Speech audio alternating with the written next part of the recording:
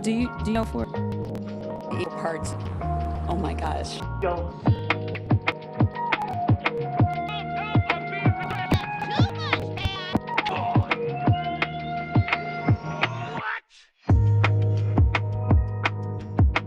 Not gonna do it. Wouldn't be prudent at this juncture. It's a bold strategy, Cotton. Let's see if it pays off for them. In the Ice Age, how much taxes did people pay?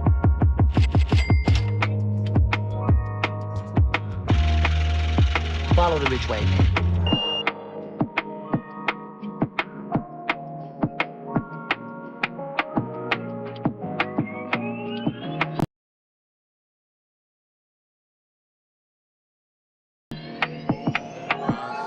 Consequences. I'm staying in the race.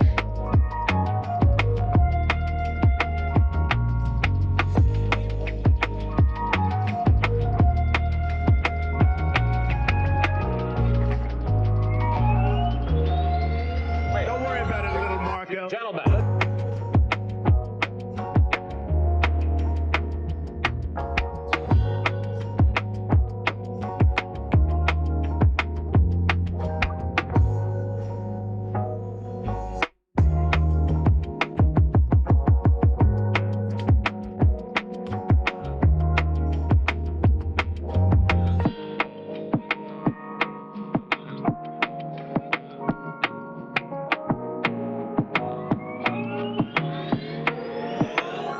Give me a joke. Climate and everything are the same word.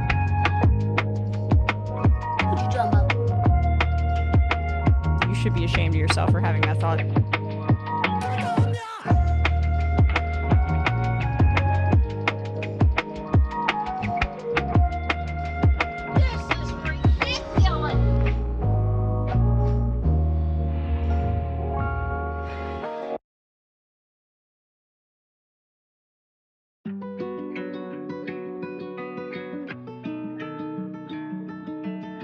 There's no point in you betraying your future self to gratify your present self. It's a stupid game.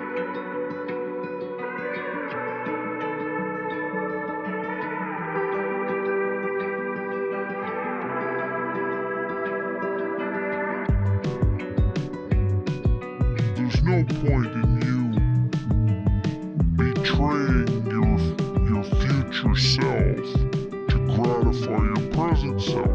It's a stupid game.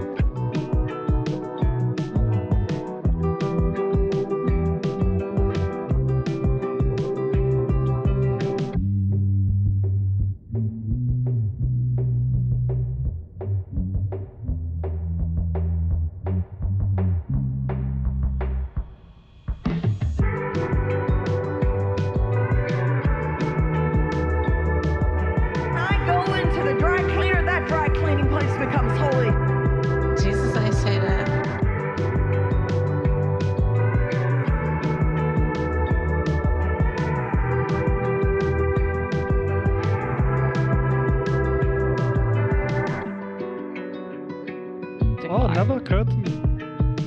Interesting. Just crazy enough to work. Yeah.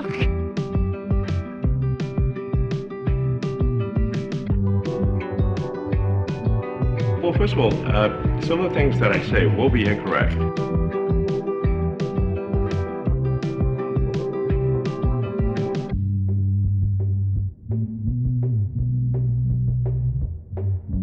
Arguably the greatest work of nonfiction of the 20th century.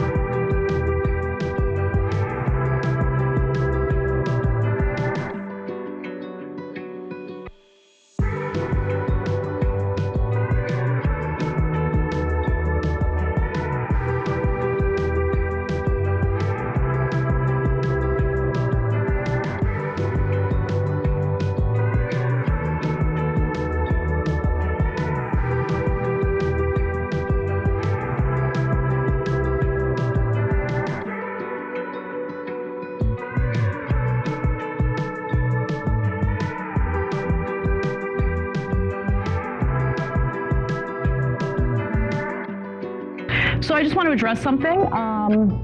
I was wrong.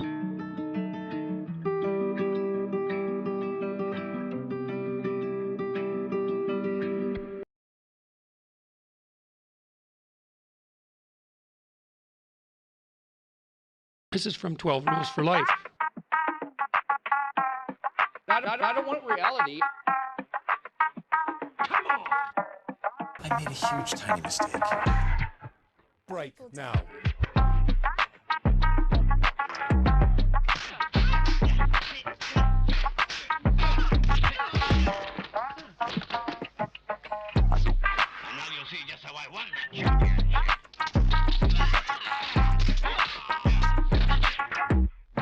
I see that you know your judo well.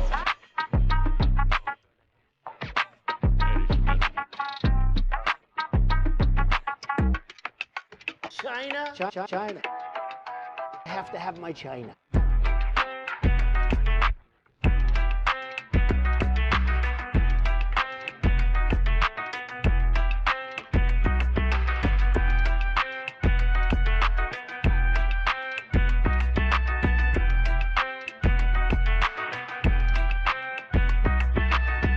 Donald Trump spent a lot of quality time with my wife. Don't be creepy. This woman is dangerous, ladies and gentlemen.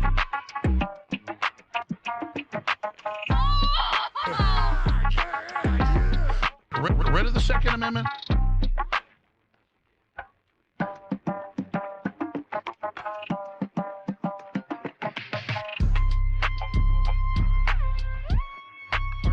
Aren't I a good guy?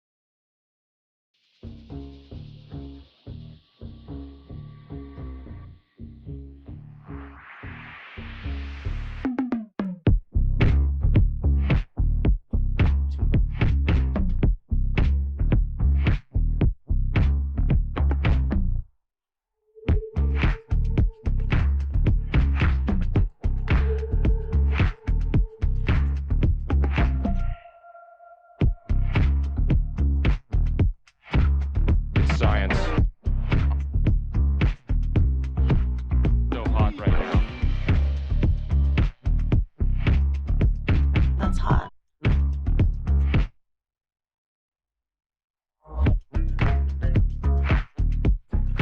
Winter is coming.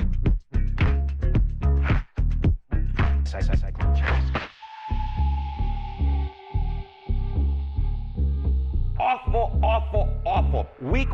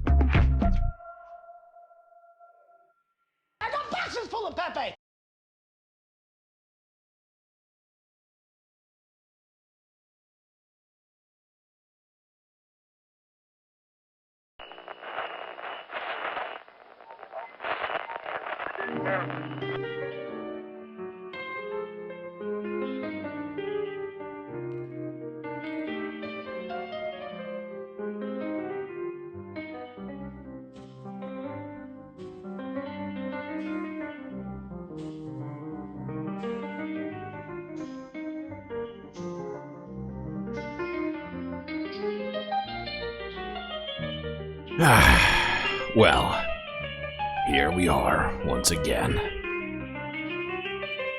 Floating somewhere between Earth and space, trying to make sense of everything going on around us.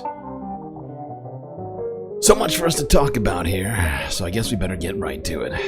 As always, Space Fams, don't forget to buckle up those seatbelts. Otherwise, you might go floating away off into that deep, dark void during this space journey of ours.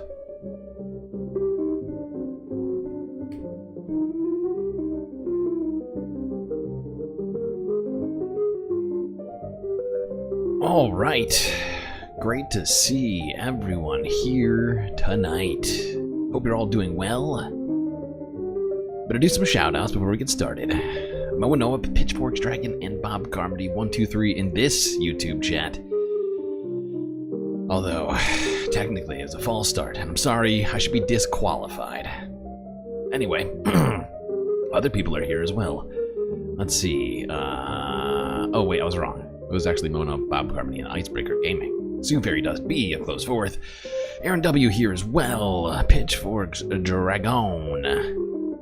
Vicky. Snix Abaya. Cat.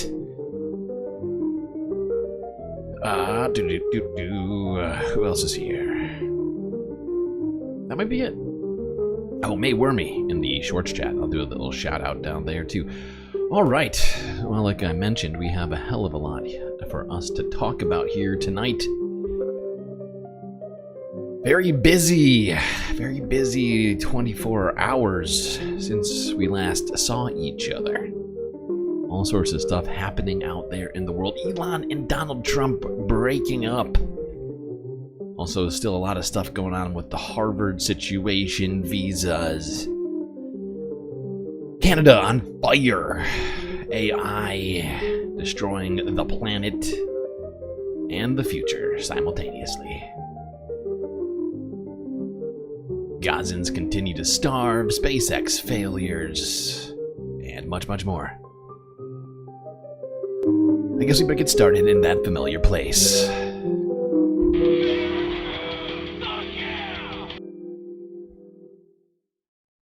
Where we have a horrifying news story to get us started off.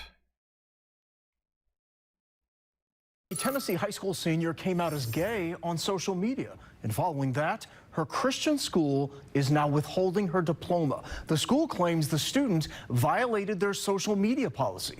That student is now suing, claiming the school is violating their own policies.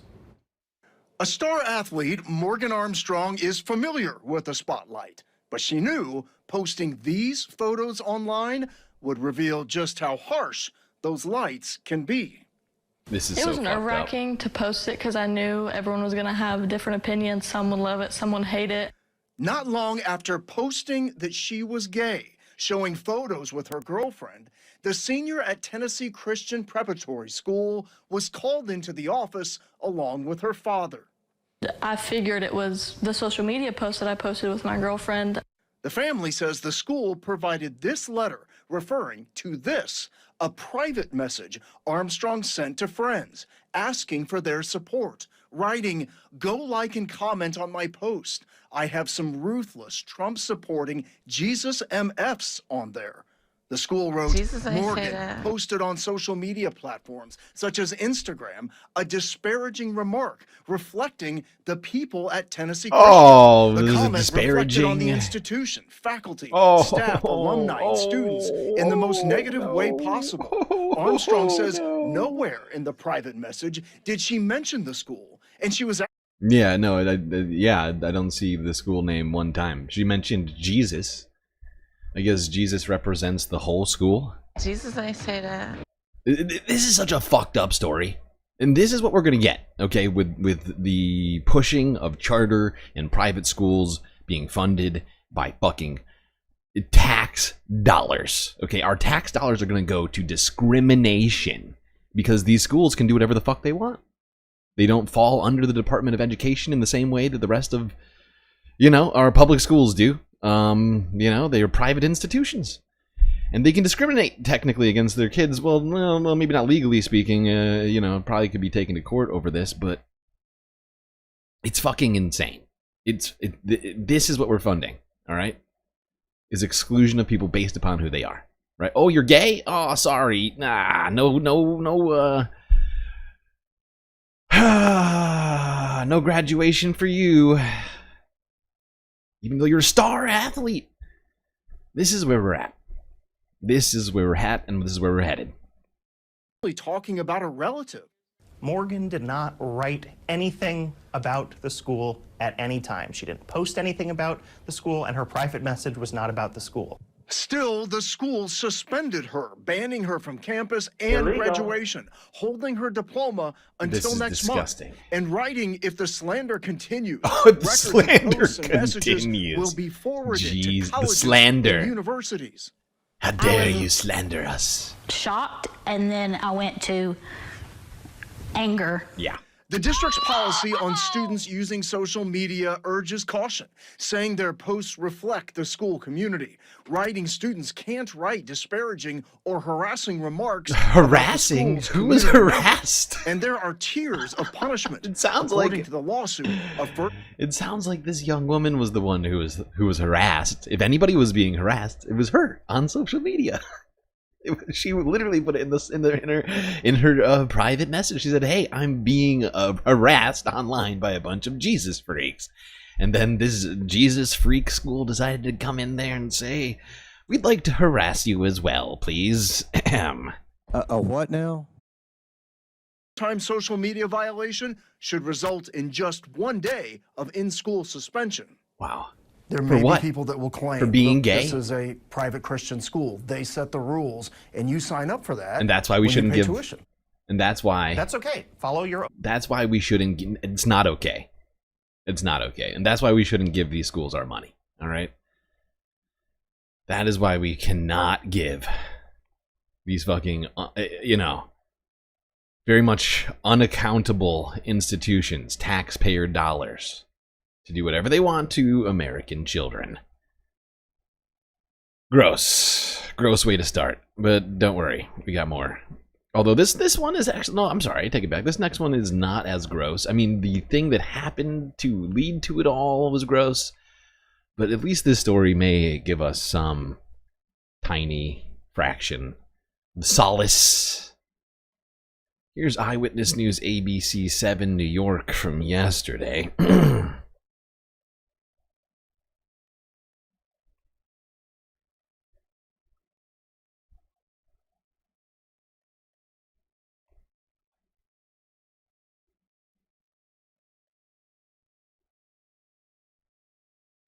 A federal judge has sentenced Michael Cullion to 19 years. What the fuck? A federal judge has sentenced Michael Cullion to 19 years in prison for supplying a deadly dose of fentanyl-laced heroin that killed transgender activist Cecilia Gentili. Prosecutors say he provided the drug to Gentili's dealer, who sold it to her. She died in February of 2024. Cullion pleaded guilty in September to federal drug distribution and gun possession charges. The judge said the 19-year sentence would be a message of deterrence. Gentili's dealer. Well, there you go. The man who supplied fentanyl to transgender activist Cecilia Gentili is now going to be spending 20 years in prison. Illegal.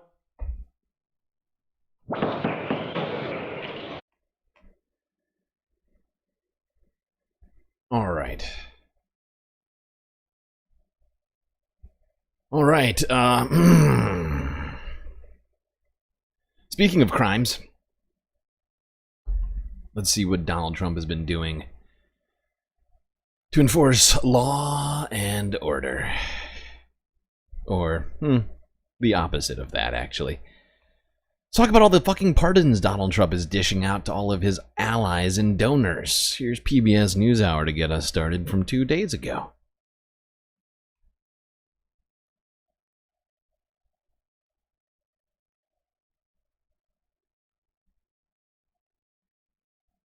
In the first months of his second term, President Trump has moved to pardon many who were considered to be loyal to him, from local Republican officials convicted of fraud to rioters at the January 6th attack on the U.S. Capitol. This evening, the president called the daughter of reality TV stars Todd and Julie Chrisley to tell her that he plans to pardon her parents.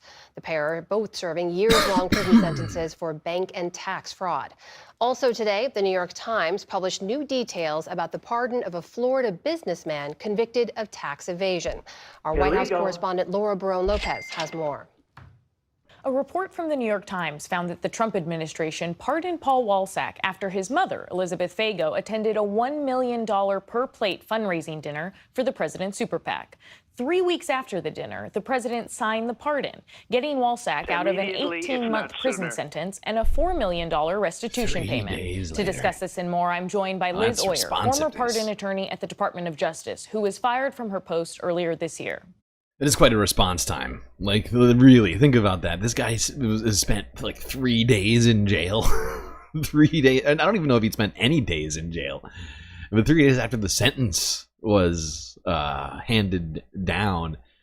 After the... Actually, I don't even know did you say the sentence or the verdict? It doesn't matter. I mean, 3 days is fucking wild. Think about that. 3 days. This woman gives Donald Trump $1 million for a plate of food. And then says, hey, you remember me? I mean, this woman is dangerous, ladies and gentlemen. Mind getting my son out of jail for money? Liz, thank you so much for joining the NewsHour. Thanks for having me, Laura. So let's start with the recent revelations about the pardon Trump issued to Paul Walsack. Walsack is a former nursing home executive. He was convicted of cheating on taxes to finance his lavish lifestyle, including purchasing a $2 million yacht. The sequence of events is the story here, because Walsack's mother was invited to and attended that dude decided, I mean, I could pay my tax. I could pay my taxes, or I could have a $2 million yacht. I kind of want to go boating. Mar-a-Lago, the president's club, and then Trump signed the full pardon for Walsack. What signal does that? Noip sent 100 for 2 jewels. I don't know what that means.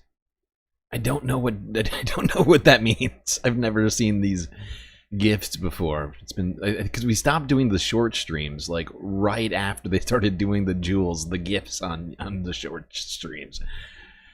I don't know what that means, but thank you, Mona. I appreciate you. Oh, that also reminds me, I should probably start a goal. Probably should start a goal.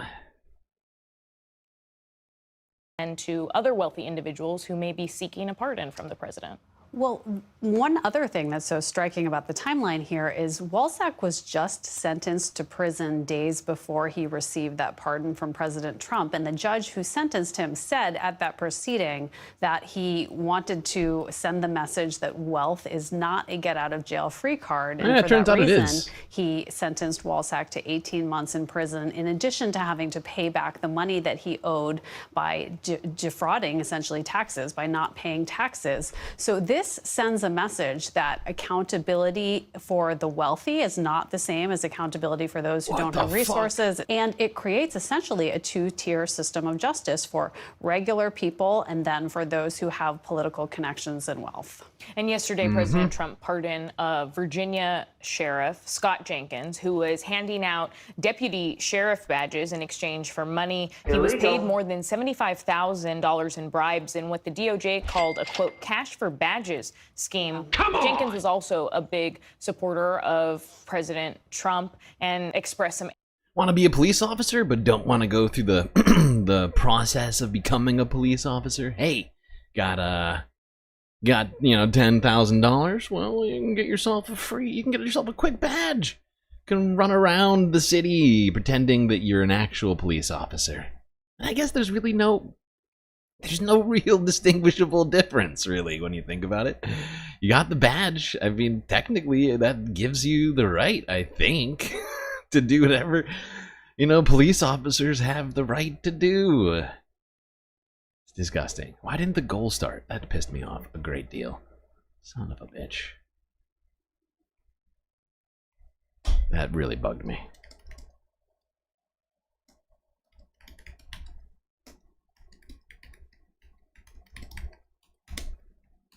Why can't I spell?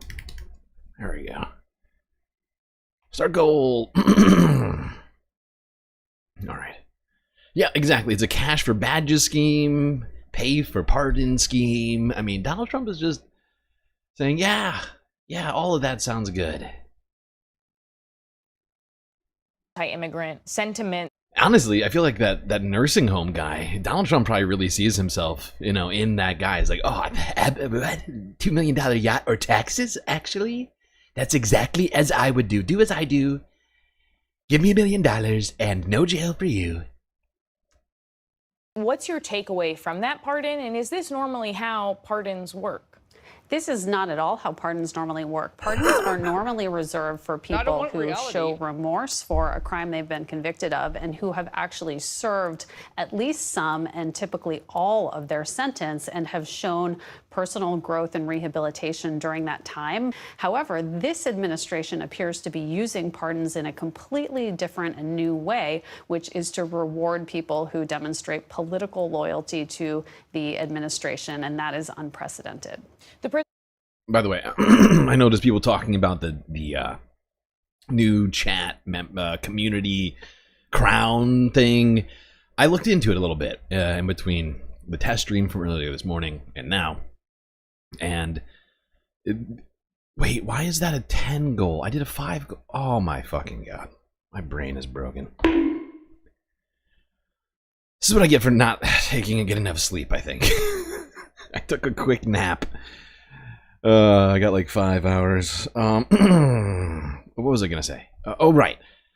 Crowns. You get crowns for engagement. According to YouTube's own words, when I looked into it, it has to do with engagement, essentially. So, how long you're watching the stream, how much you're chatting, supposedly super chats and like stickers and whatever, like donos, those also count towards it supposedly. I don't know for sure. I don't know, mostly because I feel like YouTube says stuff and then sometimes that's actually not true.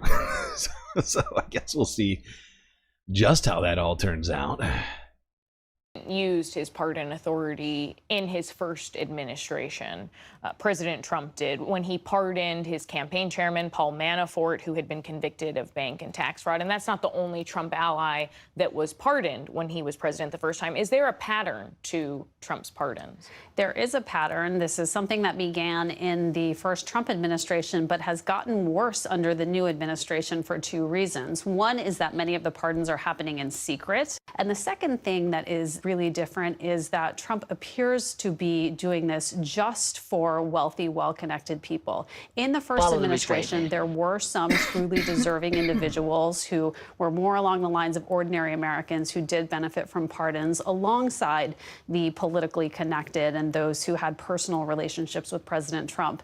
But now the ordinary people seem to have been completely forgotten. There are applications piled up at the Office of the Pardon Attorney from individuals who are incarcerated around the country. Some of Yeah, and well, the fact is Donald Trump fired the original pardon attorney that was in that office upon entering. I think we talked about her losing her job like months ago now.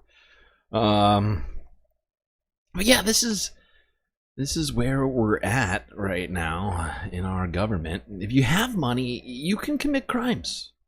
But you have to have money and also be willing to give that money to Donald Trump. And or be a loyalist, I guess. It's not clear what the actual calculus is, the equation of all of that. A plus B equals pardon. I don't know. But yes, there's some sort of magic number. It's the magic number. Let's talk about a different guy who got pardoned. Former Republican New York Congressman. Oh, what was this dick's name? I always forget. Well, don't worry. You can commit tax evasion as long as you're a Republican. Illegal. Here's CNN from yesterday.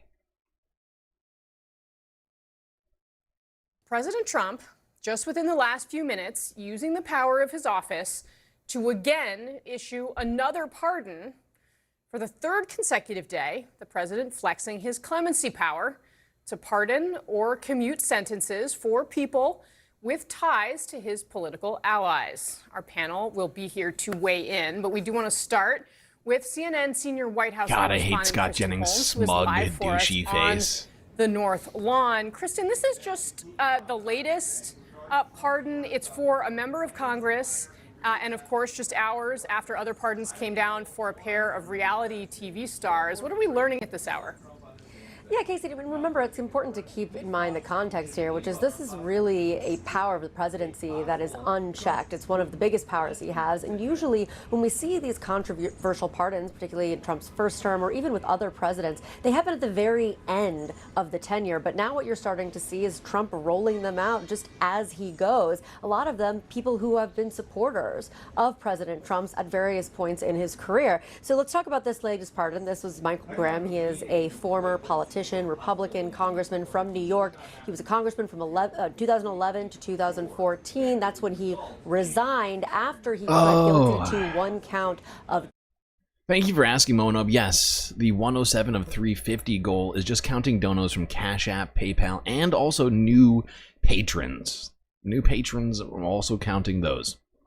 Because, of course, all of those we get immediately, if not sooner. We got like 2 days until June, and we're still behind on the space finances. Got a big ol' galactic deficit still. So if you want to ensure that we, keep the lights on around here, don't get kicked out into the void ourselves, do consider contributing over there.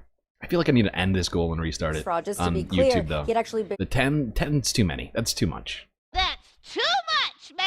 I mean, it's not too much, but we always do 5, and 10 just seems like a lot.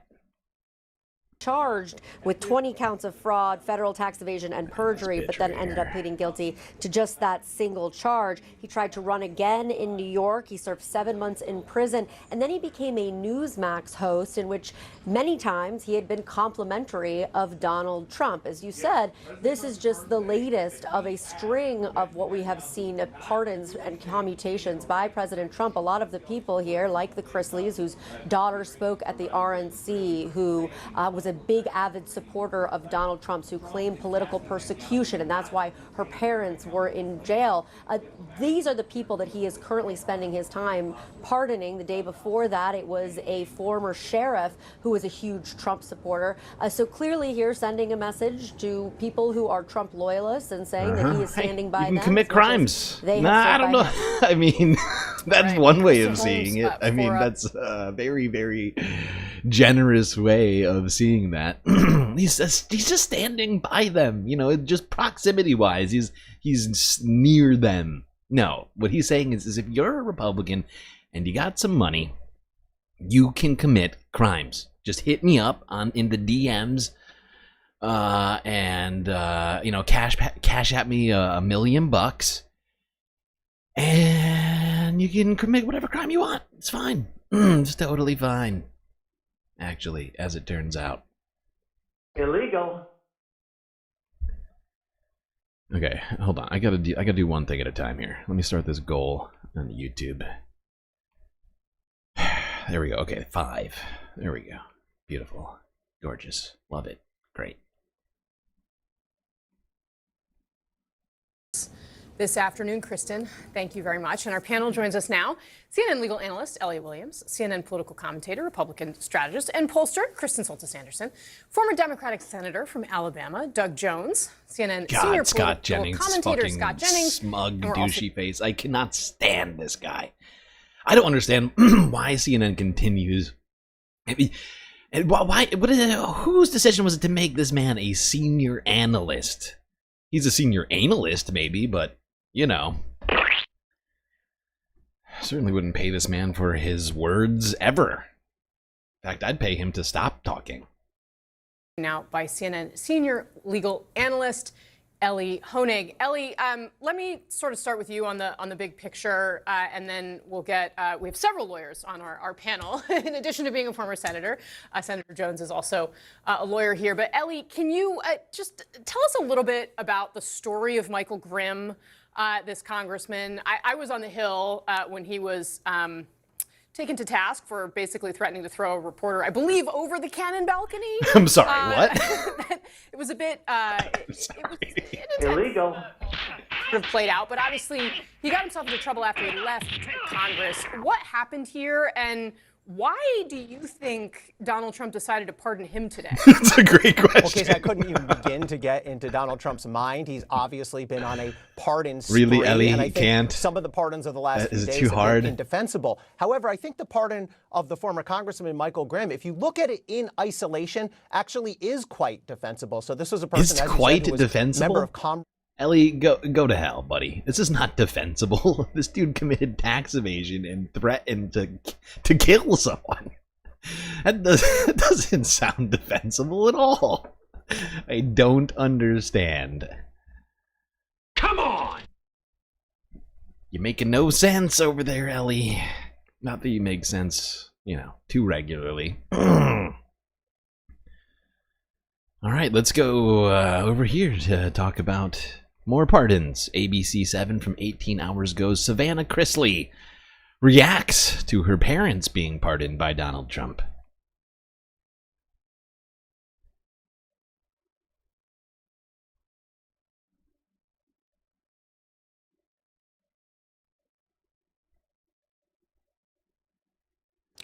President Donald Trump announcing another round of controversial pardons today. Among those pardoned are a reality TV show husband and wife found guilty of fraud and tax evasion, plus a sheriff convicted of selling badges and pocketing the money, all convicted of their crimes by juries of their peers or who had pleaded guilty. Eyewitness News reporter Michelle Fisher joining us now with a closer look at these latest presidential pardons. Michelle? Mark, Donald Trump has called himself the president of law and order. So why is it that he's letting convicted criminals out of prison, calling them the victims? Well, supporters argue he's correcting Biden administration prosecutions, but critics say President Trump is rewarding his allies. I'm just so grateful that I'm going to leave here with my dad. Dude, Savannah Chrisley, look at that. Shocking. She's in full Trump gear. Who is... I feel like I'm taking crazy pills! By the way, the Chrisleys, I was not familiar with what they had done. I looked it up. Apparently, they defrauded banks out of more than $30 million by submitting false documents. And then after that, decided, you know what, we're already on a spree. We might as well just stop filing tax returns for several years. And then they were convicted of, eventually they were convicted also of obstruction of justice and wire fraud. But hey, you can commit crimes as much as you want as long as, oh my God, nobody can see what's happening. God damn it. God. I made a huge tiny mistake. Well, at least you all heard what was going on. This is what she looks like. Pink MAGA hat. And pink MAGA jumper. I mean, just wow.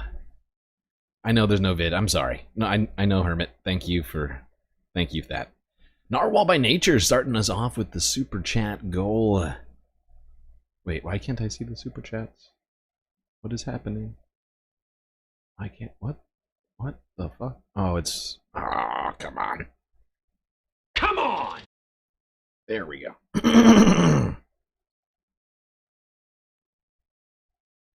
Thank you, Marvel, for the reminder. Can't see the video. And also, thank you for starting us on the road towards goal completion.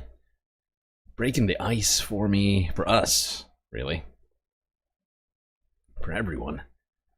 But yeah, as long as you look like this and you're just doing financial crimes, NBD, no big deal. $30 million, is that a lot?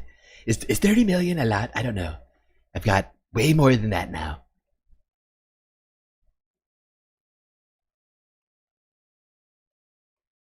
Out of prison, calling them the victims. The Well, victims. supporters argue he's correcting Biden administration prosecutions, but critics say President Victims foiled by their own petard. Sometimes you can be your own victim. You can victimize yourself, okay?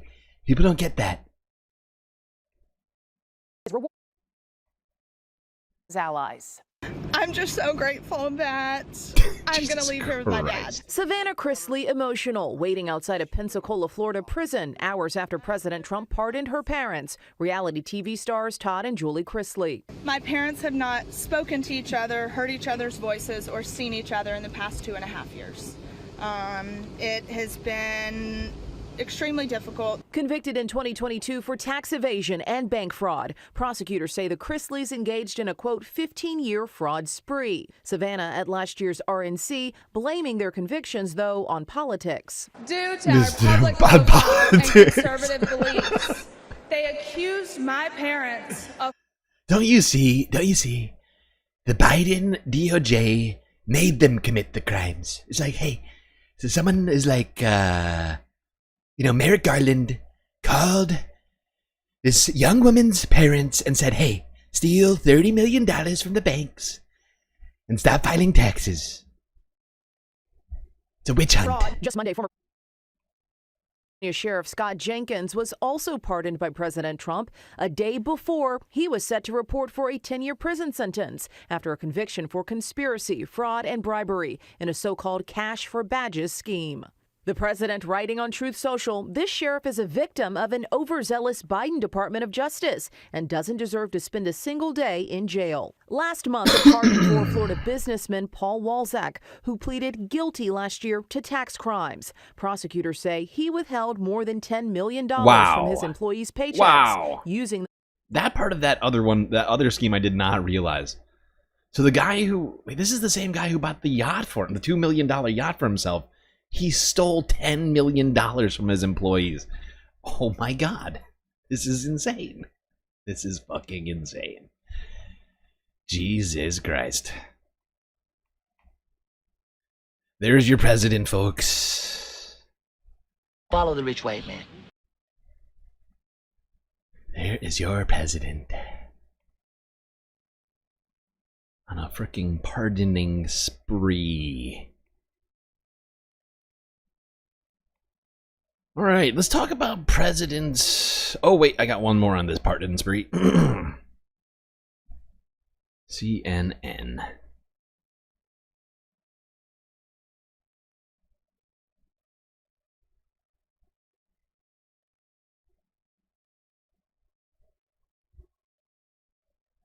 Loyalty will get you everywhere. One defining characteristic of President Donald Trump has long been that he judges worth in part based on how loyal people are to him. And this week we're seeing this manifest rapidly in the form of something of a Trump loyalty rewards program, pardons and job offers. Let's start with his latest pardon palooza. Yesterday he pardoned his reality TV brethren Todd and Julie Chrisley, who could walk out of prison in Pensacola, Florida at any moment. The two are stars of the show Chrisley Knows Best on USA Network. We're the Chrisleys, Todd and Julie Chrisley. By the way, with this going on right now, I don't know why I'm doing the Trump voice. Although it feels Trump, it's absolutely Trumpian. And it's a joke. But if you send me $1,000 on Cash App right now, I will pardon you for all chat crimes. Illegal. You can say whatever you want in chat as long as you give me a whopping check or cash. I guess you could hand me cash. That would be good. Or I'll take yachts as well for chat crimes. We live in a neighborhood north of Atlanta, a gated neighborhood with celebrities here. The Chrisleys traded that gated neighborhood for the gates of a prison. They were convicted of bank and tax fraud in 2022, conspiring to defraud banks in Atlanta of more than $30 million. Their Trump loyalty connection, the Chrisleys' daughter Savannah, spoke at the Republican National Convention last year. She helped campaign for Trump. Another Trump pardon yesterday went to Paul Walzak, a former nursing home executive who pleaded guilty to tax crimes. He admitted to using money earmarked for employees' taxes to fund his own rather extravagant lifestyle. The loyalty connection, his mommy dearest. The New York Times reports that Walzak's pardon application to Trump said that his mother raised millions for Trump and other... Millions and millions of dollars. Well, you can't commit crimes if you give me money. That's just how it works. All right, everybody? Look at them. They look so cozy together. Don't be creepy. Jesus Christ. All right, that's that's enough of the pardon spree. Let's keep it moving, people. Jesus Christ. This is the state of our union, folks. Totally fucked and run by a criminal. A criminal narcissist. We're doing the vertical GNN again. That's right, Sarah Layla. We are doing the vertical GNN. Absolutely. And the regular, of course. But I decided to get it back to doing the vert streams because, you know, we gotta get those numbers up. We gotta get them up. Okie dokie. Speaking of talking about presidents, let's talk about former presidents and what was going on outside of Barack Obama's home. A few days ago, a bit of a altercation occurred. Let's find out what that's all about.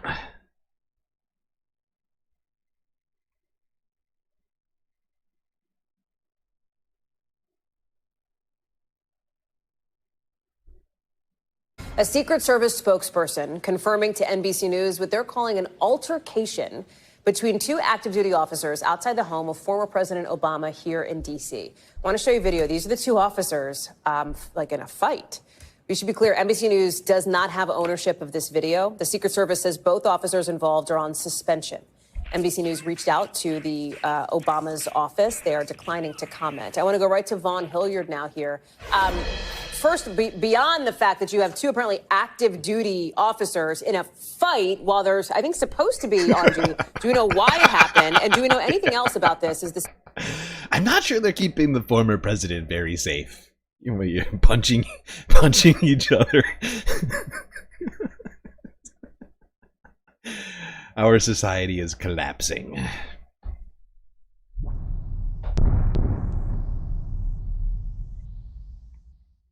Services previously, course of the last several years, faced some questions about the behavior of folks who work for the agency.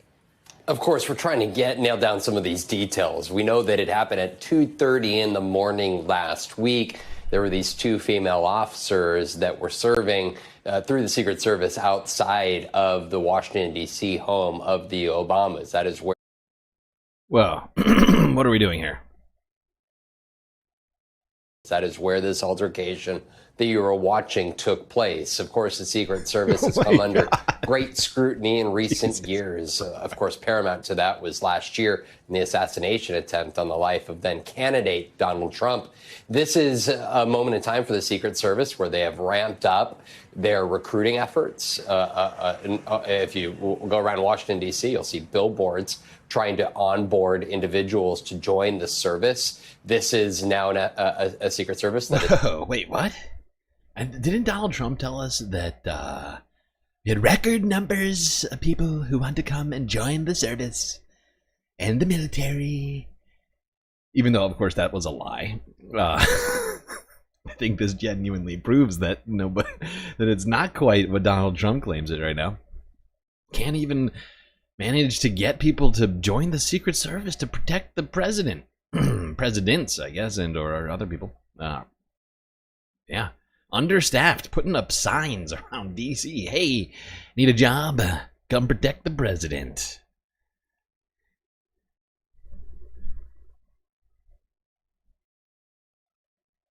Or not. Okay. Oh, shit. I just noticed that we have likes. How many likes do we have now? Can someone tell me so I don't have to look? I think the last number I saw was like 30-something.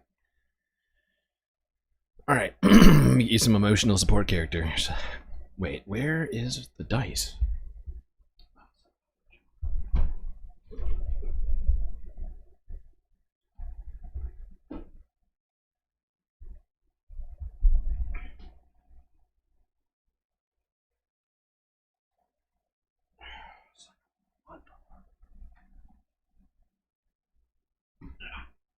I found it. I was under the desk. Alright.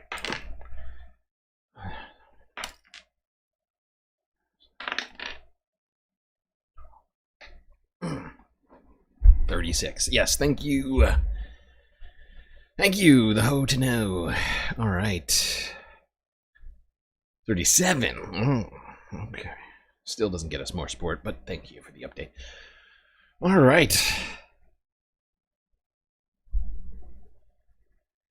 All right, let's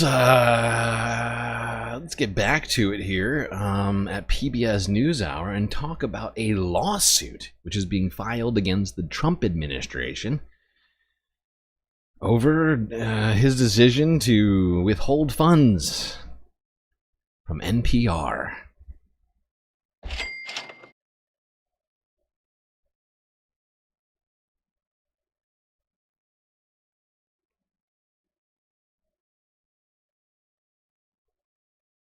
NPR and 3 Colorado public radio stations today filed suit against the Trump administration in federal court over the president's executive order targeting NPR, PBS, and the Corporation for Public Broadcasting, also known as CPB.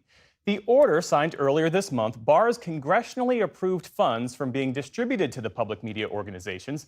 The lawsuit contends the president's order is a violation of the First Amendment. We should note that PBS has not joined this lawsuit, but in a statement today said PBS is considering every option, including taking legal action to allow our organization to continue to provide essential programming and services to member stations and all Americans. Catherine Marr is the president and CEO of NPR, and she joins us now. Thanks for being here. Thank you for having me. So how precisely does President Trump's executive order against NPR and PBS violate the First Amendment? What's the case that you're making against the Trump White House? Well, it's interesting because the executive order is very specific in that it accuses NPR and PBS of not airing fair or unbiased news. And so it is a textbook example of viewpoint discrimination from a First Amendment standpoint. Essentially, by blocking funding to NPR and PBS, it is a form of retaliation against our organizations for airing editorial programming that the president might disagree with. The safeguards for our editorial independence go very far back. They go back to the Public Broadcasting Act. It was one of Congress's sort of paramount objectives was to ensure that public media was independent from government influence. And so you have the editorial safeguards that should exist for our organizations, but then you also have the member stations. We have a network of stations across the country. In the case of NPR, that's 246 stations. And the order functionally says that they can't use their funding, federal or private, to be able to acquire programming for NPR, to remain NPR members, which is also a violation of their First Amendment rights for association and for editorial speech.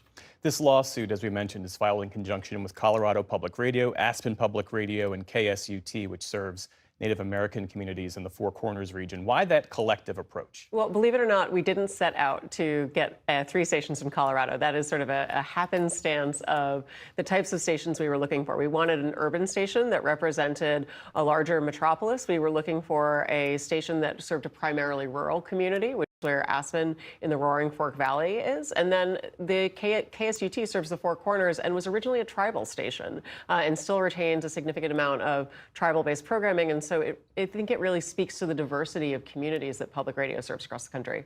PBS not included in this suit. Why not? Well, this is our suit. This is NPR's suit on behalf of NPR. We have obviously been in close coordination with PBS, and they have expressed, not in the statement you just shared, their support for this particular action. And we know that when the executive order first came out, they were clear that they also believe that this is unlawful. The White House and some Republicans in Congress, as you well know, have accused NPR of promoting a liberal bias. Beyond that, the former NPR editor, Gary Berliner, he accused the network of having what he called a lack of viewpoint diversity. How do you respond to those critiques? Well, I first of all respond by saying we're a nonpartisan news organization. We seek to be able to provide a range of different viewpoints in terms of who we bring on air, the stories that we tell. We're buttressed in this effort by the fact that we have 200 local newsrooms across the country. So honestly, I can attest to that. There are some NPR stories that I find to be bad, journalistic, or not, well, all right, not bad journalistic practices, but they go too far to the right sometimes. Not always, you know, there's plenty of stuff that we watch from NPR, but they're not even that, you know, like, they really are not biased. It's just that facts are biased, and it upsets Republicans because, well, you know, I don't want reality. They don't want reality. significant portion of the reporting that you hear on NPR is not coming out of DC. It's coming out of smaller stations in rural area. It's coming out of the Midwest, the Southwest, the Pacific Northwest. Lots of Wests in there. Sorry about that. My view is that that is a mischaracterization of our work. We do not seek to favor any political party at all. We seek to ensure that Americans have a wide range of perspectives available to them. There's also this argument that with the proliferation of news and media outlets these days, there's no real reason, there's no real need for the federal government to be in the business of funding NPR and PBS. There's so many options out there, even in rural areas that might be less served. How do you respond to that? Well, it's simply not true. 20% of Americans today do not have access to a local newspaper or a source of news other than public media. Exactly. There has been a significant contraction in local news across the country. But this is what Republicans want. If their voters are less informed, they're more likely to vote for them. The more they know about shit, the less likely it is they're going to vote for people like Donald Trump. Honestly, I think they're well aware of that, and that's why they are leaning into this. The fact is that PBS, NPR are very important. Now, this lawsuit is only involving NPR. It's not a class action. They have not joined up for this lawsuit. But yeah, that's where it's at. And the fact is, people without that would have zero local journalism, and perhaps in some cases almost no access to important information. I don't know why you wouldn't want journalists doing journalism, unless you hate the First Amendment and reality.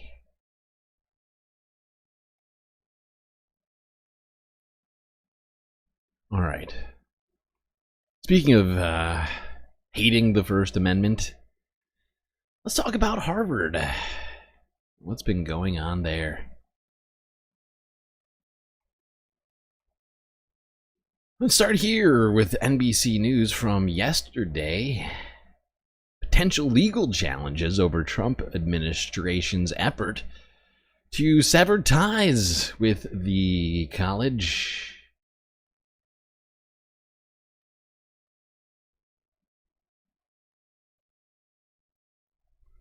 Save Elmo. Save.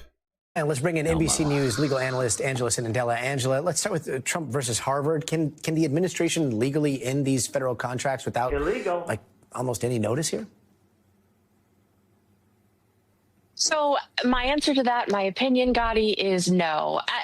Right? With contracts, you can't just cancel them for no reason or for an arbitrary reason. There has to be some sort of legitimate basis to cancel any contract, whether or not you're the government or you are a private party. So what Harvard is likely going to do here, if this happens, is that Harvard is going to argue that their basis here is First Amendment protections, that in itself means that the cancellation of these contracts is an illegitimate basis. So it's not even like there's no legitimate basis. It's that it's actually an illegal, unconstitutional violation of their rights. They are arguing that the administration is retaliating based on how they are choosing to present viewpoints to their students. So they are arguing that this is actually viewpoint discrimination, which then is unconstitutional based on our First Amendment.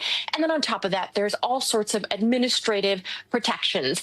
And here their arguments are going to be similar to all of the other lawsuits that Harvard has frankly already filed, which are that you need some sort of due process. An agency can't just arbitrarily or capriciously or suddenly decide to cancel contracts without a hearing, without some sort of due process. They don't always have to have a hearing, but in a case like this, a hearing would be warranted based on the law.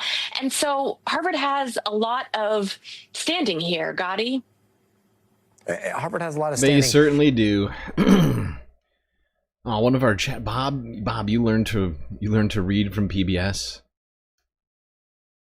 Yeah, I watched a lot of PBS too. My mom was a big fan of the PBS and the NPR. I grew up reading. I think some of the first stuff I started reading was Calvin and Hobbes. Maybe that explains some of my weirdness. Okay.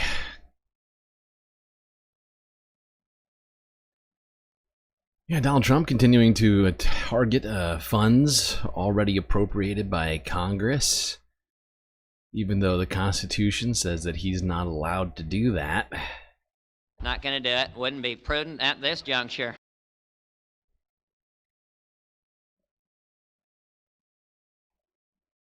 All right. Now, Harvard graduation happened yesterday. Actually, no, I think it was today. It might have been today. It was either today or yesterday. Let's just leave it at that. Start here. The Associated Press. Oh, was this pre? No, this was at the graduation, I think. Or maybe pre-graduation. But people rallied against Donald Trump's attacks. Recent attacks on Harvard.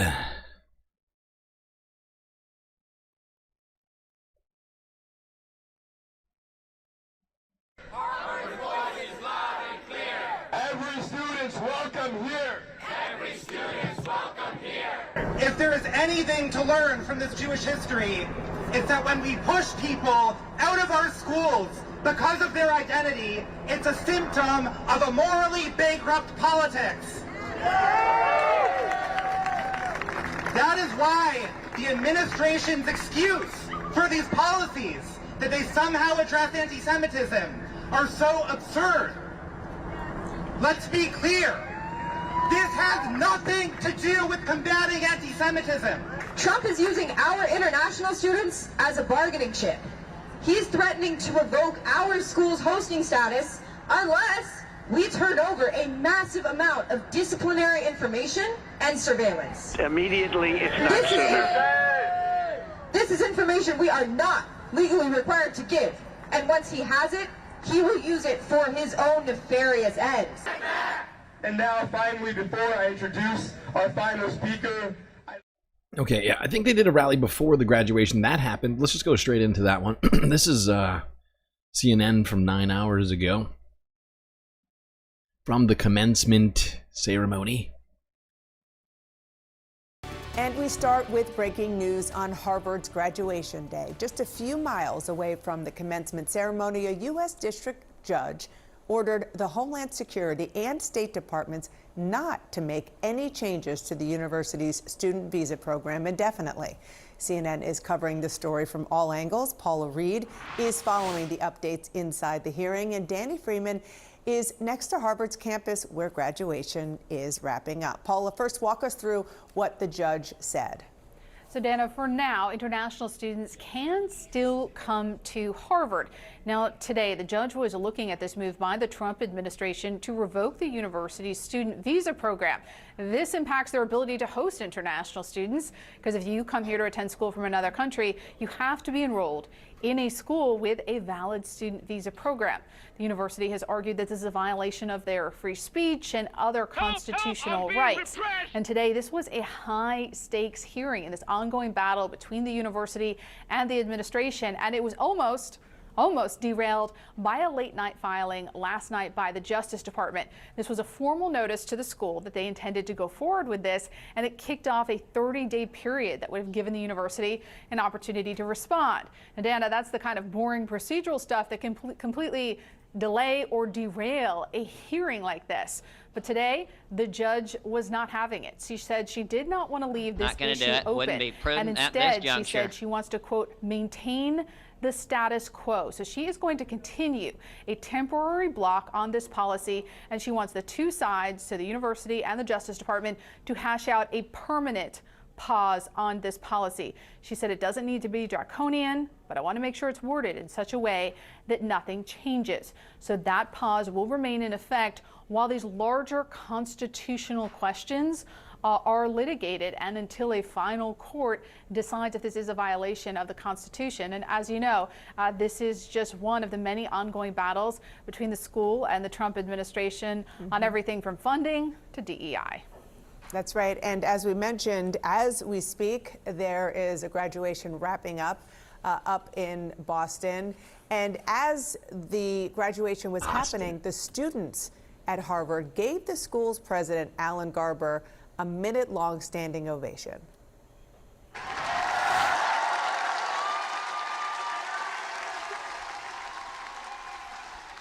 Danny Freeman, you are right there. What are you hearing about the events on campus today? Dana, here on campus, there's really a mix of emotions. Obviously, we've seen a lot of the pomp and circumstance that you would expect with any graduation, right? There are families and parents here that are all dressed up. They're thrilled for their graduating seniors. There are a lot of people in caps and gowns all over the place here, again, celebrating their own achievement from graduating from Harvard. But make no mistake, this ongoing battle with the federal government really has been looming large over this entire community. You noted it. We saw that standing ovation for the president of Harvard, Alan Garber, earlier. He's really become the face of the resistance against the Trump administration, and that was noteworthy. But he really stayed away from politics in his remarks to the class, although I will note he did say at one point, members of the class of 2025 from down the street, across the country, and around the world. And he noted, around the world, just as it should be. And that line right there got tremendous applause as well from the folks on Harvard's campus at that moment. But other than that, stayed away from the direct subject of what is going on right now. But a lot of speakers since then have alluded to this idea that Harvard is in a battle and is worthy of defending. Take a listen to what one of the student commencement speakers said on this topic just a little while ago now. With Harvard at the center of a national battle over higher education in America. Now look, our university is certainly imperfect, but I am proud to stand today alongside our graduating class, our faculty, and our president with the shared conviction that this ongoing project of Veritas is one worth defending. Now, Dana, all that being said, and Paula's update aside, while there might be some slight relief from that judge's order today and keeping that ban basically not from happening at the moment, there is still concern for the community of international students here. Make no mistake, I've been speaking to folks throughout the week, not just for them, but also for this larger battle of federal funding that is currently being cut or frozen. Yes, indeed. Harvard under attack from Donald Trump for supposed anti-Semitism, for allowing rampant anti-Semitism on campus. Meanwhile, Donald Trump doing some racism, anti-Chinese stuff from the Trump administration. It's fine, you know, if you are Israeli, don't worry, we're not going to let anybody criticize you, but if you're Chinese, you don't even get to come to the country anymore. Sorry. Aw, we did a racism. Whoopsies. Let's go to here. France 24 English. Trump moves to aggressively revoke Chinese student visas. Immediately, if not sooner. Chinese students, of course, already make up about a quarter of all foreign students, but because there is sort of this widespread campaign against foreign students in general, this is sparking a lot of concern among U.S. universities. Of course, first and foremost, this is a very important source of tuition revenue, but also a source of academic and cultural exchange. And the problem is that none of this is happening in a vacuum. Over the past few months already, we've seen foreign students being arrested, detained, threatened with deportation for their involvement in protests against Israel's war on Gaza. Just last week, we saw Harvard University being targeted specifically by the Trump administration, telling them essentially that they would not be allowed to enroll any international students at all. Now, that measure has been currently suspended by a federal judge pending further examination. And just recently, the State Department in the past 24 hours has said that they will introduce new guidelines to further vet social media that belongs to foreign students, now leading to some foreign students worry that they might have their visa request or their visa renewal request denied based on certain private conversations or private posts that they have made in the past. Now, supporters of these measures say it is absolutely necessary to maintain and ensure national security. Critics, however, say they will have maintain national security. Chinese kids are a danger to the country. This won't cause any problems for anybody in the country, I'm sure. I'm sure no Chinese Americans will be adversely affected by this.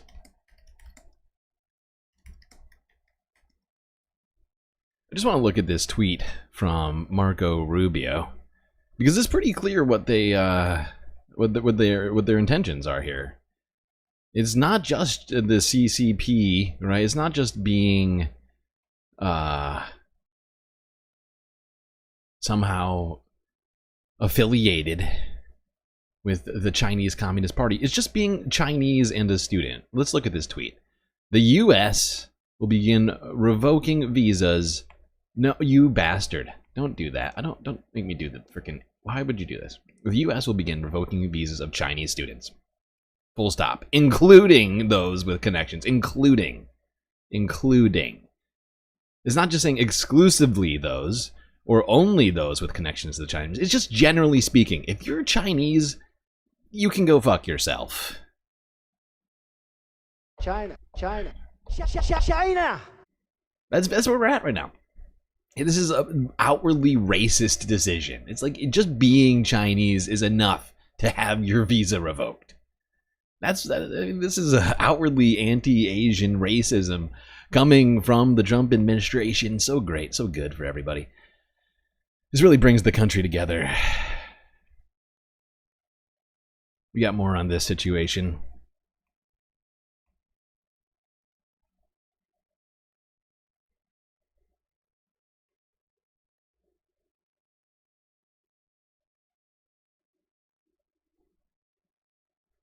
As American universities prepare to award degrees to tens of thousands of graduates, students are increasingly anxious about the government doubling down its attack on international students. Late Wednesday, U.S. Secretary of State Marco Rubio announced the Trump administration would start revoking the visas of students from China, including those with ties to the Chinese Communist Party or working in critical fields. For decades, Chinese students have flocked to the US, drawn by the prestige of an overseas education. China is the second largest country of origin for international students in the US, behind only India. Last year, more than 270,000 international students were from China, making up roughly a quarter of all foreign students in the US. The State Department also says visa applications from Chinese students will face additional scrutiny in the future, including those from Hong Kong. In the past... Yeah, this is a pretty disgusting decision, I gotta say.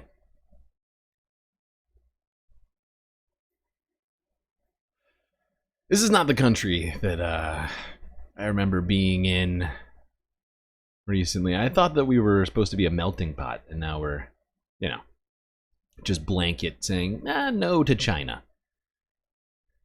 Sorry, kids. You wanted an education? Go fuck yourself. Maybe we'll bring back the Chinese Exclusion Act of 64? Whatever it was. For the love of God. Come on! The United States will aggressively revoke visas of Chinese students. That is the message, the warning, and the threat, really, now coming from the Secretary of State, Marco Rubio, announcing that the Department of State will be targeting those, quote, with connections to the Chinese Communist Party or studying in critical fields. This is expected to further rock the already shaky 90-day truce with China on tariffs with the Trump administration, and also further rock this blanket of uncertainty hanging over colleges and universities across the country, first and foremost when it comes to Harvard. For 15 years, China was the top source of international students studying in the United States.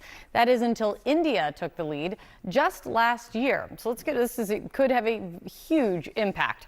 CNN's Jennifer Hansler has much more on this. She's tracking this announcement. And Jen, what are you learning about what the Secretary of State is saying here? Well, Kate, this surprise announcement from Secretary Rubio last night is a further escalation of tensions with Beijing and is also poised to be a further blow to higher education institutions here in the United States. Now, this announcement was pretty sparse on details. It says that they will aggressively revoke visas for Chinese students, including those with connections to the Chinese Communist Party or studying in critical fields. But the Secretary of State does not define what those critical fields are or how they are going to establish a connection to the CCP, given how ubiquitous it is in China. Will it just be that a family member is a member, that the student themselves is a member? Those questions remain unanswered. I mean, it was pretty clear. I mean, it's especially if you're at all affiliated with the Chinese Communist Party. Now, of course, a vast majority of Chinese people are affiliated with the CCP. It's a one-party state. You know, there's really no other option in China. I just did the math real quick, though. This is going to cost... Wait, sorry, I just did the wrong math, though. So hold on. 277,000 times... Let's call it 50,000. That's $14 billion that universities and colleges are no longer going to receive, approximately. You know, if it costs you $50,000 a year. And in some places, like Harvard, it costs way more than $50,000 a year to send your kid to school. So, you know, we're talking about a massive hole, adding to the already the potential massive hole from Donald Trump trying to withhold funds from colleges and universities, research grants, and all the other things. Fields are, or how they are going to establish a connection to the CCP, given how ubiquitous it is in China. Will it just be that a family member is a member, that the student themselves is a member? Those questions remain unanswered.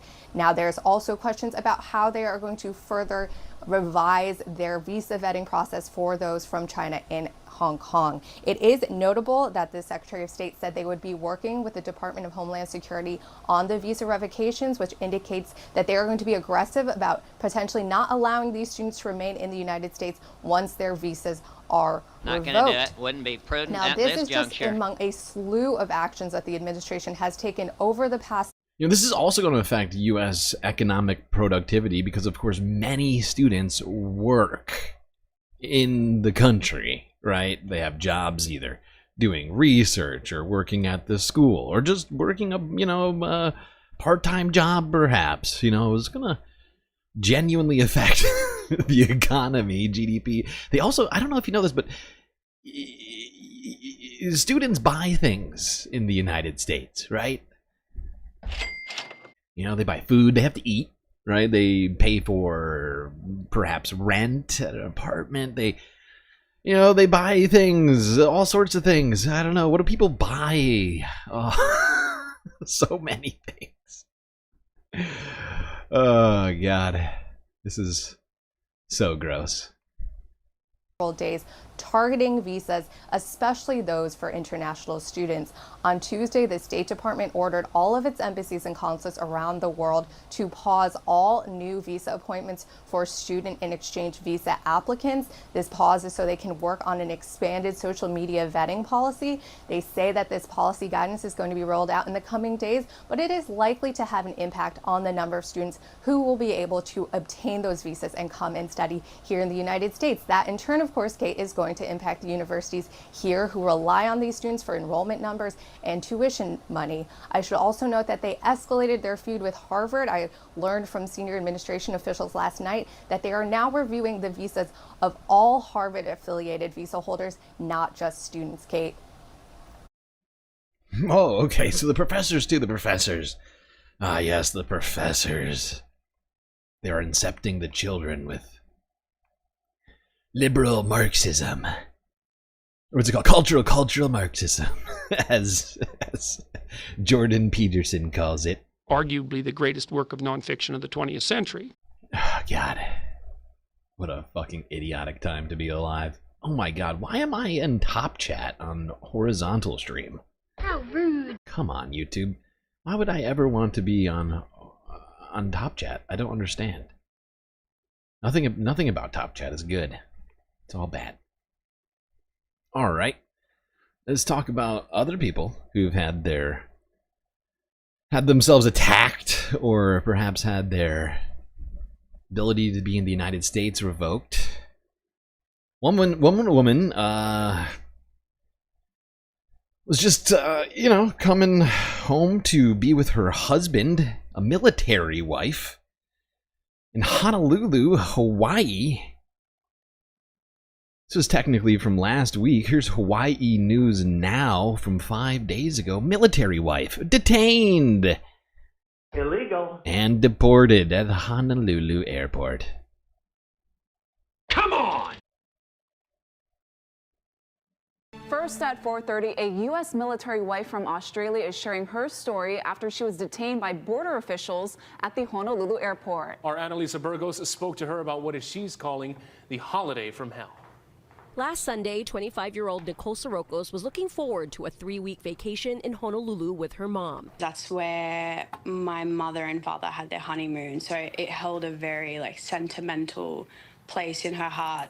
It was Sirocos' third visit to see her husband Matt, a U.S. Army lieutenant stationed on Oahu. The newlyweds married last December. She said she hadn't had issues before, but this time, U.S. border officials at Honolulu Airport flagged her for additional screening. This is going to help with military recruitment, 100%. This is going to make people want to join the military. Donald Trump keeps talking about making the military great again. We have record numbers. People want to protect the country. I wonder what this guy is going to do now that his wife is not allowed in the country. It's fascinating. It's fascinating. It's almost like Donald Trump doesn't care about the troops. Jeez. This woman's a danger to the country. It's the tattoos, I'm sure. She's probably an MS-13. She looks like she's an MS-13. With a name like Patroclus or whatever that is. So Roculus. Pretty sure it's Greek. But yeah, there's probably a bunch of MS-13 Greek people too. This is wild. But this time, U.S. No military wives allowed. Honolulu Airport flagged her for additional screening. He went from completely composed to just yelling at the top of his lungs, telling my mother to go stand at the back of the line and to, excuse my language, shut up. So I automatically started crying because that was my first response. Yeah, that makes sense. Taken to a holding room. Their bags and phones that's were a searched, and they were. It's a pretty reasonable reaction.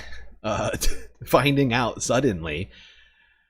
That having some border guard yelling, being incredibly rude to your mother, telling you can't be here, directly after landing in the country. This is fucking wild. A slew of questions, everything from her work as a former police officer to whether her tattoos were gang related to her marriage to an American. They really did it. Somehow I missed that in my first watching of this. It really was her tattoos. You're like, tattoos mean you're in a gang. You must be Trendiagua. She looks like Trendiagua to me. Get back to your country. We have no evidence aside from tattoos. But that's all we need. The U.S. Army, the officers laughed at me. They thought it was quite comical. I don't know whether they thought I was telling the truth or not. They kept telling me that I had too many clothes in my suitcase. So because of that, they assumed that I was going to overstay my visa. Sirocos was subject to... Too many clothes. Sorry, you cannot come. One pair of clothes. All right, you had a problem with that? Sorry. Too many clothes in her suitcase. Too many clothes in her suitcase. What kind of justification is that? I don't understand. Can anybody make sense of that for me, please? Too many clothes. Fucking idiotic. All right, let's go to Georgia, where CNN spoke with a teenager from Georgia who is in ICE custody for weeks and has only in the last couple of days been released. Great. Protect the women, protect the young women from trans people and from not being in jail. New today, key Trump administration officials reportedly want to ramp up the pace of his immigration crackdown to 3,000 arrests per day. Sources telling Axios that during a tense meeting last week, Stephen Miller and HHS Secretary Kristi Noem demanded that agents triple the number of daily arrests that they were making, despite recent border crossing numbers plummeting. Immigration advocates are warning that this push could lead to more wrongful detentions and also the deportation of undocumented immigrants with no criminal record who have lived in the United States for years and who are otherwise contributing members of their communities. One such case has made headlines in Supercharge? Georgia, What does that even mean? Supercharge? Tell ICE to supercharge immigrant arrest. What do you gotta get like a... You gotta get a supercharger and hook it up to the intake or the, I guess the exhaust manifold. Fantastic. I don't know how that works. Disgusting. I hate Stephen Miller. He's a atrocious human being. I just want to say something. I noticed somebody donate. Actually, we'll get to that in a second. Let's finish this story and then we'll go to the office and deal with that. Contributing members of their communities. One such case has made headlines in Georgia, where a college student who was wrongfully pulled over wound up detained by ICE for weeks over her undocumented status. Jimena Arias Cristobal is now out on bond, and she's speaking out after she was accused of making an improper turn and lacking a driver's license earlier this month in Dalton, and she was arrested. God damn it. God damn it, Orb Rumor. I like a woman with a short skirt and one jacket. That's a fantastic reference. Well played. Well played. Well played, sir. Too many jackets. Sorry, you can't come into the country. One pair of socks. Following a review of dashcam footage, though, police determined that, quote, Ms. Arias Cristobal's vehicle appeared similar to the offending vehicle, but was not the vehicle that made an improper turn. Competence. The citations against her were dropped. Competence. But the 19-year-old remained in detention for 2 weeks. Jesus Christ. Coincidentally, in the same detention center as her father, who's also undocumented. This makes no sense. Both were later released on... Oh, this makes no sense. Woman was pulled over wrongly. Even they admitted it themselves. This is the Georgia police, the Dalton, Georgia police. On May 12th, Miss Arias Cristobal's vehicle appeared similar to the offending vehicle. So they pulled over the wrong person. And then, yeah, well, you're still going to keep you for a few weeks here. Enjoy your stay in this ICE detention center. Thank you. We have 50 likes. 50 likes. Great job, everybody. Lot of likes. A lot of likes, which means you deserve more emotional support. Let's go to the Galactic Cantina, then the GCU for more emotional support. Please hold. Nope. That's two of the same. That's another one of the same. We have that one too. God damn you. Oh my god, can I roll? Do I know how to roll numbers? This is a joke. This is a goddamn joke. Okay, we did it. Took like 7 rolls to get 2 numbers that we didn't already have. By the way, I do want to say thank you to... I know who you are. I'm not gonna say who did it, but you know. We both know. You can tell chat. You can tell us, but I don't want to be the one to... In case you want to remain anonymous. But somebody donated on the Cash App, helping us get closer to our goal, shoring up galactic funds after last month's debacles. $50 on the old... Well, what just happened? Why did this just get so small? There we go. On Cash App, thank you. You know who you are. And you're being very, very helpful. Okay, what was I going to say?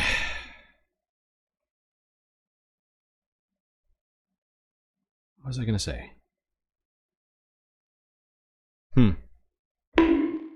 My brain just broke. I can't remember what I was going to say just now. Why can't I think of a thing? Whatever. Let's go back. She was interviewed by CNN.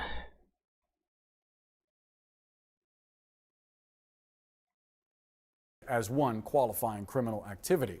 We're joined now live by Jimena Arias Cristobal. Thank you so much for being with us, Jimena. First and foremost, just how are you doing through all this? I'm doing okay through everything, but it's hard. And I understand that you are scared in part to leave your home. I wonder what advice your attorneys have given you about what you should be doing, your activities as these proceedings play out in court. They've advised me to stay at home as much as I can, and if I do go out, because they know some people have to go out at times, to be very careful and No just kidding. be very cautious. People have to leave of their my home sometimes? surroundings. What? That's crazy. I feel like I'm taking crazy pills! The fact that this one is being repressed by our government for just existing in the country is disgusting. It really is. What is wrong with America? Who approves of this shit? And know that not everybody has a best interest. Yeah. I want to kind of step back and get a better understanding for the circumstances in which you find yourself in. When did you first learn that you were undocumented? I think I was around, it was very early on. I was probably around 6 or 7. My parents made it very clear, and ever since then I've known. Had they taken steps prior to all of this to attain legal status? Had that been something ongoing?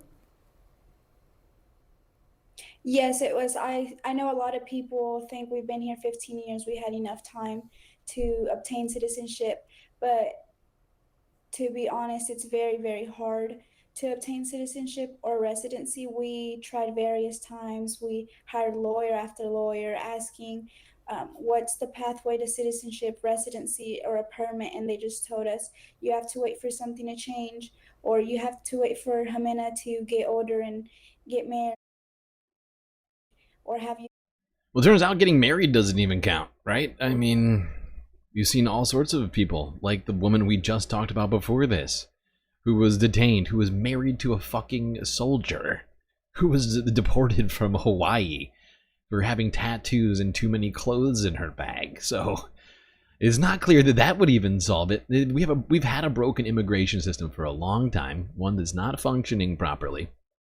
We have, I mean, even less immigration judges than we did before Donald Trump got into office. Of course, the second that he got into office, he fired dozens of immigration judges who are supposed to oversee immigration cases, making it even harder for people to be here in a documented, proper fashion.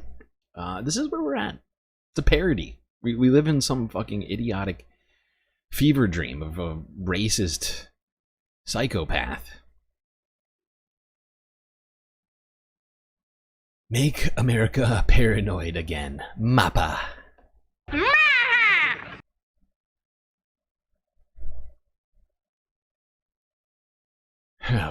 Okay, alright. Now let's quickly... Oh, wait a second. This shouldn't be here. This is in the wrong spot. I'm gonna put this down here. Yeah, that's a good place. Sorry, chat. There we go. All right. Let's go quickly talk about some news with Democrats, either in government currently or looking to be in government in the future. Starting here with the Majority Report. Let's talk, we're going to talk New York. And the future of the Senate.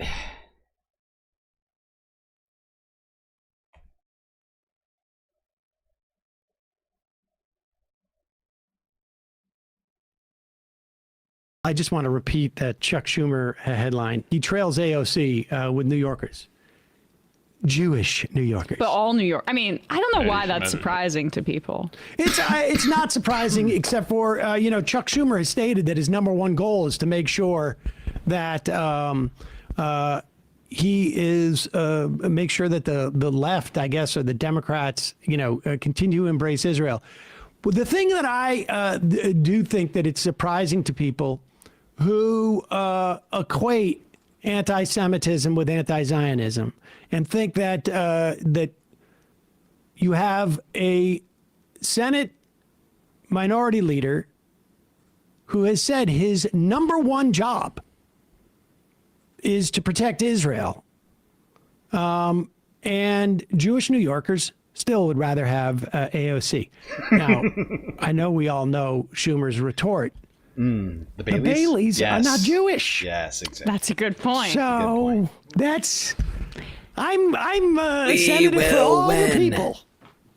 But yeah, I guess I didn't have these assumptions about Jewish New Yorkers in the same way that some of the most rabid supporters of Israel do, who coincidentally seem to be able to stereotype Jewish voters while calling everybody else anti-Semitic. The Baileys love Israel. Are they Jewish? Are they Israeli, in fact? The Baileys of Tel Aviv. Yes. Well, they love Havla. And Nassau County spokesperson on the IM says Zoran's closing the gap on Cuomo. There's still plenty of time. There's about to be a large canvassing presence, I understand. I've already seen Zoran people out all over Brooklyn. Yep. But, I think from what I hear, there's going to be a lot I'm more. sure there's a lot of people who are so juiced about Cuomo running that they're going to get out there and volunteer. Honestly, like, I would love to meet a Cuomo volunteer.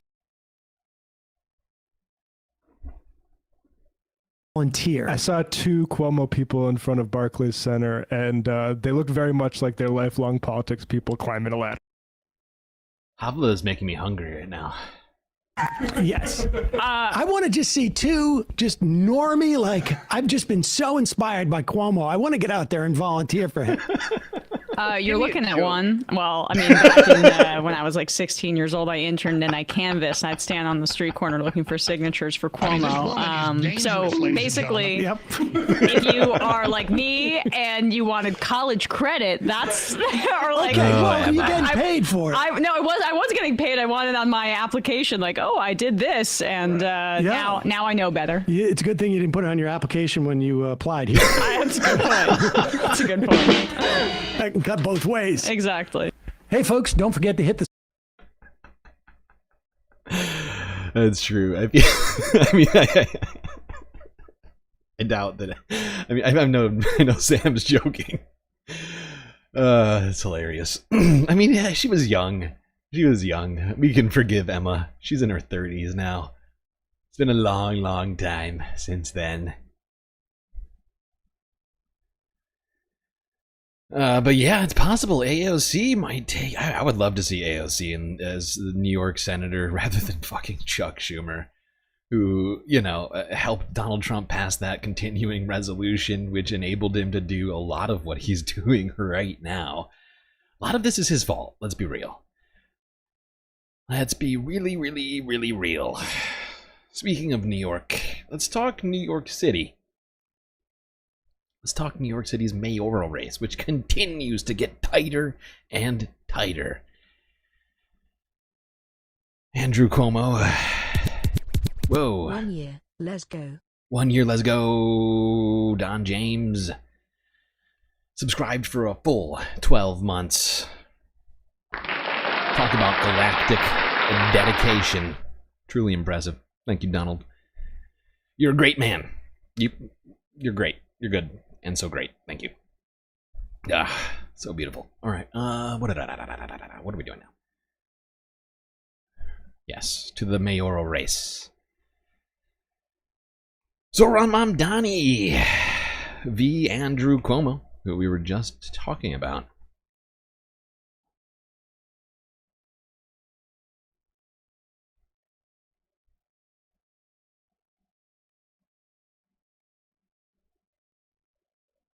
But first, Pix 11 is your local election headquarters, and new exclusive polling tonight showing a big shift in the race for New York City mayor.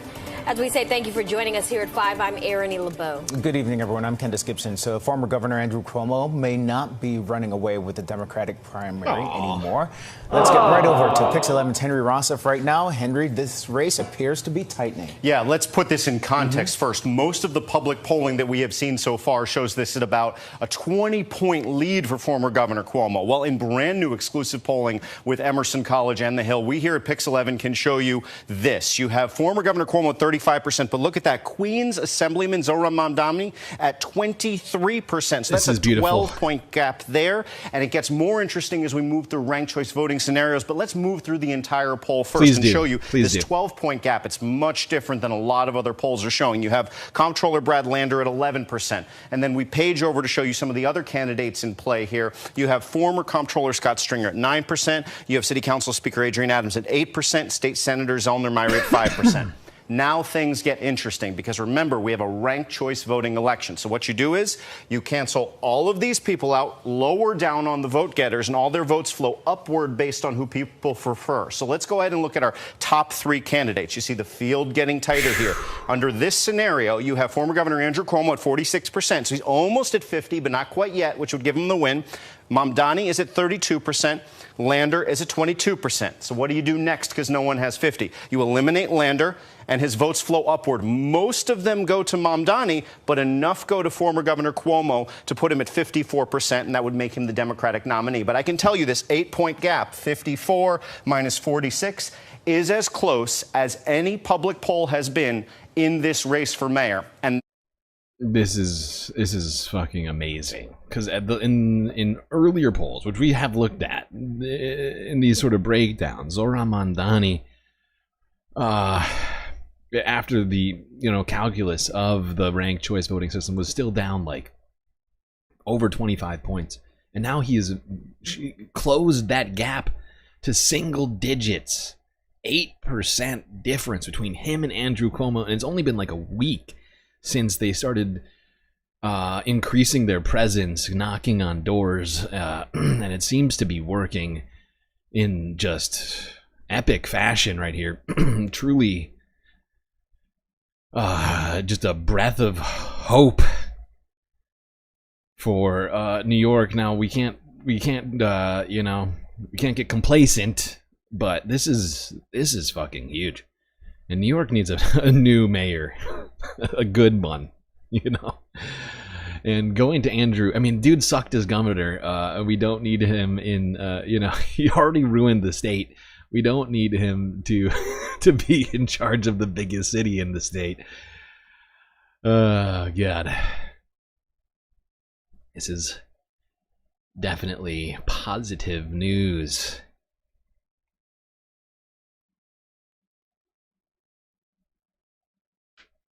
Okay, all right, where were we in my list here? Actually, yeah, no, this is fine. Let's watch this one. Actually, you know what? I just realized we should watch the rest of this. I can't remember. I think they break down some more of this. I'm gonna let him go. What makes this one very, very interesting as we head toward about a month until Election Day. Now, the top issues for New Yorkers, also very interesting. I haven't seen a poll like this in 4 years in the tri-state where something is rated above economy. You have housing at 30%. People really feeling. I mean, I gotta say, housing and the economy, at least as we currently exist, are basically the same thing, right? Because you have to pay for housing, right? So it's part of the economy. But yeah, I mean, the housing crisis is very real, especially in New York. Crunch of housing, economies at 22%, crime at 19%, and threats to democracy at 8%. I do want to show you one more citywide race because it's really important to us here at Pix 11, and it's important to voters as well. That's the race for city comptroller. We're going to be talking a lot about this over the next 24 hours, but you have Manhattan Borough President Mark Levine at 37%, Brooklyn Councilman Justin Brannan at 17%, State Senator Kevin Parker at 12%, but a big number of undecided people here for this very important position, guys. This is... Yeah, that's a massive number. 30% of people still undecided. That's probably because none of us are paying attention to who's going to be comptroller. And maybe we should pay more attention to it. But honestly, the mayoral race is definitely more important. All right, you know what, let's leave it right here. We're gonna end the first half, but don't worry, we got a plethora of halves to get through. Probably at least 5. Actually, maybe less. 4 or 5. Well, actually, some of these are super long. 4 or 5 halves tonight, I'm fairly certain. Yeah. All right. But don't worry, we'll be right back after these brief space messages.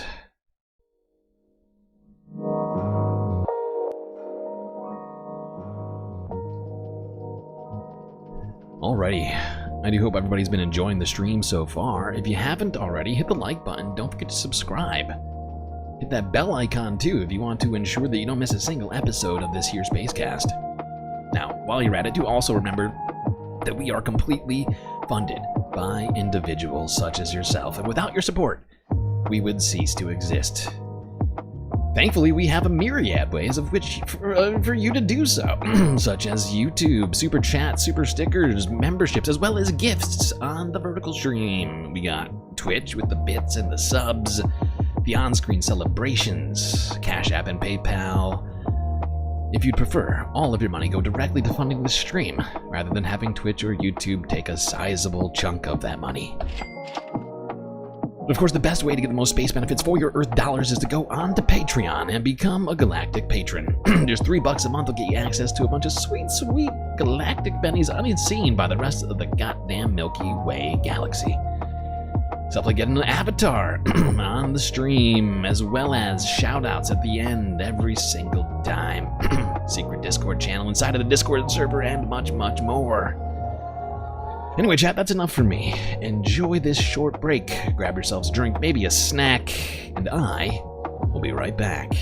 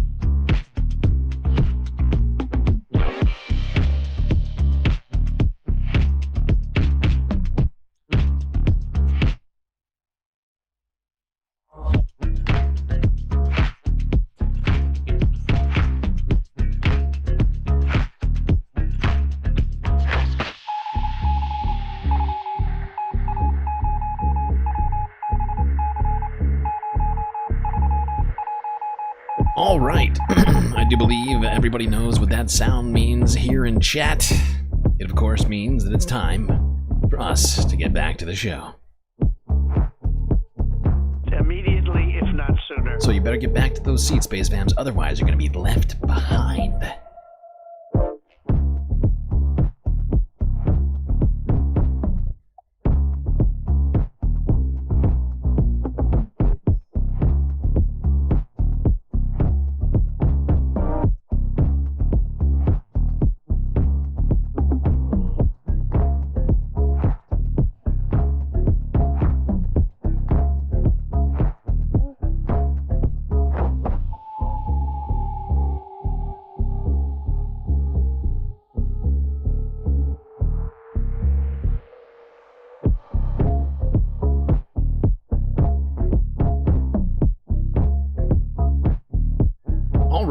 Hope everybody optimized their break.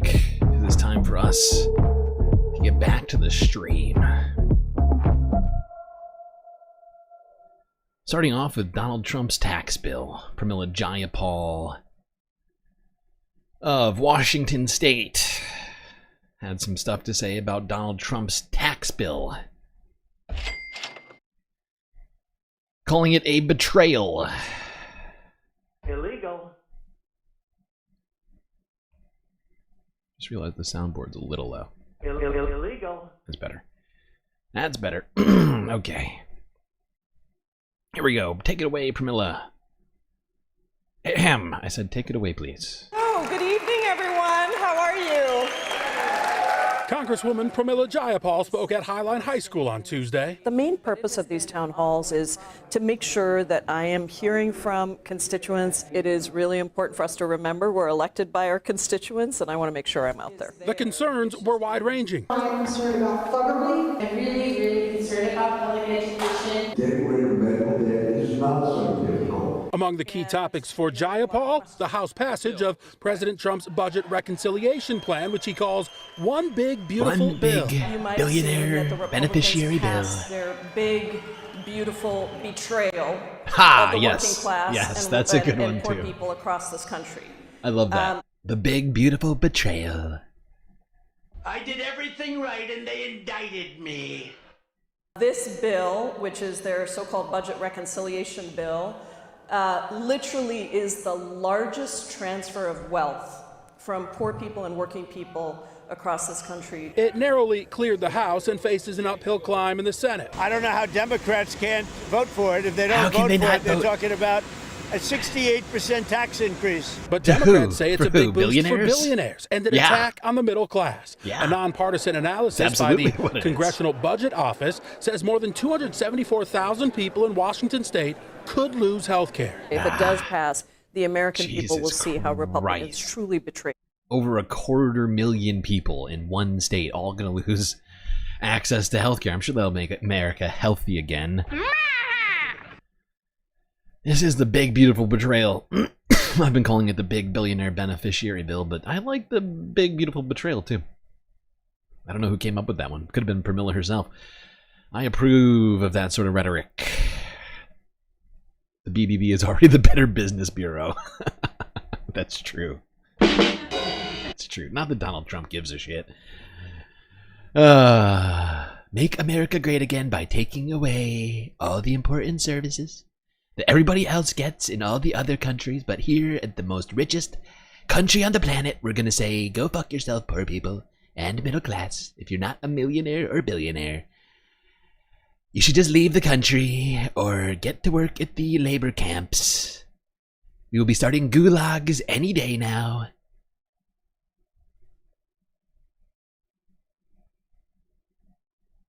The big, beautiful gulag. The great galactic gulag.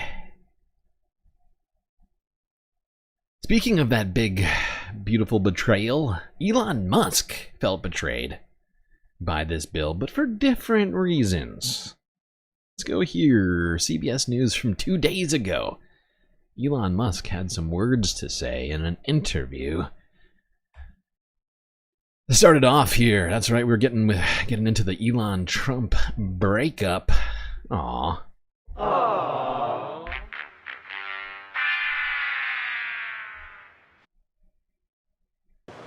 So, you know, I was like disappointed to see the massive spending bill, frankly, which increases the budget deficit, not just decrease it, and undermines the work that the DOGE team is doing.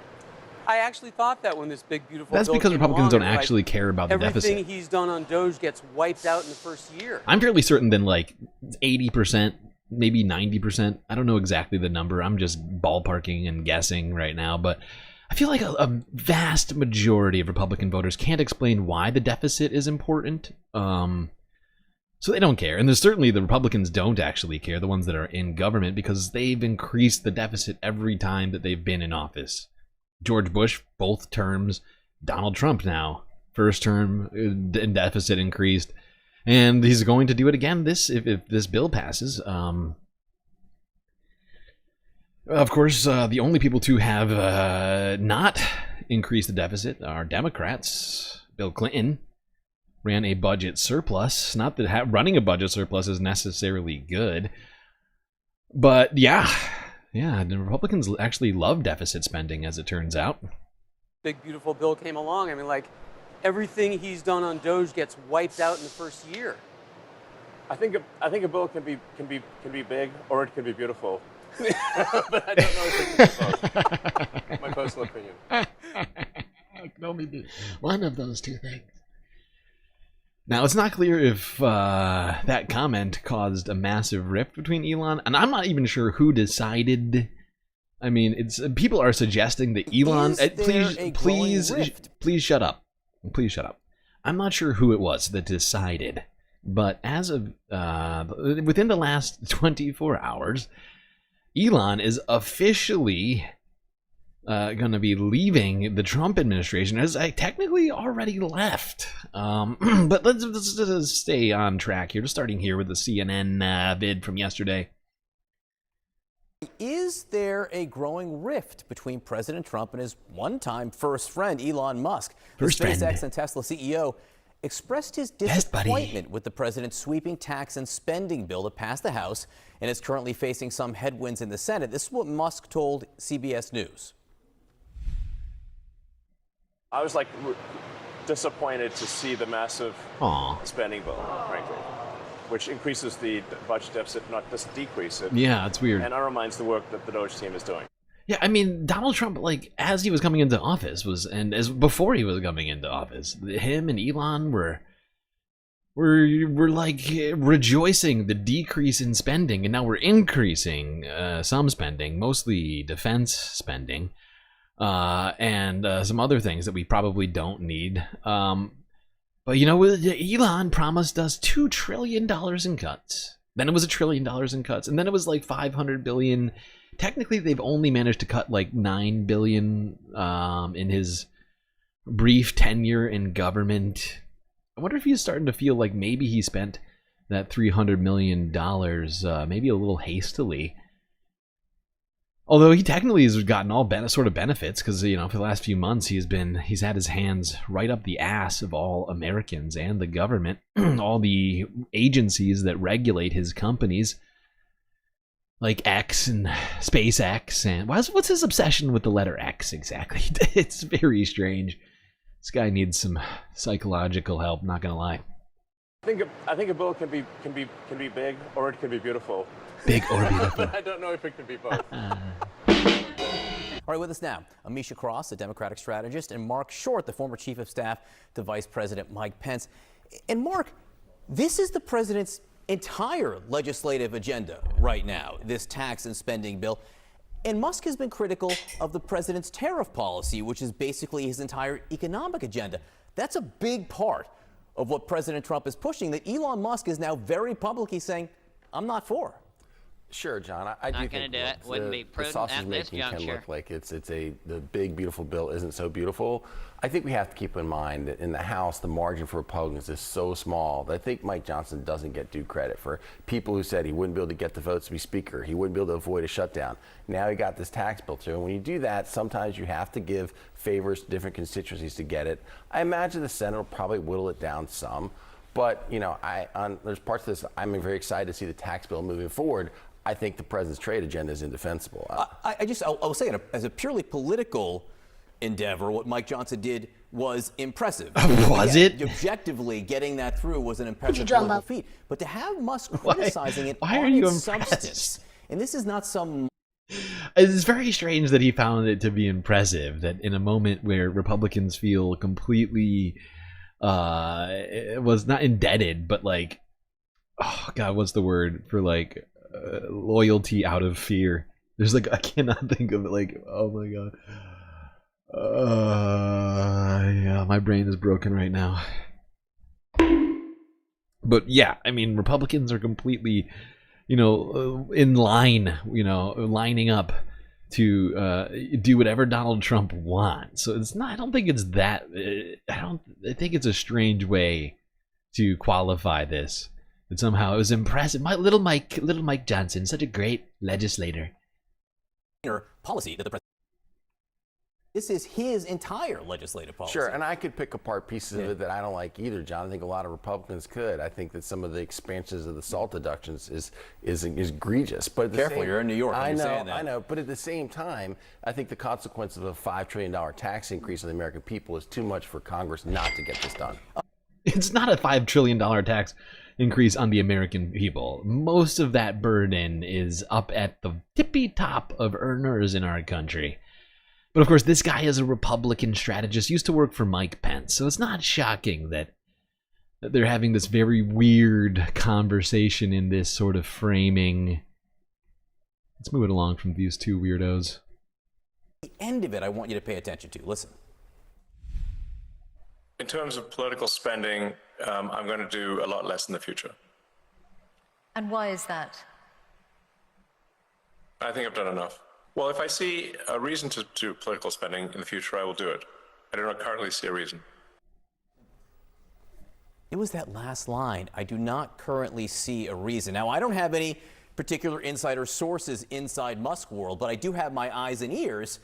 And that sounded like he was saying he doesn't like what he is seeing right now in politics, particularly from the White House, which he's been so supportive of. Well, I think there are two things at play here. As we can all recall, when Elon Musk went to Wisconsin a couple months ago, that blew up in his face really badly. That Elon Musk was able to showcase his money. That is his calling card when it comes to primary and creating challengers for Republicans who don't side with him in the Trump administration.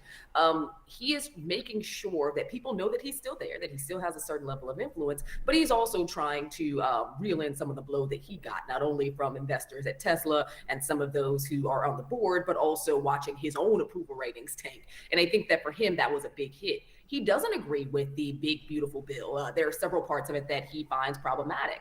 But I also think that the big, beautiful bill, to Mark's point, is going to be significantly different by the time that it gets through the Senate. For Elon Musk, I think that some of this is personal. He has seen... I mean... That's an assumption, right? That's an assumption that, I mean, it's a fair assumption, but it's still an assumption that the Senate is going to drastically change this bill. I mean, there are clear reasons for why that may happen. Some senators concerned about losing their jobs over some of these cuts to different things that their states rely on, but it's not clear to me that they're not just going to fall in line. I don't have a magic wand, and neither does she. But you could certainly put it together, especially people like Josh Hawley, Senator Paul, like a number of people that are probably going to be like, this is probably not good. Also, I'm fairly certain this budget is going to require 60 votes, right? This is a full spending package, not just a continuing resolution, which means that the filibuster is on the table. Strained relationship between him and Trump based on some basic disagreements on policy issues, but he's also someone who cares about his bottom line, and he doesn't agree with the moves that Trump specifically has taken when it comes to these tariffs. We begin this morning with Elon Musk's disappointment as the tech billionaire is stepping away from politics. He's not shying away from commenting on his work with DOGE and President Trump's sweeping tax and spending cuts package. Despite spending almost $300 million to help get Trump and GOP congressional candidates elected last year, Musk now makes it clear he's no fan of President Trump's so-called big, beautiful bill. I was disappointed to see the massive spending bill, frankly, which increases the budget deficit, not just decrease it, and undermines the work that the DOGE team is doing. I actually thought that when this big, beautiful bill came along. I mean, everything he's done on DOGE gets wiped out in the first year. I think a bill can be big or it can be beautiful, but I don't know if it can be both. CNN loves this clip. Joining us now here in the Situation Room, CNN anchor and chief domestic correspondent Phil Mattingly. Phil, his comments could put him at very serious odds with the president. Yeah, it quite literally does put him at odds with the president. Obviously, the president and the White House pushing very hard to get this cornerstone of their legislative agenda, not just through the House, which they narrowly did last week, but also through the Senate.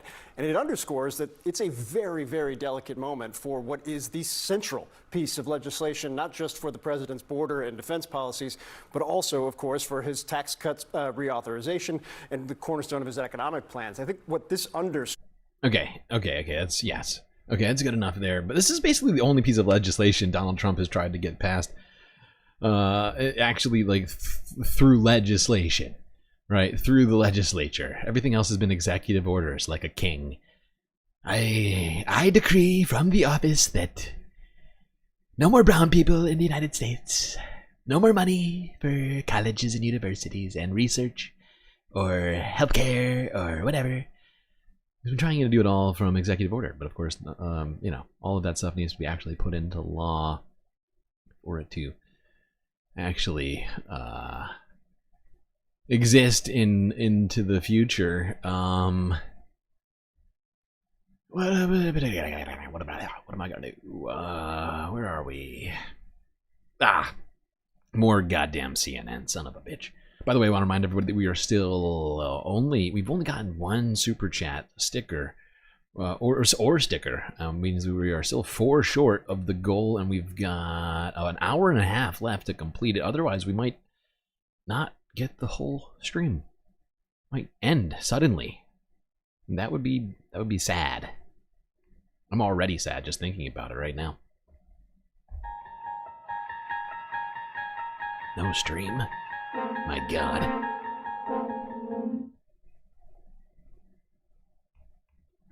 Elon officially leaving. Elon Musk is leaving his role as a special government employee in the Trump administration, with a White House official confirming to me tonight that he is going to start the offboarding process this evening, which essentially includes paperwork. It's not totally clear what else. But we did see Musk post this on his own website, saying, "As my scheduled time as a special government employee comes to an end, I'd like to thank President Trump for the opportunity to reduce wasteful spending. The DOGE mission will only strengthen over time as it becomes a way of life throughout government." This is all coming as Musk has recently tried to distance himself from the administration to a degree, including when he criticized the president's big, beautiful bill, something the president was asked about today and essentially shrugged off. Well, reactions, a lot of things. Number one, we have to get a lot of votes. We can't be cutting. We need to get a lot of support, and we have a lot of support. We will be negotiating that bill, and I'm not happy about certain aspects of it, but I'm thrilled by other aspects of it. That's the way they go. It's very big. It's the big, beautiful bill, but the beautiful is because of all of the things we have. Here's what Elon Musk had to say about that bill, which the Congressional Budget Office has estimated would add more than $3 trillion to the federal deficit. I was disappointed to see the massive spending bill, frankly, which increases the budget deficit, not just decrease it, and undermines the work that the DOGE team is doing. I think a bill can be. They keep playing this goddamn clip. But I don't know if it can Why? be both. We get it.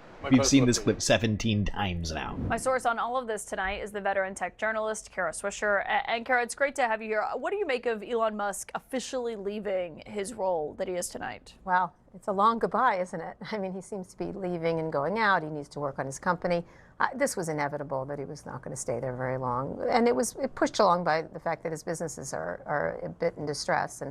And so he needs to pay attention and do his actual job. Do you think he's actually leaving?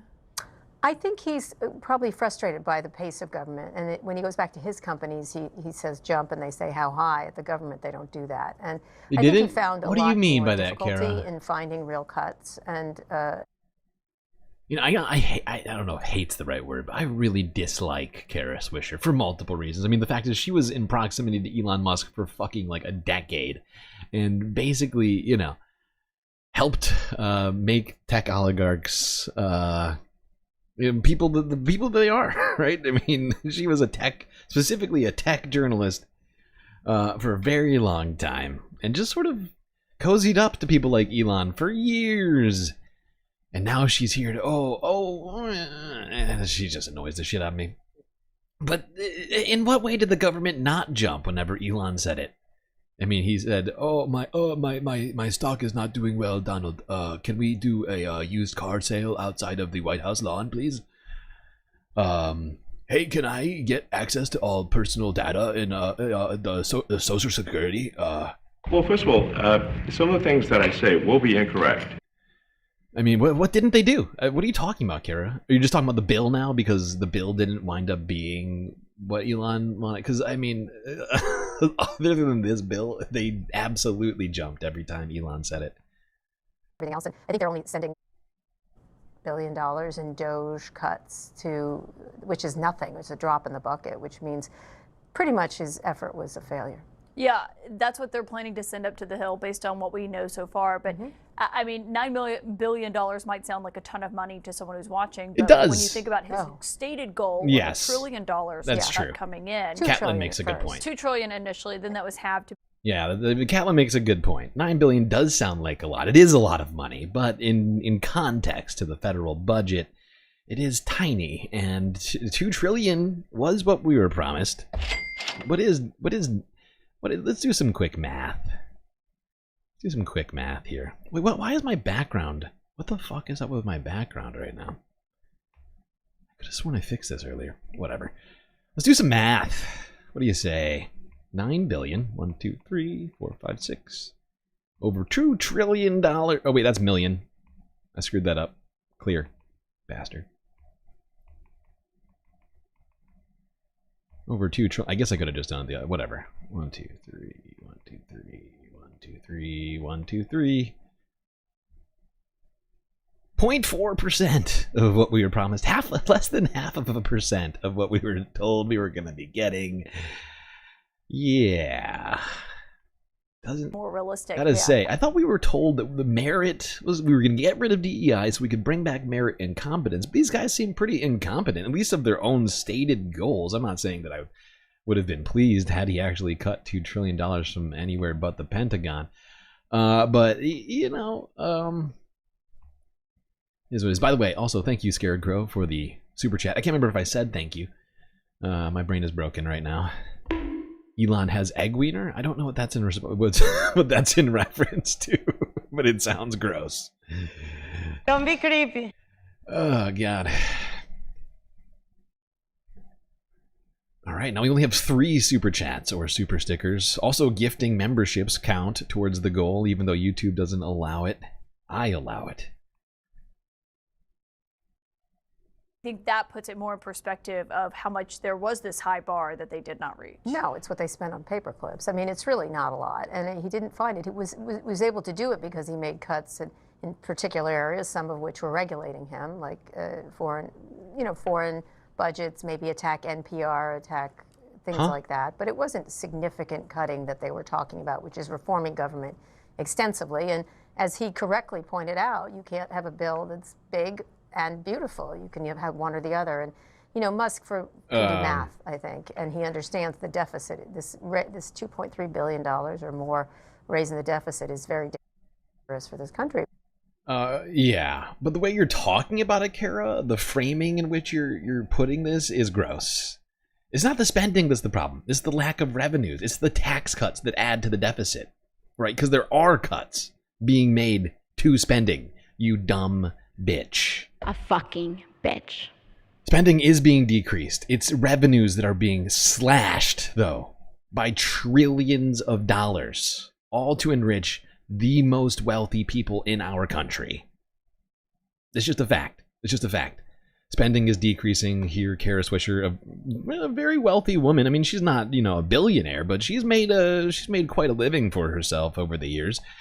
Cozying up to the tech billionaires and whatnot. Doing journalistic puff pieces for them and things like that. She was basically like the original Matt Taibbi, But yeah, I'm done with this. Enough from you, Kara. Enough.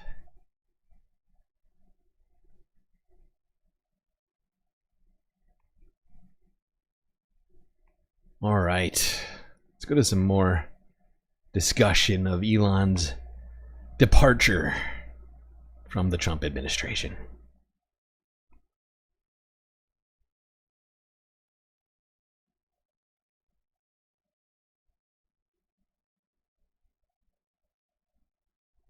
Come on up here, Elon. He created the first Come on, major Elon. American car company in generations and his rocket company. As you can see, I'm not just MAGA, I'm dark MAGA. I haven't been politically active before. I'm politically active now because I think the future of America and the future of civilization is at stake. Mr. Musk, what is DOGE? What is DOGE? You've heard what DOGE is all about, the Department of Government Efficiency. It's a new thing, and this is a new day in Washington and a new day in America.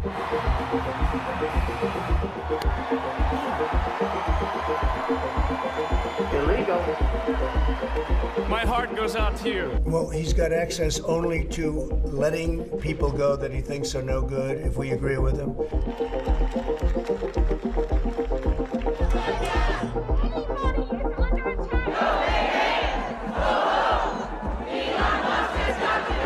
We're here today because an unelected billionaire and his team have been given full and unfettered access to our taxpayer money and our government. Today, we're here to say with one voice, fire Elon Musk. Elon is doing a great job. He's finding tremendous fraud and corruption and waste. The people voted for major government reform, and that's what the people are going to get. They're going to get what they voted for.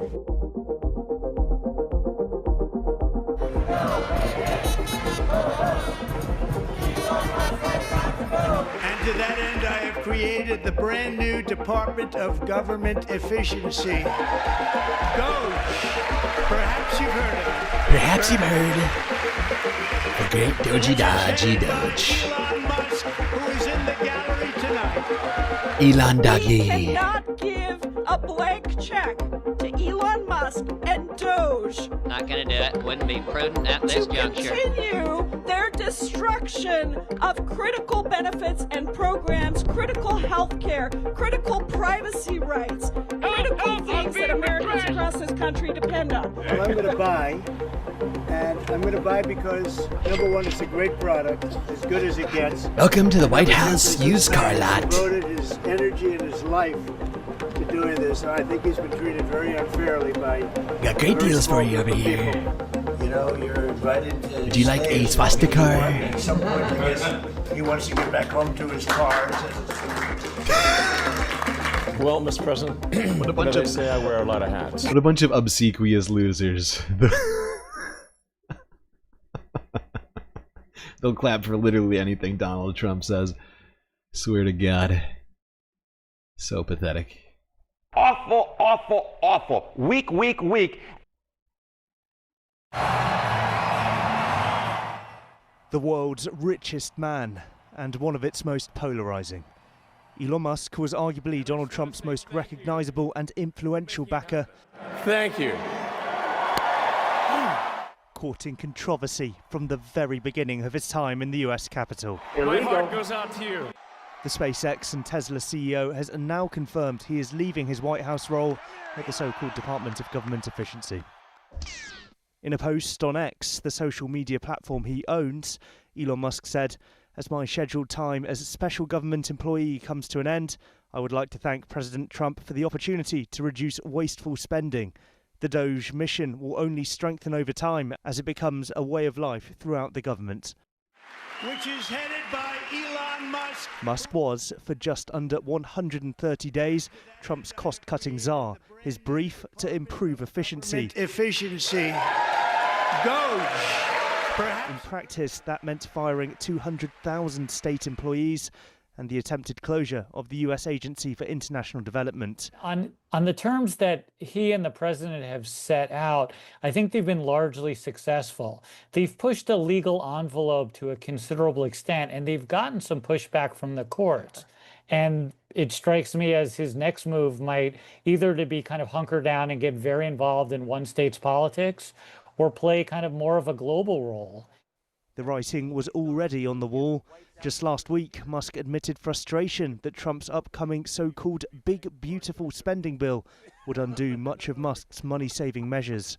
You know, I was like disappointed to see the massive spending bill, frankly.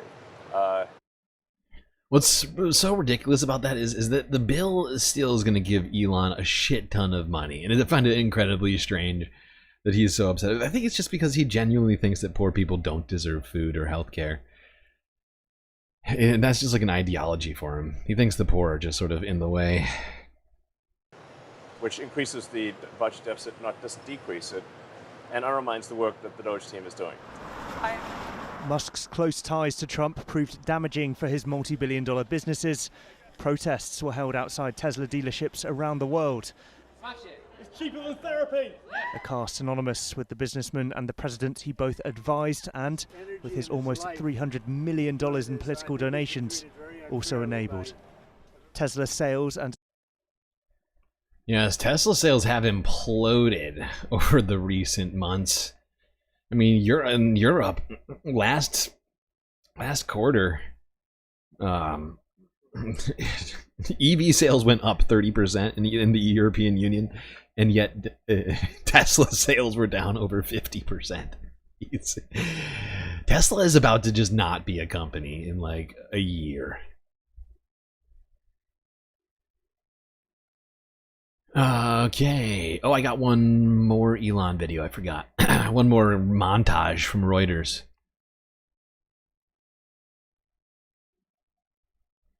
It's a very sad farewell. Oh, God. Elon. Oh, I'm gonna miss you so much. Ah. Elon Musk is leaving his role in government. A White House official confirmed the move late Wednesday, saying the billionaire's offboarding would begin the same night. The exit caps a tumultuous period since U.S. President Donald Trump returned to power, vowing to give Musk a big job. And to that end, I have created the brand new Department of Government Efficiency. DOGE. Perhaps you've heard of it. Perhaps. Which Maybe is you've heard of headed it. We've by only said it like Elon Musk, 10,000 who times. is in the gallery tonight. He's here. Looking Musk creepy as set usual. out to slash government spending, saying in March he could cut at least $1 trillion off federal expenditures. If we don't do something about this deficit, the country's going bankrupt. But DOGE attracted huge controversy, with critics saying it was making indiscriminate cuts that threatened vital services without even delivering the promised savings. That's true. Many were also angered by the resulting wave of job losses, with some 260,000 roles cut from the federal workforce. The controversy may also have done deep harm to some of Musk's businesses. Tesla sales have slumped in some markets, notably Europe, amid anger over his embrace of far-right politics in some countries. Some investors have also been concerned that Musk simply had too many roles and wasn't spending enough time at his various firms. Oh, so sad. So sad. Now, this will give more time for Elon Musk to promote Nazis on Twitter. Or maybe to pay his ex-wives the child support that he owes them. Or maybe to find a new wife. I don't know. Maybe he'll find someone else's wife. Like this. Just really quickly. Let's take a look at this. Where's the photo? Where is this fucking photo? Oh God, where is it?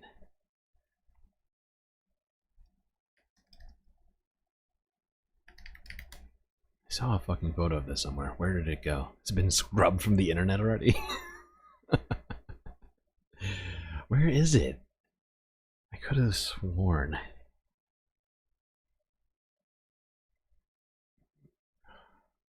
Supposedly they were seen leaving the White House together. Elon Musk and Stephen Miller's wife. Let's see here. Where is it? What happened to this photo? I don't care. Show it to me. Where the fuck is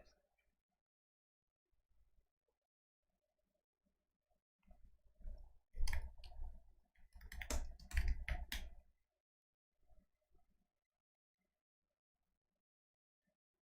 But it wouldn't be shocking if Stephen Miller's wife decided to upgrade to a different, more wealthy Nazi.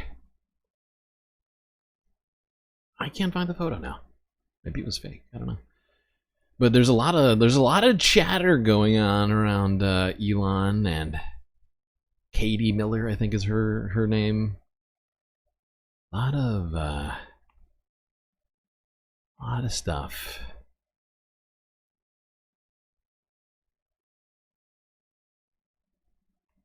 Here's the Daily Beast. The Daily Beast. Elon Musk's top goon exits Doge along with Stephen Miller's wife. Elon Musk's right-hand man is the latest.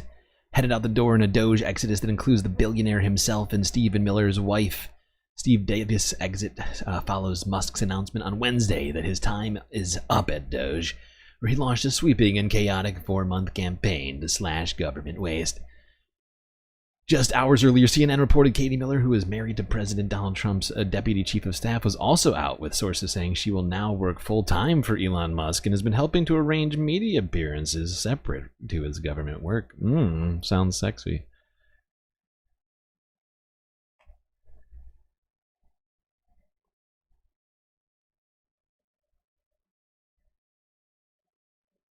All right.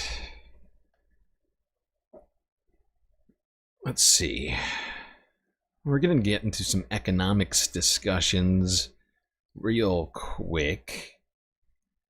Let's see what Donald Trump wants to do to the largest mortgage insurers in the country, Fannie Mae and Freddie Mac. Here's CBS News from yesterday.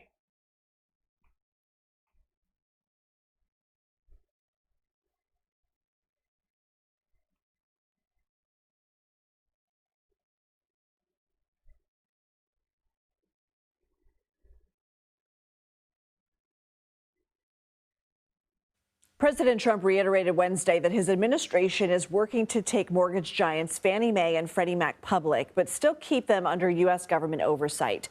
Since the 2008 recession, both companies have been in a government conservatorship under the control of the Federal Housing Finance Agency, which was created by Congress to help manage the housing crisis's fallout.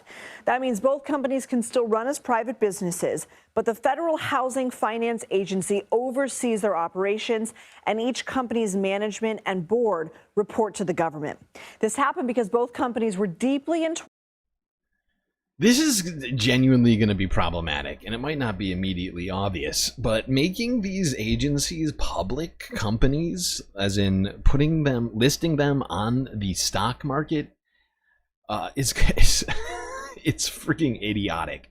And they're now going to be more focused on making money than ensuring that your house is insured, or that your mortgage is properly backed. Oh God, this is just so fucking stupid.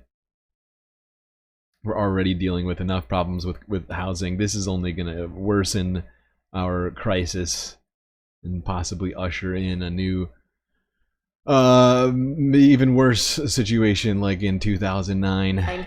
In the subprime mortgage collapse that triggered the 2008 recession. Fannie and Freddie buy mortgages from lenders like banks and then package several of them together at a time into guaranteed mortgage-backed securities, which investors buy. Lenders want this because it gives them cash so they can issue more mortgages, and investors typically view them as safe investments for two reasons. Fannie and Freddie guarantee a payout to investors in the event of a default, and both companies are government-sponsored enterprises, so the federal government can help in a crisis. In the lead up to 2008, Fannie and Freddie began buying risky loans from people with poor credit ratings. Illegal. The housing market crashed in 2007, and Fannie and Freddie lost billions paying out on those guarantees and came close to collapse. Financial experts worried if that happened, that could cause a deeper banking collapse. So the federal government took over Fannie and Freddie and gave them a nearly $200 billion bailout. Since then, Fannie and Freddie have paid off the bailout and have been profitable since 2012. According to the National Association of Realtors, Fannie and Freddie... Yeah, I'm sure taking them out of conservatorship, just let them do whatever the fuck they want and focus only on profitable things like all of those mortgage-backed securities and the CDOs and the all of that stuff. It's probably fine, right? You know, it's not like they have a track record of screwing things up when they're on their own. Yeah, it's probably totally responsible decision. Definitely won't usher in a new house crisis or, you know, another recession. It's gonna be fine, everybody. Stop worrying, okay? You're worrying too much. You need to settle down. Don't worry.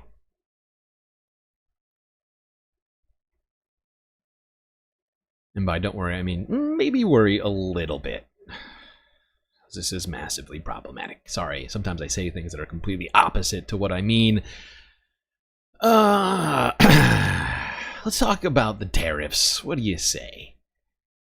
Now, this one has been big. This one's been kind of big recently. A reporter asked Donald Trump about his tariff strategy while in the Oval Office. Let's see what this is all about.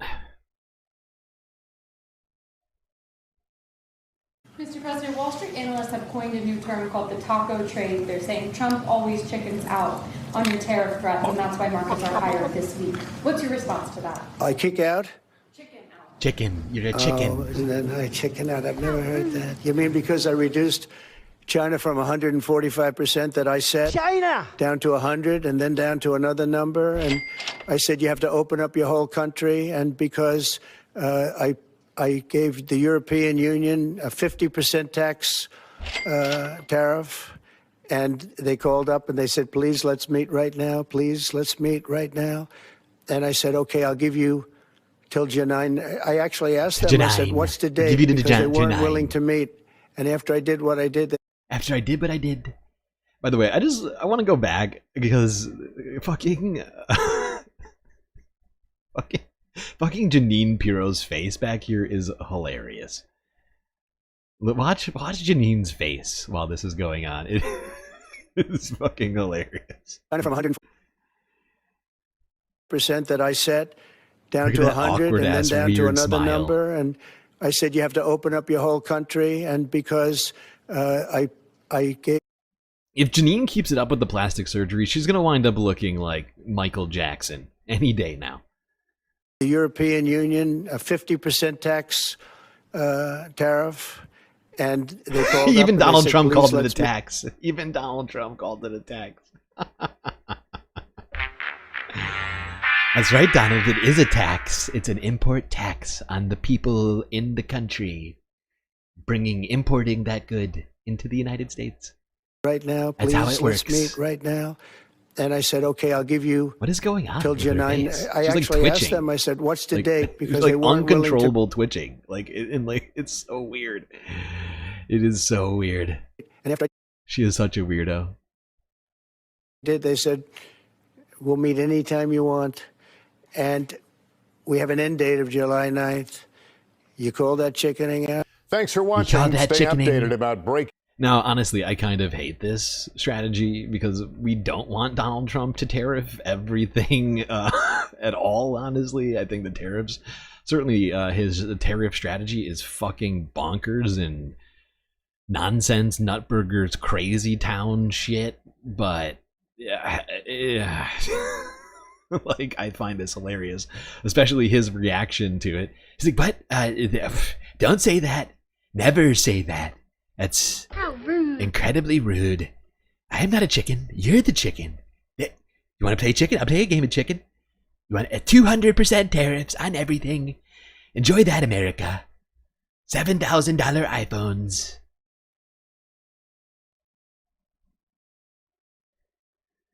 I just think it's a bad strategy. I mean, calling him a chicken I find hilarious. I find his reaction to being called... We have to stick with him being a chicken, but only in the correct scenarios where we want him to actually do the thing that he said he was going to do. As it relates to this, I'm fine with him chickening. Be a coward, Donald Trump. I don't care. Awful, awful, awful. Weak, weak, weak. Please, please run away. Bravely, bravely run away. Because we don't need these tariffs. They're not going to help America. They're going to make it worse again. Mawa. Now, I don't know if you heard, but yesterday, a U.S. federal court decided to block Donald Trump's Liberation Day tariffs as a suit was brought by, I can't remember who, but they decided that, Donald Trump does not have the authority to do this unilaterally. Actually, the authority rests with the legislature. Let's go here to CNN.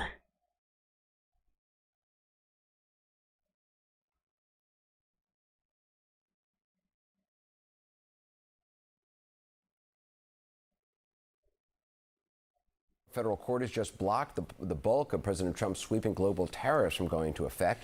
The ruling comes from the U.S. Court of International Trade in Manhattan. It's a unique and relatively low-key division of the federal judiciary, but tonight it is flexing its authority in a big way. The three-judge panel ruled in favor of an injunction against the tariffs which have roiled worldwide financial markets in recent months.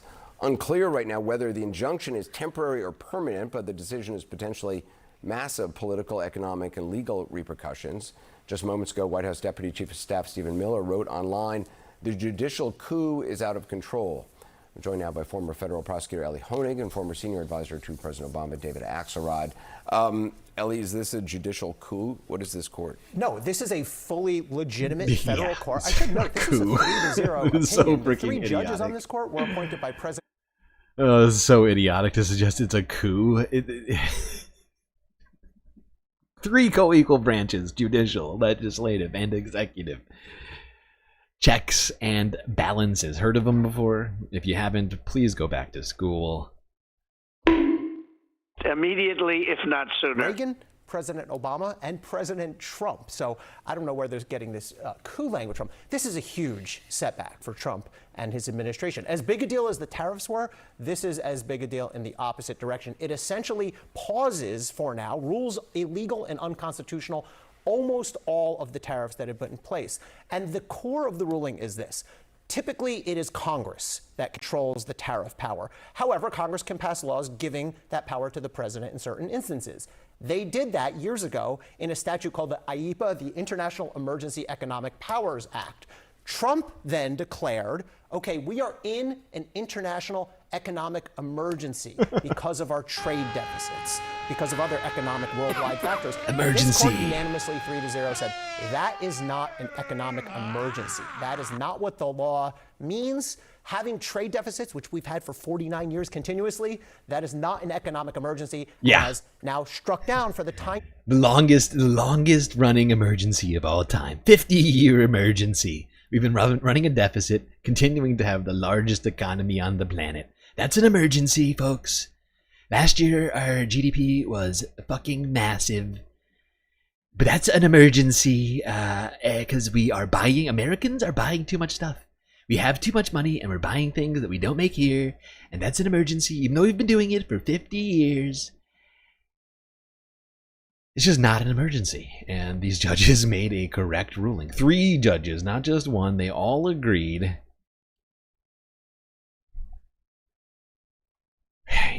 Now, unfortunately, the Trump administration immediately appealed. Immediately, if not sooner. And a U.S. appeals court. Well, actually, they immediately appealed, and then they also, while appealing, also asked the judges to pause on the tariffs, right, while they appealed, saying, hey, I know you said we can't do it, but hey, can we continue to do it while we try to appeal the doing of it? And that U.S. court said yes. Come on! Yeah, no, they did. It's true.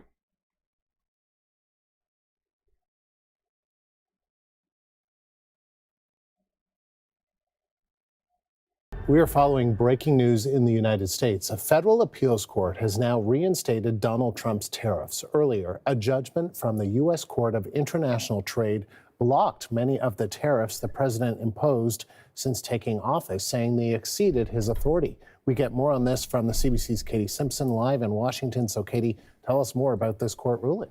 Well, what a chaotic 24 hours it's been. First, a court strikes down the tariffs, saying they're illegal, that Donald Trump overstepped his power and the tariffs were going to be put on hold. And then an appeals court just a short time ago just ruled that while this decision, the original decision to block the tariffs, is being appealed, well, the Trump administration can continue to collect tariffs. This, of course, applies to the broad majority of tariffs the Trump administration has imposed. The ones that they justified under the guise of national security. So we're talking about the tariffs related to fentanyl and border security applied to Canada, as well as Mexico and China, as well as those broader country-based tariffs that Donald Trump announced on his so-called Liberation Day. Those have been announced, imposed, You're going to liberate everyone and right now from their iPhones and from their money, and their shoes, and their shirts, and many of the things that people in America buy. You don't need those things. You don't need $50, just $2, all right? All of you people are being liberated from too many dolls, and it's actually good and not bad. The kids they have too much stuff. Why do all these kids want all this stuff? Come on. Come on! So yeah, I mean, we don't need more of this story. So for now, the tariffs are still on. This sort of just wild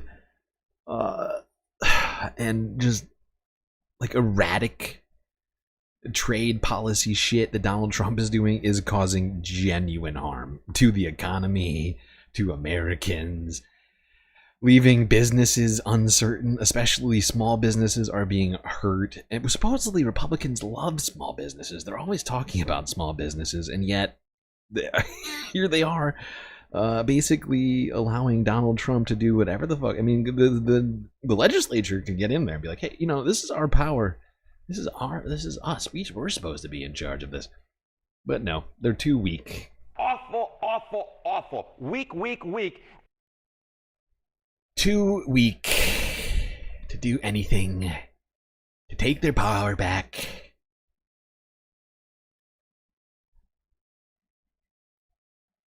By the way, how are we doing on the goal? I know we got 2 of 5 right now.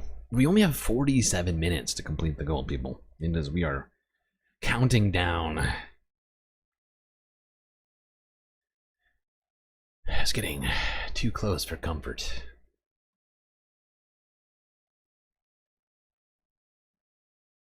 All right, let's quickly talk about the Trump family's corruption and who, shockingly, seems to have some sort of issue with it. One Ben Shabibo. Et tu, Ben?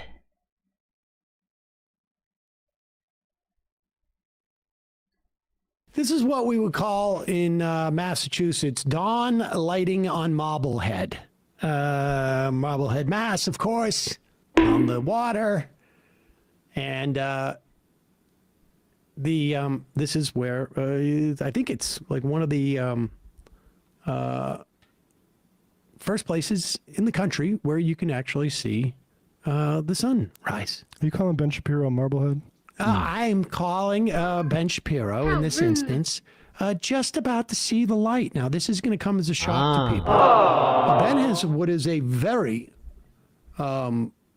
controversial perspective on what he's seeing from the Trump presidency. And people, sit yourself down because you're about to get truth bombed by Ben Shapiro here. Now, one wonders if this is really like, if Ben's just finding out for the first time, or if there are other things that Trump is doing that Ben has a little bit of a problem with. Many of the organizations that Donald Trump Jr. is connected to are making an enormous amount of money during this period of time when his father is president, which raises awkward questions, certainly, about Trump administration policy, ranging from Trump meme coin to World Liberty Financial. Awkward. That's true. I mean, especially for people like Ben, who spent a great deal of time telling us about all of the Biden crime family, Hunter Biden, Burisma laptop, all of that stuff. I mean, it is incredibly awkward for individuals like Ben, who now are faced with a real dilemma, you know, a real paradoxical situation, if you will. Trump administration policy, ranging from Trump meme coin to World Liberty Financial to gigantic real estate deals in Qatar. None of this is an amazingly good look.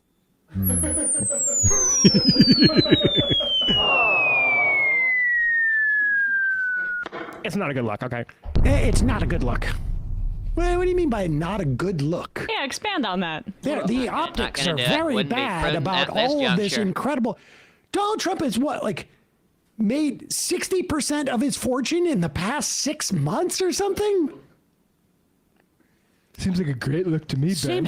Seems like a bad look. It's a bad look. Take a look at my bank account. My crypto.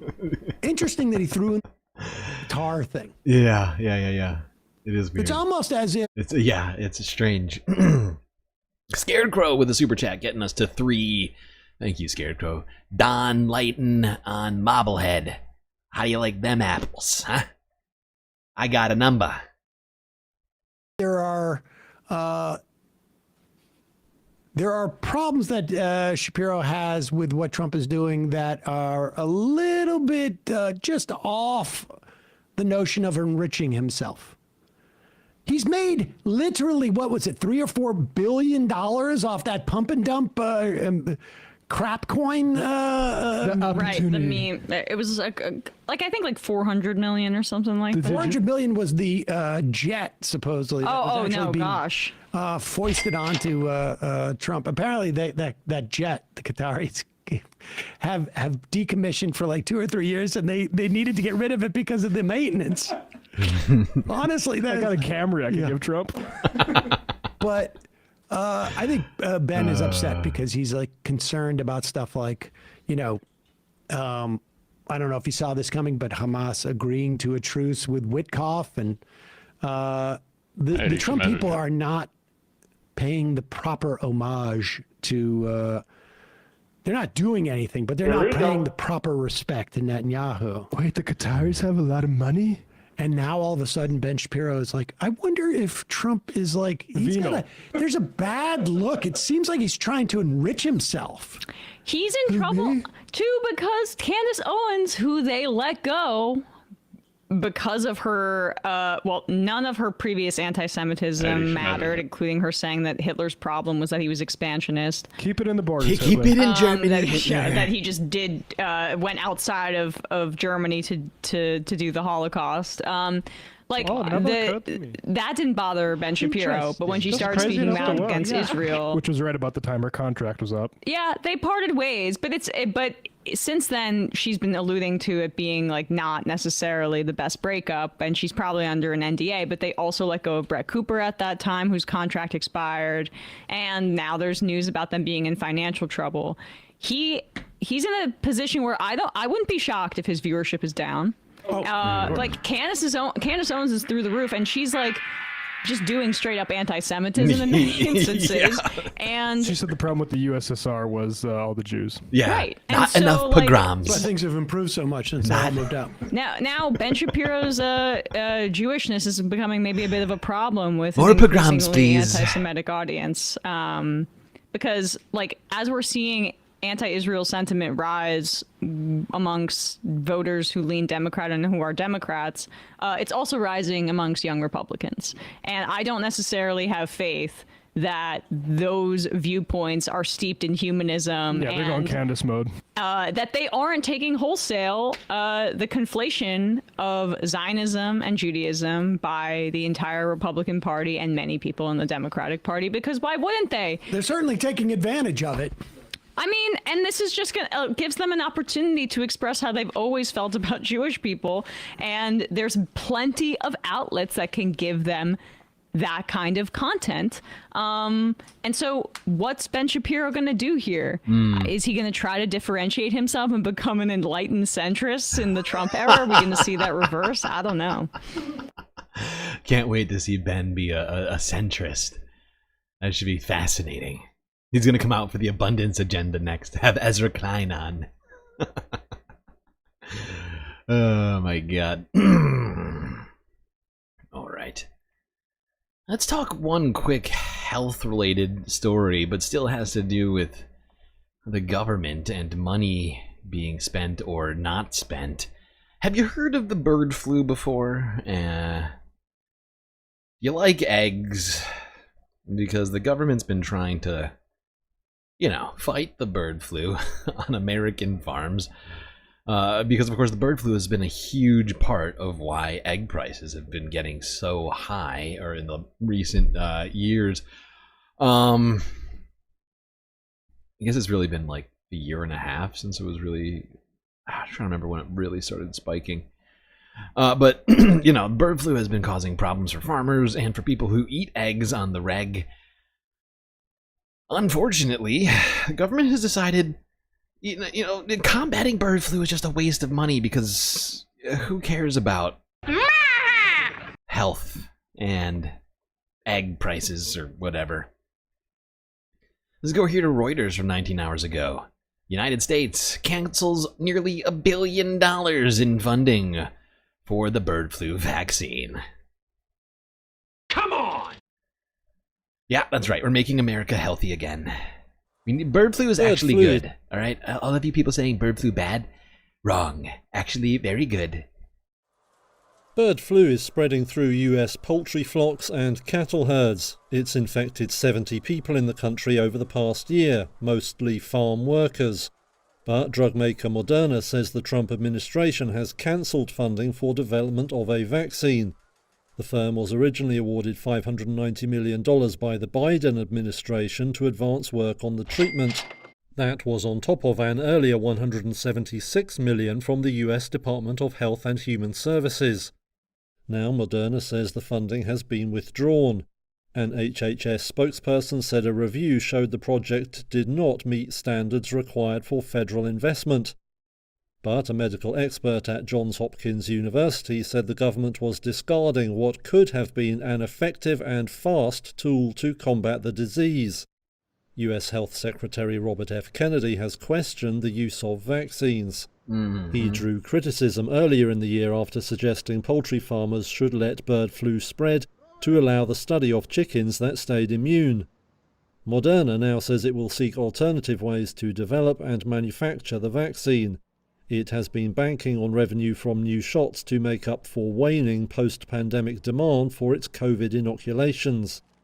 Bird flu has also been detected in other countries, including Brazil, the world's top exporter of chickens. There we go. Chickens, you're gonna have to fend for yourself, right? Don't need vaccines. We don't need more chicken autism.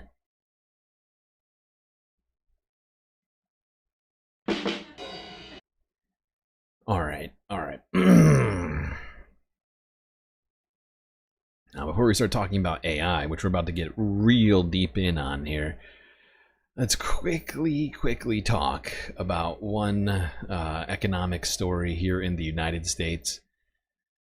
Japanese auto manufacturer Nissan, which has factory, at least one factory in the United States, if not more. They certainly have offices here, among other things, employees. Nissan is currently offering U.S. workers buyouts, halting pay raises as sales slump. Here's Reuters from yesterday on that story.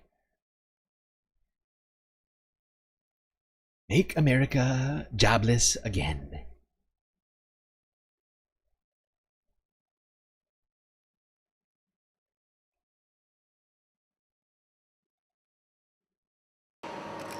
Japan's struggling Nissan has started offering buyouts to US workers and suspended merit-based global pay rises. That's according to internal emails seen by Reuters. It comes weeks after the company announced a sweeping cost-cutting plan, which includes closing 7 global car plants and slashing a total of 20,000 jobs. An email sent last week showed the automakers offered separation packages to workers at its Mississippi plant, as well as to salaried workers in HR, planning, IT and finance. Reuters couldn't determine how many people had been offered buyouts or accepted. A separate email showed Nissan has also suspended merit-based global pay increases for the current business year. Bam. Cutting US workforce. Even merit-based pay increases are being stopped. Yeesh. Seems like Nissan's reading the writing on the wall right now. Americans are going to have less money to buy cars in the United States. Looking to cut jobs at the Atlanta factory, cutting administrative workers such as HR. Probably good, right?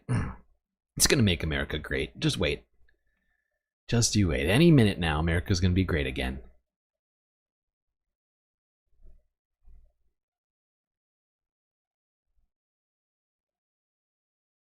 Okay.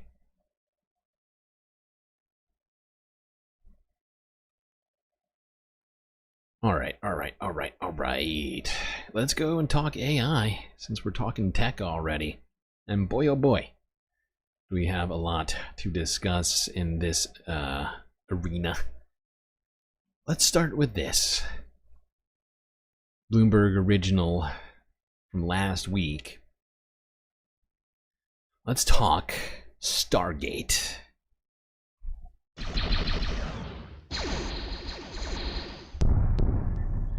That's right, the Stargate Megafactory, which is a multifaceted partnership between OpenAI, SoftBank from Japan, and Larry Ellison's Oracle, as well as one other company, I can't remember who. It's being built out right now in Texas. Let's go here to get in behind the scenes look. Stargate. Put that name down in your books, because I think you're going to hear a lot about it in the future. A new American company that will... The Space Odyssey music and the filter on Donald Trump's voice is fucking classic. I need to hear this opener one more time. Oh my god. Stargate, it's going to be great.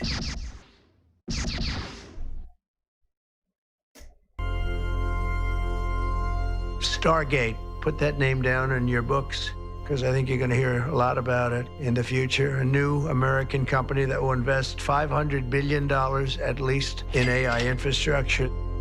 The data centers are actually under construction. The first of them are under construction in Texas, the Abilene location, which is our first location.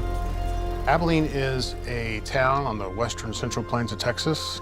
We kind of scratch and fight for everything good that comes our way. I had people reaching out and they said, well, is the president going to come see you? And I said, well, he hasn't texted me yet, so. I'm thrilled we get to do this in the United States of America. I think this will be the most important project of this era. By the way, Larry Ellison, Sam Altman, Masayoshi-san of SoftBank, these are all some of the most wealthy people on the planet, right? They are all billionaires. I mean, Larry, on Oracle's servers, right? Many people are not familiar with what Oracle does, and I think they try to keep it that way. Oracle basically houses all of your data, okay? All the cloud data, not all, but a massive, massive portion of all data on the internet is being housed on the servers of Oracle, right? They are basically... yeah, they are seriously problematic. But yeah, all sorts of different cloud companies go to Oracle to house their data on their servers. Of course, Sam Altman's OpenAI. We all know what that is. SoftBank is a private equity firm from Japan, which, of course, earlier this year promised to invest in AI infrastructure. Whether or not we need it. Welcome to Abilene, Texas. This is the site of Project Stargate, a very mysterious, much talked about, much speculated about project that brings together OpenAI, SoftBank, Oracle. If it all comes together, building after building on this red dirt behind me will be filled with chips that'll power the AI revolution. What we're undergoing right now is sort of the largest infrastructure build in human history. It's going to create new ways of doing business, it's going to create new ways of invention, and it's going to really drive humanity forward. I was in the real estate business. These buildings, these are big, beautiful buildings. They're going to employ a lot of people. Big, beautiful buildings. How do you personally grapple? Why is everything big and beautiful? Big and beautiful buildings. Big, beautiful Bill. Big, beautiful butts. The pace of it all. It does feel like it's going very fast. I certainly think if I could like transport myself back 3 years ago, it would seem like unimaginable progress. This is amazing, explosive growth of intelligence that's coming in our decade. Everything will change. When Stargate was first announced, there was a lot of skepticism. A lot of people thought it's just too big to be true. So this is your very first look.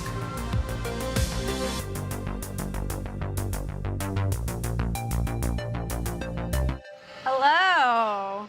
Hey, Emily. Thank you so much for having us. Welcome to Abilene. It's so awesome to be here. Yeah. It's all happening. I know. How many people are on this site? Today we have about 2,200 people on site. The guy at the heart of the Stargate build in Abilene is Chase Lockmiller. He's the founder of Crusoe, the little-known data center startup overseeing this massive project. We started construction here last June of 2024. This was just a complete barren field. So right? there was nothing here in June? There were a bunch of... There were trees.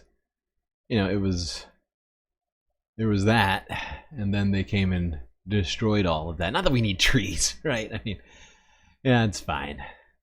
Trees and bushes and brush. Stargate is so mysterious. What actually is happening here? What will eventually be here is 8 separate buildings, all containing very large clusters of fully interconnected GPUs. Yep. We're going to do a tour of some of that. This is going to get us around the whole 1,200-acre campus. Hey, we're going on an adventure. It's like getting around Jurassic Park. I love that. It's like getting around Jurassic Park. I can't remember, how did the Jurassic Park go? It's a great comparison. It's really great. I'm sure this will go just as well as Jurassic Park did. You know, creating something that we don't fully understand. Not even sure if we can properly control it. There's no way this goes wrong, okay? Just like with Jurassic Park, this is going to be perfectly fine. I don't want reality. Alright, we cannot watch this whole thing because it's like fucking an hour long. Oh wait, we'll watch a little bit more of this though. Hold on, and then I'll move it forward. All right, let's go off-roading. I feel like we're going on a data center safari. It is much like a data center safari. Crusoe's 8 planned buildings will hold up to 400,000 chips, which would make this one of the world's largest known compute clusters. The partners behind Stargate, OpenAI, Oracle, and SoftBank, have committed $100 billion to the project so far, and claim they're prepared to put in 5 times that as they expand to multiple sites. This first site in Abilene has been dubbed Project Ludicrous, as in... Ludicrous speed! Ludicrous speed. Which is appropriate. The whole thing is supposed to be done by mid-2026. Are you round the clock, 24 hours a day? We're round the clock. It is very much a 24/7 operation. We're trying to deliver on, you know, the fastest schedule that a 100 megawatt or greater data center's ever been built. So why the ludicrous rush? Well, because Stargate is part of a much larger AI race. Companies like Microsoft, Meta, Google, Amazon, and XAI are all building AI data centers of their own at sites across the US and beyond. Each company wants to have the most capable AI be... These dudes are rushing to destroy the planet. okay? The amount of energy and water that this shit consumes is wild. I recommend people look it up. It is fucking, it's a tragedy in motion that we are all watching happen. And this race is one of the most irresponsible competitions in the history of the planet. Arguably the greatest work of nonfiction of the 20th century. And we are already having serious problems with the climate. We're going to be talking about that a little bit later after this. But I mean, this is such an irresponsible fucking decision. Fact is, all this probably could be done with one data center. Instead, everybody needs their own because they're competing. It's a race. We have to be the first one because we need to enrich ourselves in the tunes of trillions of dollars and, you know, disenfranchise people from their jobs and from reality.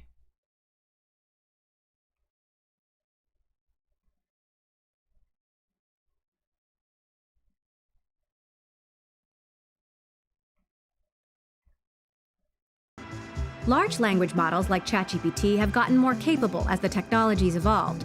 So the hope is that adding an astronomical amount of compute will make them even more capable. Take me back to the beginning before Stargate. What did you start seeing that made you realize we need more compute, more power, more connectivity, that you were hitting a limit and needed to scale? We used to think a lot about the compute we would need to train the models. And what we didn't used to think about as much as how much people were going to use these models. I mean, we did think about it. It just turned out people want to use the models much more than we imagined.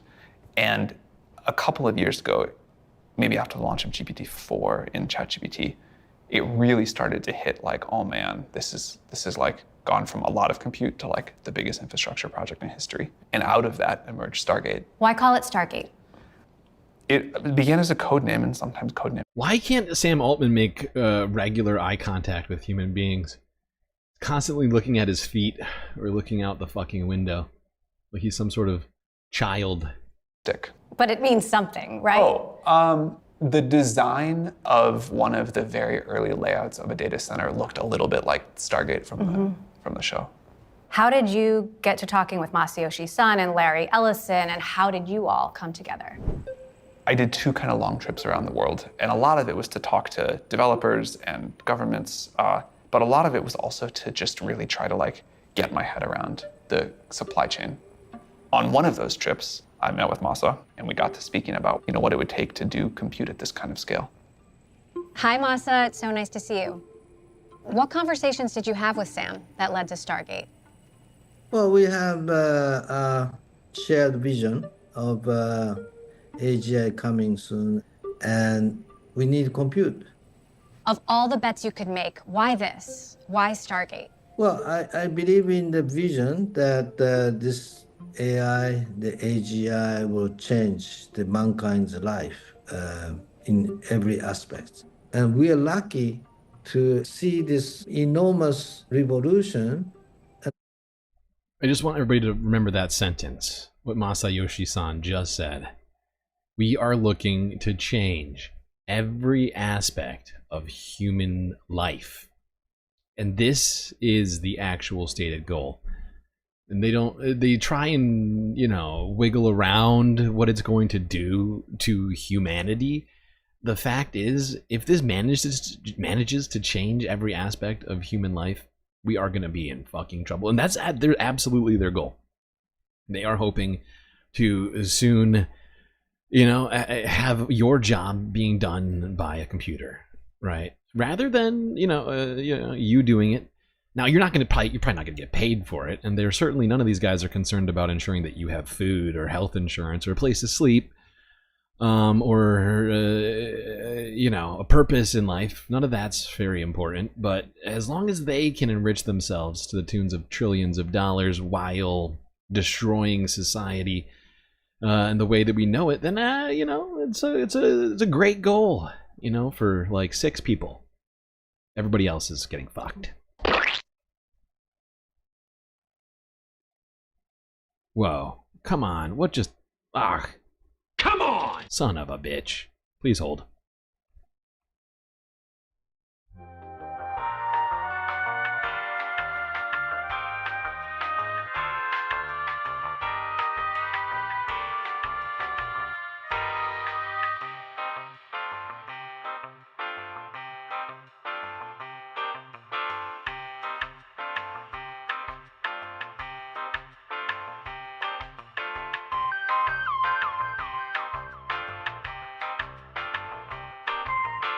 Okay, I think I solved it. All right, back to this video.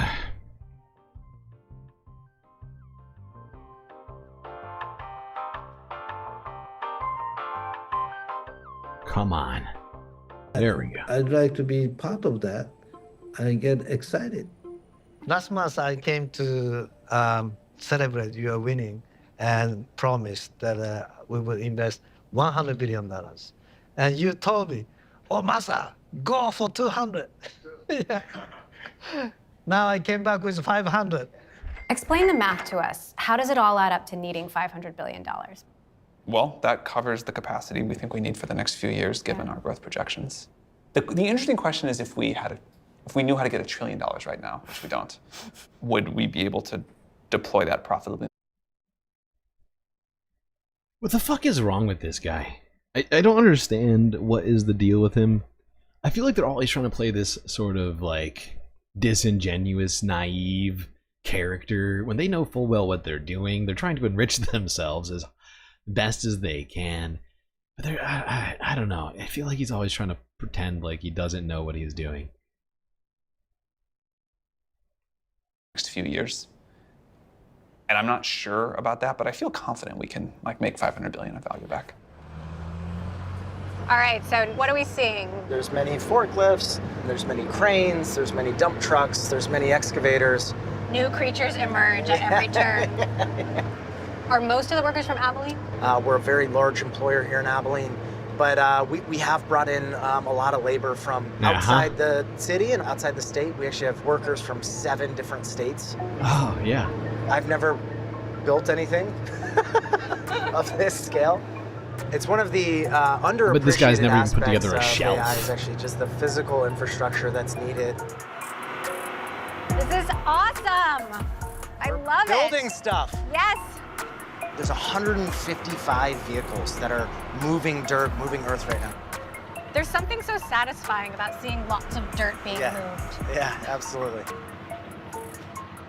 If you look at that crane, like this red crane, that's a 600-ton crane. I have no, how does that compare to other cranes? It can lift a lot. It can lift a lot of weight. I mean, 600 ton, that's like 100 elephants, right? This is actually happening around the world. Data centers are being built in Malaysia and Japan and France. I think the demand for compute infrastructure, it's not a US phenomenon, it is a global phenomenon. A lot of countries have actually decided that data centers are critical infrastructure that must be accelerated. So if hyperscalers are going to Malaysia or Japan, is that competition for you? We don't really see it as competition. We kind of see it as just an overall growth of the sector. We think we have a lot of unique ways of doing it and a lot of value to add in the process, but pretty just excited by everything happening in the space. Lockmiller's path to leading the Stargate build has been circuitous. He's climbed 5 of the so-called 7 summits, the tallest mountain on each continent, and worked in physics and finance. Tell me about your journey before Crusoe. You grew up in Denver. You started out using AI as a trader on Wall Street. Yeah, we were big early adopters of deep learning, using these multi-layer neural networks to predict returns for certain securities. We found them to be fairly effective. I had high conviction that AI was going to transform everything. It sort of always felt like this meta science. Lockmiller eventually left finance to get into crypto. Not in the get-rich-quick hyping meme coins way, but in the hundreds of computers solving math problems way. His idea was to build Bitcoin mining operations near oil rigs, taking advantage of a quirk in the oil drilling process. Jesus Christ. When an oil company drills for oil, one of the associated byproducts of that is natural gas. And when they don't have access to a pipeline, all of this associated gas is just being burned off on site. And so we had this concept that instead of trying to bring that gas to a market where you can sell it, we could bring a market to the gas. We could build these mobile and modular data centers and bring them directly to the wellhead, and then use that power to power the data center. It was a good idea, with unfortunate timing. The crypto market crashed. You then went from Bitcoin mining to AI. It almost sounds like going from one hype cycle to another. It's absolutely what he's doing. It may seem like that. It may seem like that, and it is. It is. It's absolutely what it is. This guy's some sort of a creepy finance hype beast.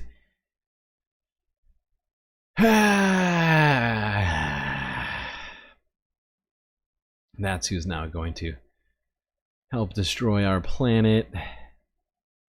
I'm going to move a little bit ahead of this. We don't need all this goddamn video, although it is mostly horrifying.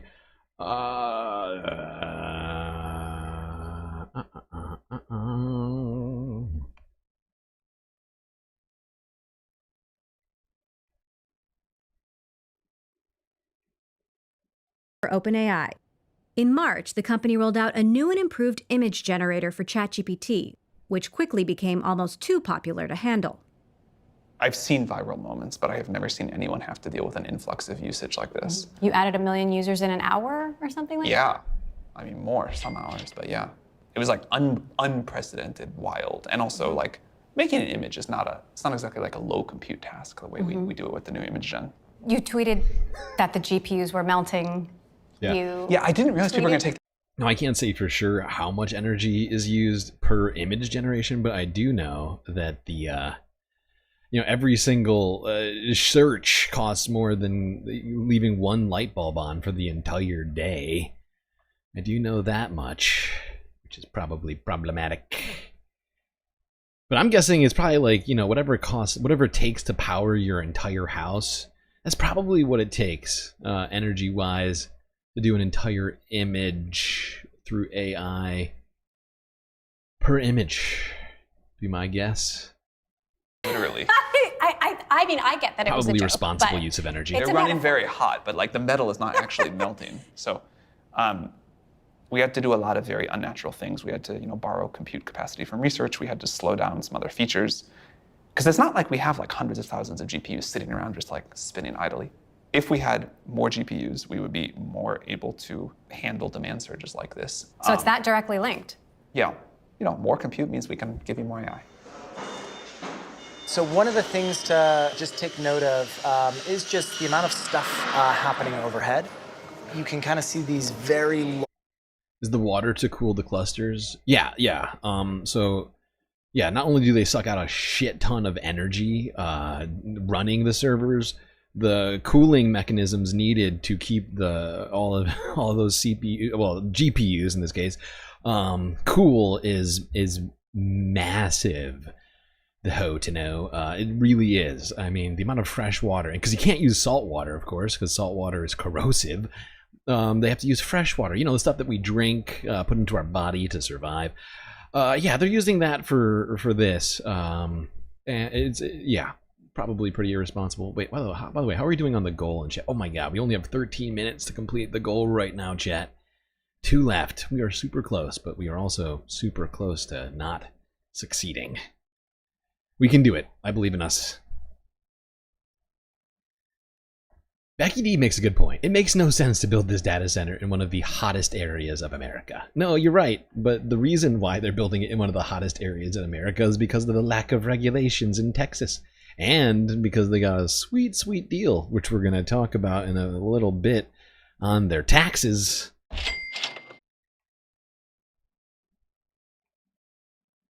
pipes that distribute cold water to the individual chips to cool them down.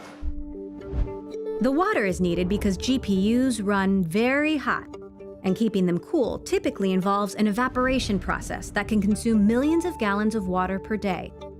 That's raised concerns about the sustainability of this AI boom. With Stargate, though, Crusoe says it's bypassed this problem, using what's called a closed-loop system, which keeps the water permanently encased within pipes. You can put 1 million gallons in, and then you don't need more forever. Yeah, that's essentially right. We basically fill it. They're going to have to fill it more than once. They are overestimating what it... I mean, you can't... you can't infinitely keep water within a system cooling things. There is a vapor that is produced. There is a loss of water in the system at some point. It is not perfect. And also there is also a great deal of what do you call it? Oh god, my brain just broke. Oh, son of a bitch. But like, there's a great deal of energy that goes into trying to keep that water from leaving the system. time, and then we're done. And that's something we can easily coordinate with the city in terms of, getting 1 million gallons of water one time. It's a far different ask than, asking for 1 million gallons an hour or some other crazy request, which could be the case if you had an open loop cooling architecture. Midi Doctors with a sweet, sweet super chat getting us to 405. Completely blank, just pure generosity from our mod. Thank you, Midi. Appreciate you. Appreciate you very much. One left, people. We got like 10 minutes to do it. I believe in us. So once this is all built, what's the grand vision? Give people tools to let them do whatever they're going to do better. People will use it and unleash their creative energy and make all sorts of stuff that you and I love, or some stuff that we don't, or stuff to just entertain themselves. Personally, the area I'm most excited about is AI for scientific discovery. We're not there yet, but we're not far away. I love when they bring up the scientific discovery stuff. It's like the reason they're doing this is not for scientific discovery. I mean, will it be used for scientific discovery? Undoubtedly. But the fact is the reason they're doing it is for money and control. All right, it's got very little to do with the actual end goal of supposed scientific advancement. It's a fig leaf. I think 2025 will be a world where we have agents do a lot of work, but work of the kind of work, things we already know how to do. I'm hopeful that 2026 will be a big year of really new scientific progress. But in order for that to happen, buildings full of chips aren't enough. You also need energy. Lots and lots of energy. That could be a problem for the climate and a limiting factor in the growth of AI. Sam Altman's been hunting for more compute for a while now, and it seems like energy is a big constraint. Can you explain that? What are the limits? Let me sort of put this in perspective for you. If you look at a data center... Please shut up, sir. Scared Crow, getting it done. Let's go, chat. Scared Crow. They need more compute so they can run the GPUs through the AI flirpniferator and generate an image of a squirrel driving a tractor or whatever. Exactly. We need that squirrel driving a tractor. I mean, how are we supposed to survive without a picture of a squirrel driving a tractor? Come on. By the way, we need a little bit of confetti. After that, All right, there we go. Confetti time. Here it comes. Woo! Great job, chat. We got the whole stream now immediately, if not sooner. All the goddamn content. We deserve it. We're gonna get it. We're gonna get it all night long. Thank you. Oh, and Becky D also coming in with a sweet, sweet super chat as well. Thank you for being here, GSL. Well, thank you for being here, Becky D. I appreciate you as well. I do what I can, I enjoy being here with all of you. Really do. I just realized I'm behind on the stream. Must be from some of the latency from earlier. There we go. Nice. Great job, chat. Great job. All right. Well, we did it. We did it. It's amazing. All right, back to AI.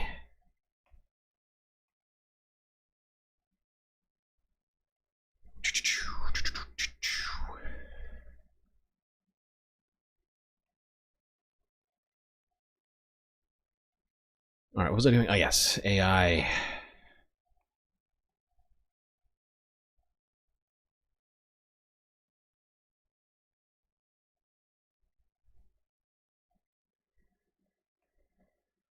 ...20 years ago, an individual rack in the data center would typically be budgeted to consume between 2 and 4 kilowatts. Today, with the latest and greatest configuration from NVIDIA, we budget 130 kilowatts per rack. So you're talking about almost 2 orders of magnitude increase. To put it another way, asking ChatGPT a question uses about 10 times as much energy as a Google search. It is a complete transformation in terms of the amount of infrastructure required to support this workload. And so that has become the major bottleneck. Well, at least it used to be. So AI data centers It used to be 10 times as much as a Google search before Google integrated AI into their searches. Now that number is different, which is, you know, it is what it is. I think it's completely irresponsible that, and sort of circumvention of consumer rights, that AI doesn't allow users to not search with AI. But at least at one point, that's absolutely correct. Before Google integrated AI into their search, one of these searches, the AI searches, cost 10 times as much energy as one of those. Right? Simple searches are just, you know, sucking energy out of our grid and making your energy costs larger, right? Like, it's all coming from one source, right? Supply and demand. Right, so the more data centers suck out the energy, the more you're going to have to pay for your electricity bill. Enjoy that. It's worth it. Don't worry. be located just anywhere. You need a location with lots of available power. And West Texas happens to fit the bill. We came to Abilene, honestly, because it's a community that's very rich in low cost and clean energy. A lot of wind development has happened in and around the Abilene region, and what they lack is actually demand for power. That created a massive opportunity for AI, which is so hungry for power in this moment. This is the first 200 megawatt substation. Right over here, there's going to be developed an incremental 1 gigawatt substation. So the total power capacity for the site will be a total of 1.2 gigawatts. All right, so we're talking bigger than a gigawatt. Bigger than a gigawatt, yeah. Everybody seems to want a gigawatt or more these days. If that sounds like a lot, well, It is. it is. Enough to power about 750,000 homes, 2,600 Tesla Model 3s, or 100 million LED light bulbs. Wild. This one data center requires the same amount of energy to give 1 in 3 Americans a lit LED bulb for the entire day. This is where we're at, people. This is how much energy it's sucking out. 750,000 homes worth of energy for this one data center, for this one power station to power this data center. Fucking insane. This is so irresponsible. There's a funny Back to the Future quote where he It's says worth it though to get 1.21 inaccurate search gigawatts. results, right? Like it's worth it, you know, because you want the Chat GPT to tell you to put pebbles in your burrito, or that the moon is flat, or whatever. I don't know. He says 1.21 gigawatts. 21 gigawatts! And because it's 1.2 gigawatts, it's kind of funny. As more and more AI data centers come online in the next few years, they'll add many gigawatts of demand to an already overstressed grid. According to one estimate, data centers like, could let's not consume more forget, than like 8% at the beginning of this video, America's electricity. we talked about how it's not just Starlink and OpenAI who's building out data centers like this, right? It's Microsoft, it's Google, it's all the other AI players right now. They're all doing this at the same time, right? So let's assume that there's let me just want to go back to these numbers. Let's just assume that there's 3, right? Let's say there's just 3 of these, and I know there's way more. There's going to be way more than this probably if they continue on the path that they are on. But you multiply all these numbers by 3, or 100 million. right? 300 million, which would basically be 1 LED bulb lit all day for every human in the United States, or 3 million homes. I mean, it's just, oh God, what a fucking use, what a waste.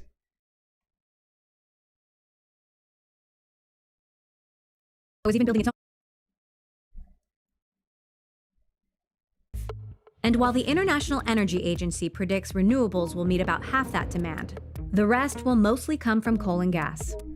Come on! Crusoe is even building its own gas power plant on site as a backup. Jesus Christ. Every major tech company has Nice. this So, net zero by the way, I pledge. don't know if you know this, but methane is incredibly damaging to the atmosphere on a short-term basis. Over like 10, 20 years, I think. It's, 20 times as powerful as regular carbon dioxide in its greenhouse gas effect. So, don't forget that. On site as a backup. Every major tech company has this net zero pledge by 2030. Are our AI ambitions running directly counter to our climate goals? It's complicated. My personal perspective is none of those pledges are going to be met by 2030. And there's ways of kind of fudging it where you're buying a bunch of RECs or offsets, but the actual energy that's being used, there's no way it's going to get to 100% carbon-free power production to power all of the AI infrastructure that's being developed. It's just fundamentally not possible. So the tech companies are lying. Or fudging. Yes. That's a good question. You're good. Yeah, we are lying. Yeah. Oh boy, yeah, we are lying right now, and I don't have a good answer for that. It's a great question. Thanks for making me look like a douche. Yeah. Well, you are a douche. No, look, I think a lot of these goals were ambitious, and a lot of the goals predated the demand that people were experiencing from AI infrastructure. So I think the goals to ruin the planet has actually kind of changed their path. Now, the optimist in me says that while it may get worse before it gets better, there is light at the end of the tunnel. This naive optimism while they race towards the bottom on all this shit is it's so fucking frustrating to me. It really does speak to the sort of sociopathic thinking that is behind all of this. It's like, yeah, I mean, this is, we're lying and we're probably, a detriment to society, but well, look, we're trying to amass a shit ton of money and power and to disenfranchise people from their jobs. So, lofty goals. That AI is a massive tool for invention. It's actually going to accelerate the development of a lot of new technologies. The fact that we're building a lot of new infrastructure that requires a lot of energy actually provides this massive opportunity for AI to be one of the early adopters of new energy solutions, things like small modular reactors, geothermal, nuclear fusion. The fact that AI has a massive demand for energy puts it in a position to actually intentionally decide what does the energy infrastructure look like that's going to power it. For now, Stargate seems to have the resources it needs to accomplish its goals. But with huge investments come huge risks. Bloomberg's Brody Ford has been following Stargate and the many ways it could go wrong or right for the Stargate partners and for the city of Abilene. Thanks for coming to have a drink. Thank you. We got the cactus right behind you, too. I love it. Yeah. What's your impression of Stargate? It's happening, right? I mean, there's a lot of naysayers on the internet that nothing about it's real, but it's clear. I mean, it is a massive project.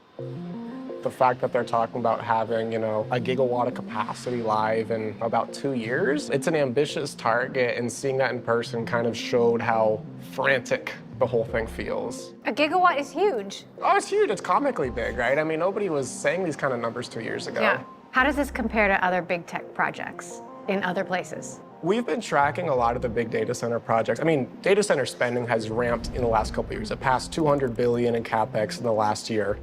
I think two big projects that people are really watching right now is here in Abilene for Stargate and Elon's build out in Memphis.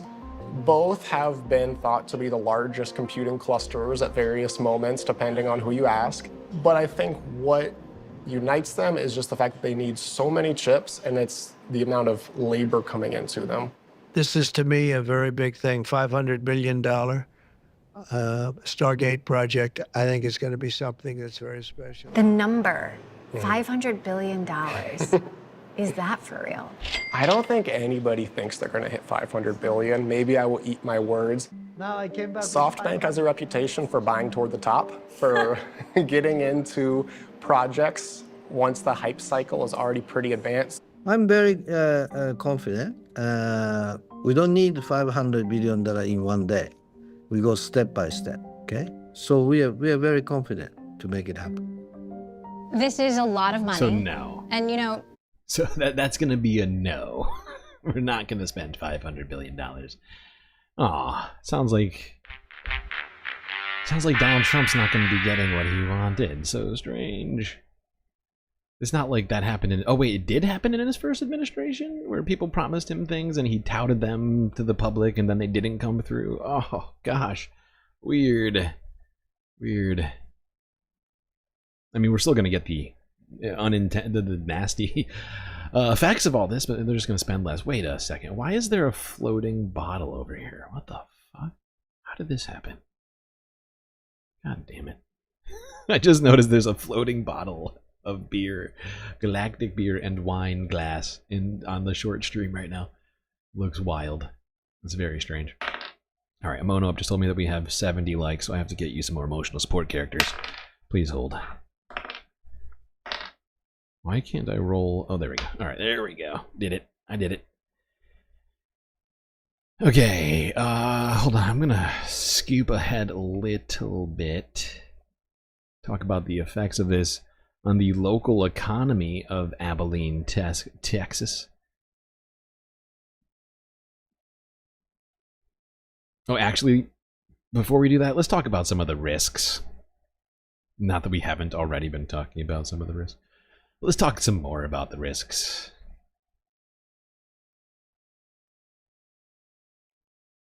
As they can, they're looking for creative ways to, conjure up those funds. And Oracle is a company that says, oh God, you want to pay us to build out these data centers? Absolutely, count us in. The sizes keep getting bigger. Yeah. And bigger. Is there a chance we're overbuilding? Do we need all this? God, every single day somebody has a different take, right? Every single day, like we saw with DeepSeek, right? That, wait a second, do we really need all of this infrastructure? For those not obsessively following every twist and turn in the AI race, DeepSeek is a Chinese company whose own AI model went viral in January. Their AI performed at a similar level to leading US models, but used far fewer computing resources. This raised the question, are Stargate-scale mega projects really necessary? DeepSeek appears to have found a more efficient way to power AI. Was that a moment of rethink for you? And are you doing anything differently now? I think the DeepSeek team is very talented and did a lot of good things. I don't think they figured out something like way more efficient than what we figured out. No. But do you think there is a more I'm sure he's not at all. way to Oh, I'm sure. We will. I'm sure Sam isn't at all, trying to obfuscate or attempt to downplay this in any way, since his finances are real wrapped up in this situation. No, DeepSeek didn't do anything. It didn't do anything new, and this investment isn't at all, irresponsible on our part. Made incredible efficiency strides year over year, and I'm sure we'll keep doing that in the future. So if that's the case, why are you building all this? Yeah, great question. If we had an AI that we could offer at 1/10 of the price of current AI, I think people would use it 20 times as much. Why is he constantly looking away and from we would her? still need twice as much compute. Like, I can't tell if he's being evasive or just, like, weird, but it seems like he's just really uncomfortable with looking at this journalist in the face. Satisfy the then current demand. Some companies seem less sure. Microsoft, for example, announced that it was pausing or canceling several data center builds in the US and abroad. A lot of folks worry that we aren't that far from seeing some kind of pullback, some kind of wall. It's kind of like how all the big tech companies were hiring every single person they could in 2020, 2021. Then at one point, they started firing people. And I think we're at this point where every time a lease gets canceled for a data center, people wonder, oh, did we hit this moment? Do we really need all of this infrastructure? Is there really a payoff in the end? Are folks going to use these tools enough that it's going to pay for all of this build out? How confident are you that OpenAI is going to be a financially sustainable and profitable enough company to justify all of this investment? It's looking like we're doing really well. I mean, like we are definitely doing something unprecedented. It seems like I feel confident in the bet. Doesn't mean something can't go wrong. What are the risks? I mean, maybe, people stop wanting to pay for AI services and then we have a difficult financial position. Oh, that would be sad. What do you say to the people out there who think Just this is thinking a about massive Sam Altman boondoggle? losing money makes me sad. I'm just like, I don't know if I can continue on. I mean, I think, oh God, billionaire technocrats losing money because of bad business decisions? Oh, God. That's too much, man! Oh, it's a tragic story. Look, I mean, I think there's always going to be doubters, but I think the money piece, I think so long as AI is delivering value to society, the money will be there to build the infrastructure. I have no concerns around that. Even if it's not all 100% accounted for today, that money is there, and there's a lot of money that wants to invest in this category. What we're undergoing right now is sort of the largest infrastructure build in human history, right? This is like where we built the thing I want to remind people of constantly is the reason for why all of these people to be investing all of this money into this technology should be obvious to all of us, but it's to make money, right? And they know full well that, you know, users may not pay for it, but you know who will be paying for AI once it gets to the, you know, and they're already doing it, is people like Taco Bell and McDonald's and whomever else to help cut jobs, you know. And it's not like any of them are suggesting we need to shore up the social safety net. They're all hanging out with Donald Trump, who's trying to get rid of that social safety net. And so this is the problem. The wealthiest people on the planet, you know, a tiny group of people with incredible wealth, are all rushing to create a technology to replace workers while not considering what will happen when all of those workers don't have jobs, right? Not even, they don't even seem slightly concerned about it. You know, they're rushing, you know, full speed to, you know, some sort of techno-apocalypse, essentially. I mean, there's going to be a reckoning with this at some point, right? But the fact is they are selling it. Just like Masayoshi-san said earlier, they plan to affect every aspect of human life with this AI technology. All right? And that includes jobs.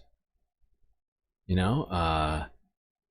And you don't hear any of these guys talk about, you know, bringing about, you know, luxury space communism or something along with it. And so it's just going to be, you know, socialism for the rich and literally nothing for everyone else. It's just fucking insane.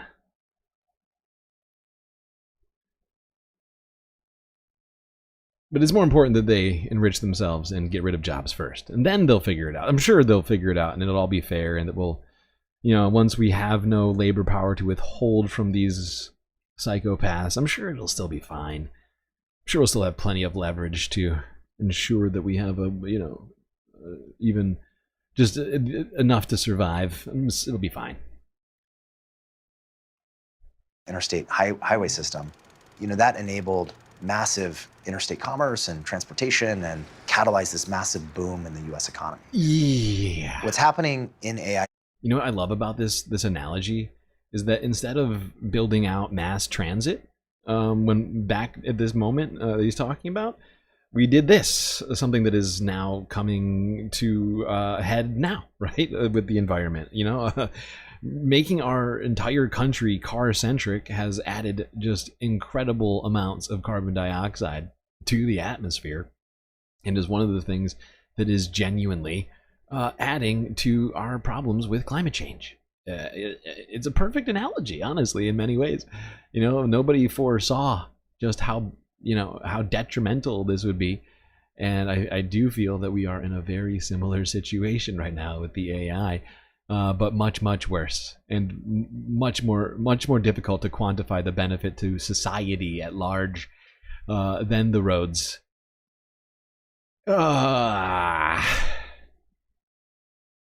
Oh shit, your emotional support characters. Oh my god. How rude. You're right, I forgot. You're right, Monope. You've caught me not noticing. I have left you in the dark, out in the cold. All right, 1, 2, there we go. All right,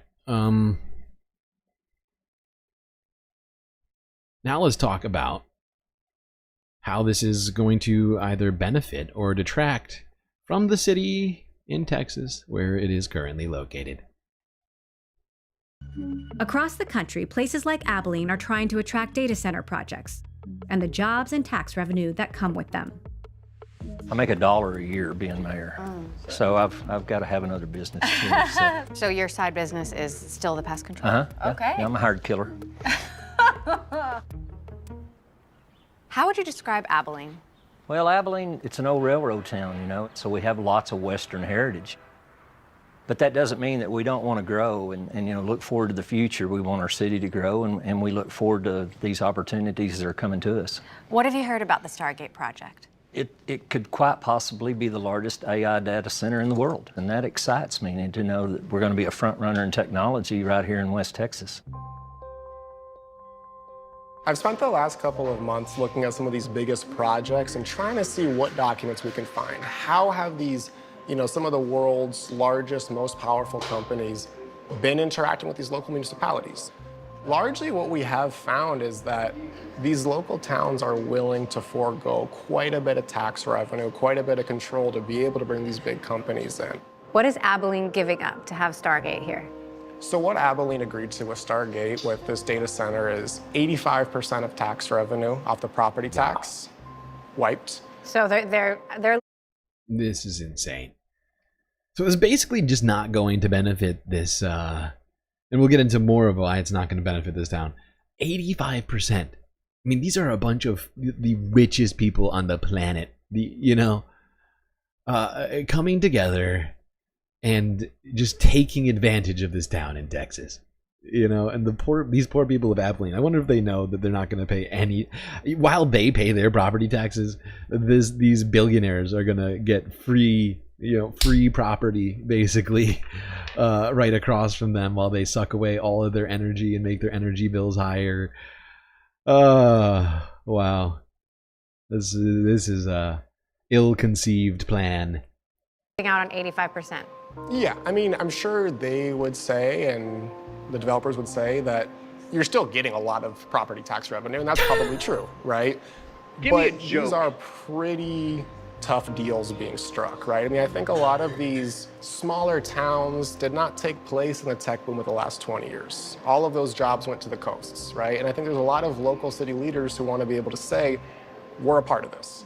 And they're willing to strike some pretty extreme deals to make it happen. You're giving up 85% in tax revenue. Yeah, we're getting 15% of billions of dollars, so that's the way I look at it. Yeah, what an optimist. No reason to make the billionaires help fund the schools that they'll be, or the infrastructure, or, any of the other things, any of the services and that. It's fine. It's fine. It's still 15% of a lot of money. I mean, come on. Come on. What are you, a pessimist?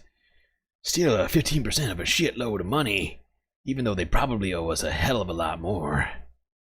Right, it is a large tax increase. We're talking millions of dollars on an annual basis. It's going to help us to pave streets, to hire police officers, to do the things cities do. When you were negotiating, did you feel like there was a risk they could go elsewhere? Like, were you worried about not winning the deal? Whenever you're attracting a Yes, prospect, he yes, was you worried. always worry about that.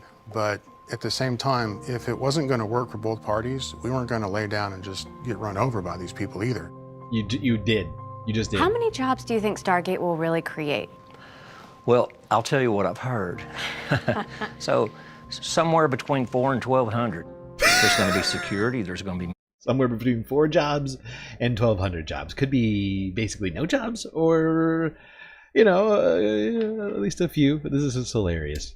they're going to have grass. People are going to mow grass out there. So Oh, there's going to be nice. all kinds of jobs that go with something Nice. that large too, other than There's a great job right there. Mowing the grass outside the AI factory. That's the sort of job that Texans want. That seems like a very good plan. the technical jobs. We think about tech investments and tech campuses as kind of these thousands of high-paying jobs that are really kind of boosting the local economy. Once data centers are completed, it's often not a lot of full-time workers. How many people does it really take to run a data center? Like, I keep thinking about that scene in Silicon Valley, and there's one guy. in that data center. There's really no difference between day and night down here, so it makes things easy. There. Has anybody seen that show? Has anybody seen that show? Oh my god. But this is absolutely the case. Once the server farm is up, you don't need that many people to run it. You know, it's not required. Oh my god, I gotta watch that one more time. This is absolutely the case of what's gonna happen. Alley, and there's one guy in that data center. There's really no difference between day and night down here, so it makes things easy. There are going to be quite a few people here. I know you're looking for a specific number from me, but Yeah, I that'd be can't great. give it to you. Oh, you can't because it's probably not a lot of jobs, and you're afraid, and you're a little deceptive prick. What if they don't create as many jobs as you hope for? You know, I don't know a lot about AI centers or how many people they employ. I mean, I'm going to be honest about that. But, you know, they're still building the facility. Yeah, this is a fucking ancient idiot. Of course he doesn't know how many jobs are needed in the AI data center, even though it's totally his job to make sure. For the love of God. So yeah, these guys who were in charge of striking this deal with, OpenAI, they had no idea. I mean, they've already struck the deal, right? We looked at the document that gave them an 85% tax break. These guys didn't even take 2 seconds to Google how many people it takes to run a goddamn service. I mean, it's just... Oh, the massive incompetence here. It's like, I couldn't be bothered to do a quick Google search and find out how many jobs. I mean, they told me it was going to be good. And I said, well, great. They're still putting billions of dollars into the economy. And so we're just trusting, you know. We have to have a little trust with these partnerships. Jesus Christ. We're in downtown Abilene right now. It's really windy. I can see why this is a good place for wind power. We just wanted to talk to people to see what they think about Stargate, if they've heard of it. So we're gonna go try to find some folks and not blow away. Okay, that's enough on this video. And I just realized that we are butting up against our 4th hour of the stream, which means we gotta take a quick break. But don't worry, we will be right back with the content after these brief space messages.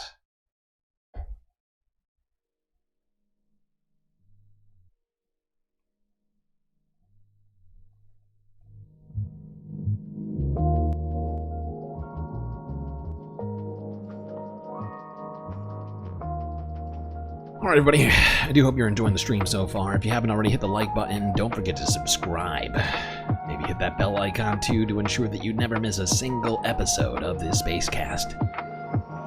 Now, while you're at it, do also remember that we are completely funded by individuals such as yourself. And your support is what we rely on to stay afloat in low Earth orbit. So many great ways, of course, for you to do just that. YouTube, the super chats, the super stickers, the memberships, and the gifts over on Vertical, of course. We got Twitch with the bits and the subscriptions.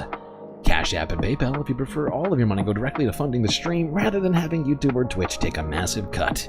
But of course, the best way to get the most space benefits for your Earth dollars is to go on to Patreon and become a Galactic patron. Just $3 a month. Get you access to a bunch of sweet, sweet space bennies unseen by the rest of the goddamn Milky Way galaxy. Like an avatar here at the pool, or the bar, or the lake, or the street. Shoutouts at the end, and much, much more.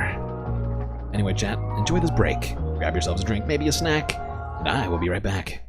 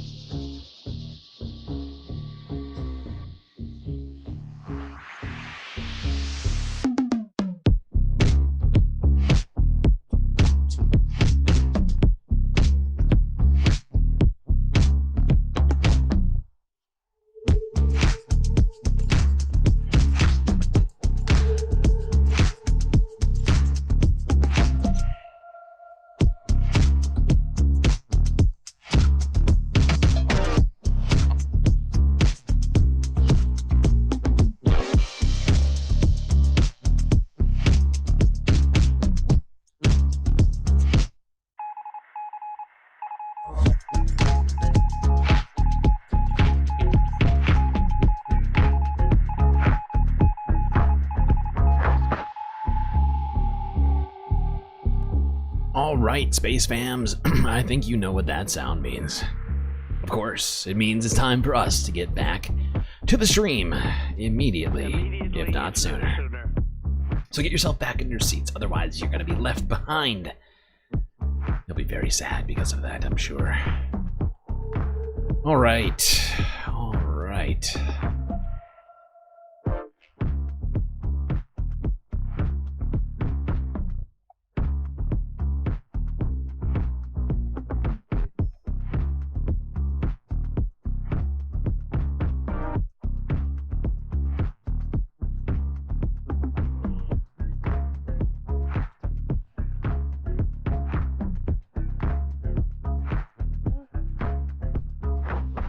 Okie dokie. Well, we completed the chat goal, and we are making headway on the other goal, the galactic deficit goal here. Closer and closer. Day by day, we're making strides. Now, I find this to be fascinating. From Dragon Sharon, if this is correct, this is probably not going to help out the economy of, what was it called? Abilene, Texas, very much. According to Grok 3, this facility could run at full capacity with less than 10 people on site, and that includes with off-site monitoring that can be anywhere on Earth. Nice. So he got an 85% tax cut for a bunch of billionaires to build something that's going to delete jobs all over the planet, certainly in the United States, and it's not even going to create jobs in the city in which it resides. Who could have guessed? Who could have predicted that? Oh, anybody who understood the technology ahead of me. Yeah. Right. Okay. Thanks. Great. All right. Let's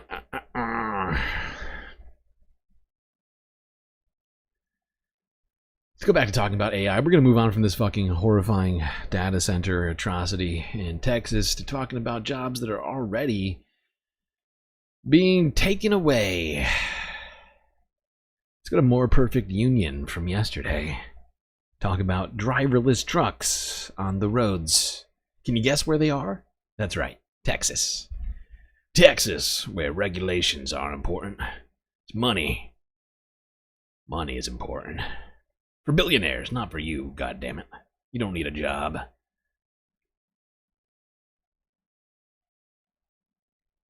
This highway has a secret. So we're here on I-45 in Palmer, Texas, just south of Dallas. We are on the lookout for a new invention that could potentially upend one of the largest industries in America. That invention, a driverless truck. Driverless semi-trucks are now operating in Texas. No one behind the wheel of a huge semi-truck. The company Aurora launched service this week. My heart is just palpitating thinking about this. Aurora Innovation and several of their competitors have been using I-45 as a testing ground to prove a single point. They don't need drivers. Well, it's going to be a catastrophe. We are on the verge of a new era in trucking. I mean, this is truly transformational technology. And it's coming for your job, too. You know what's great about this? Are lost through automation than they are. You know what's great about this being in Texas is that since Texas didn't expand Medicaid, and there's already gonna be even more Medicaid cuts, when people lose all of their trucking jobs, they're gonna have absolutely nothing to help them. It's gonna be great for society. I'm sure those 10 data center jobs at the Stargate facility will be great. I'm sure that'll pick up the slack. new trade deals. A robot comes into a factory, workers go away. Robots could soon put together your next grocery order. Many office jobs even. The job you have today ain't going to be here in 10 or 15 years. The question would be to the company, why do you need everything automated? So, we came to Texas to witness the revolution for ourselves. Every load that one of these driverless trucks take is a load that's being taken away from a driver. We spent time with truck drivers talking about what this means for them. I kind of am one of the last of the cowboys. We are truly a dying breed of people. And find out how ready our roads and our society are for this change. Have we done a good job of addressing the policy questions that need to be answered in order to successfully develop this to maximize the benefits of it? I think absolutely not. This tech is coming. I mean, it's here now. But is there a way to make it work for us instead of against us? It's all happening right here. Buckle up. We're heading out. So right now we're just parked right across the first transfer hub from Aurora Innovation. This is where they're going to be launching the driverless trucks out of. Aurora Innovation was started in 2017 by 3 Silicon Valley heavyweights. Chris Urmson, who previously led Google's self-driving car project that spun off into Waymo. Sterling Anderson, who led the development of the Tesla nice. Waymo hasn't had any problems, right? And Drew Bagnell, who worked on autonomous innovation at Uber. Aurora does not actually make trucks. They make what's called the Aurora Driver. It's a combination of software, like AI, machine learning, and training simulations, and hardware, like radar, LiDAR, and cameras, that work together to create and inform the Aurora Driver. The Aurora Driver is going to be essential to our customers. It's going to allow them to build more revenue while having lower costs. And they are not alone. Yep. Companies like Wabi, Plus AI, and Kodiak are all in the... What are those costs? Oh, you're saying humans. That's the cost. Too many humans are being paid, and we need less of that. We need more... we just need more money. We don't need to, benefit society in any way. Lower costs. And they are not alone. Companies like Wabi, Plus AI, and Kodiak are all in the race to create driverless trucks. But Aurora is the big one. Revenue over people. Ready to launch by the end of April 2025. All right, and there she goes. Got drivers in it, which is a little bit unfortunate for us, but it's good for anybody that still needs a job. And we're going to be following it all the way down to Houston. The truck that we're following right now, even though there's a safety driver and a technician in it, the safety driver is basically just holding their hands right next to the wheel in case there's any erratic motions. It's still driving itself. Aurora and other companies have been testing I-45 in Texas like this for years. Texas is ground zero for it because they have a really permissive regulatory environment here. And this specific stretch of road is one of the densest freight corridors in America. And there's a lot of money to be made here. And obviously, that money has to come from somewhere. Major changes to these industries will have major impact on There'll be a massive depletion of truck driving opportunities. Driving for a living is the single most common job for high school educated men in this country. So is Aurora going to have a driver in the truck of an autonomous vehicle? No, they're not. So they are going to take jobs. Robert and Chris are with the Teamsters Local 988, representing truckers in Texas. Their union hall is just a few miles from Aurora's terminal in Houston. So before deregulations, truck driving was considered a very good paying middle-class job. You could raise a family on it. But that's not so true anymore. There's a trope in trucking, it was always better before. The trucking industry has changed to the point where I don't recognize it anymore. They all felt as though they were betrayed by the government for the Motor Carrier Act. We actually made a whole video on the Motor Carrier Act of 1980 and just how much it changed these jobs. And today we're looking at why truckers can't make a living. The advent of self-driving trucks, in my exactly, Stephen. Just be ready to grab the wheel in case automation fails, and that's just for now, right? Because I'm fairly certain they still know that it's not perfect and that it's not able to detect certain things. So these sensors are not perfect, and the detection systems are not perfect. I'm talking about the underlying software that is supposed to actually identify what it is the sensors are seeing. Right, they're still not perfect. But once they think that it's perfect, regardless of whether or not it is, those jobs are going bye-bye.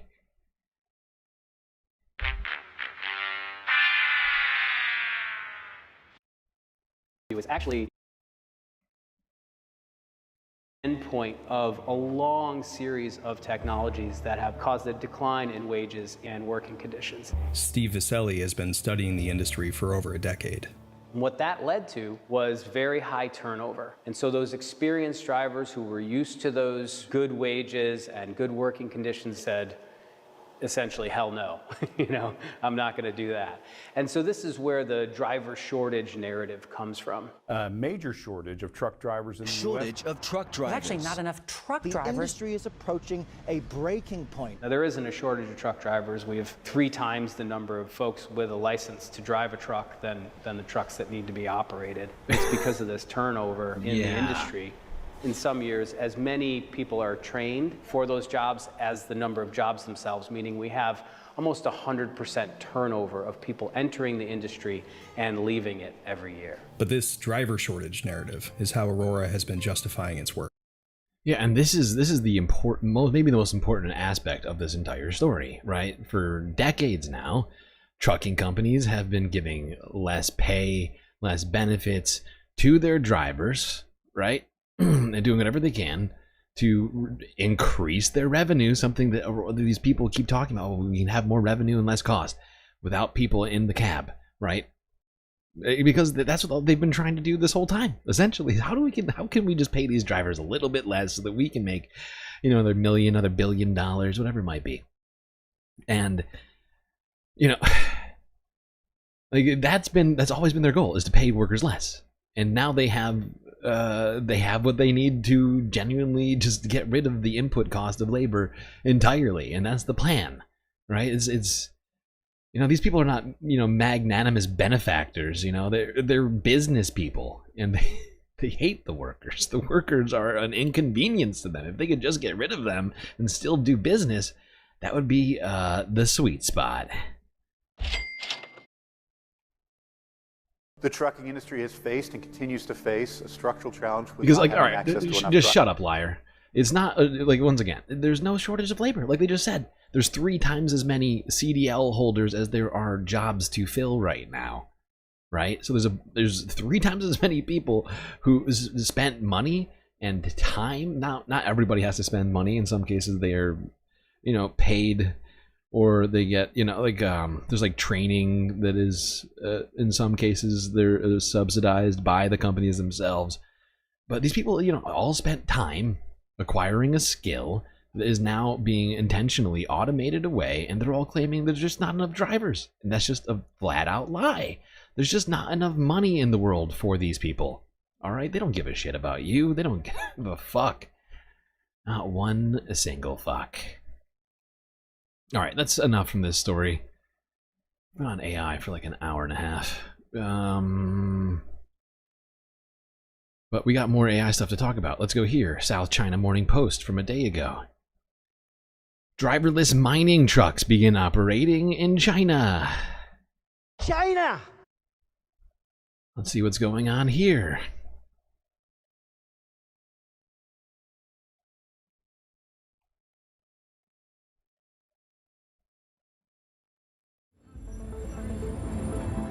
The world's largest fleet of driverless mining trucks is officially in operation in China.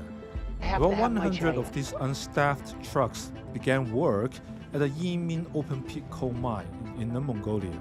Chinese tech giant Huawei equipped them with its autonomous driving system. This comes as the country rapidly adopts driverless technology.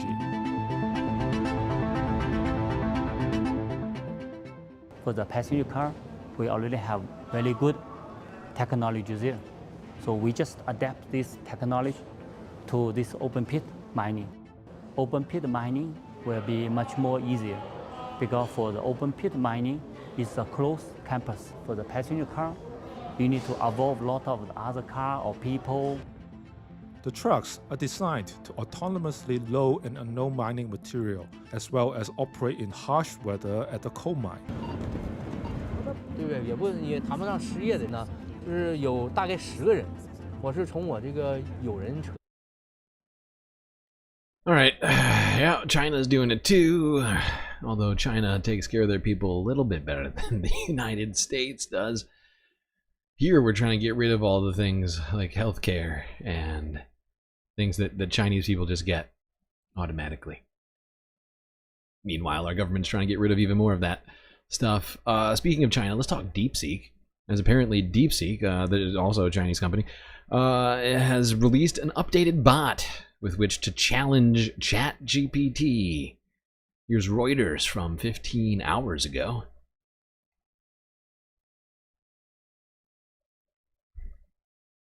China.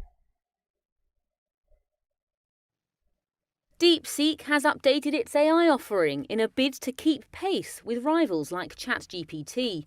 The Chinese startup released a new version of its R1 reasoning model in the early hours of Thursday. It's made no official statement and didn't publish any data on the new model. But benchmark tests soon rated it just behind some of OpenAI's latest iterations on code generation. DeepSeek's bot beat a current version of Grok from Elon Musk's xAI. Same test. It was also ahead of Alibaba's Qwen 3.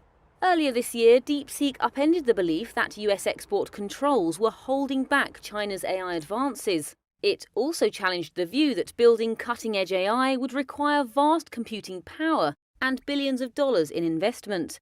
The startup showed it could match US leaders at a fraction of the cost, sending shares in tech giants plummeting. OpenAI has since released a model that relies on less computing power in response. DeepSeek is now widely expected to launch a successor to R1 in the not-too-distant future.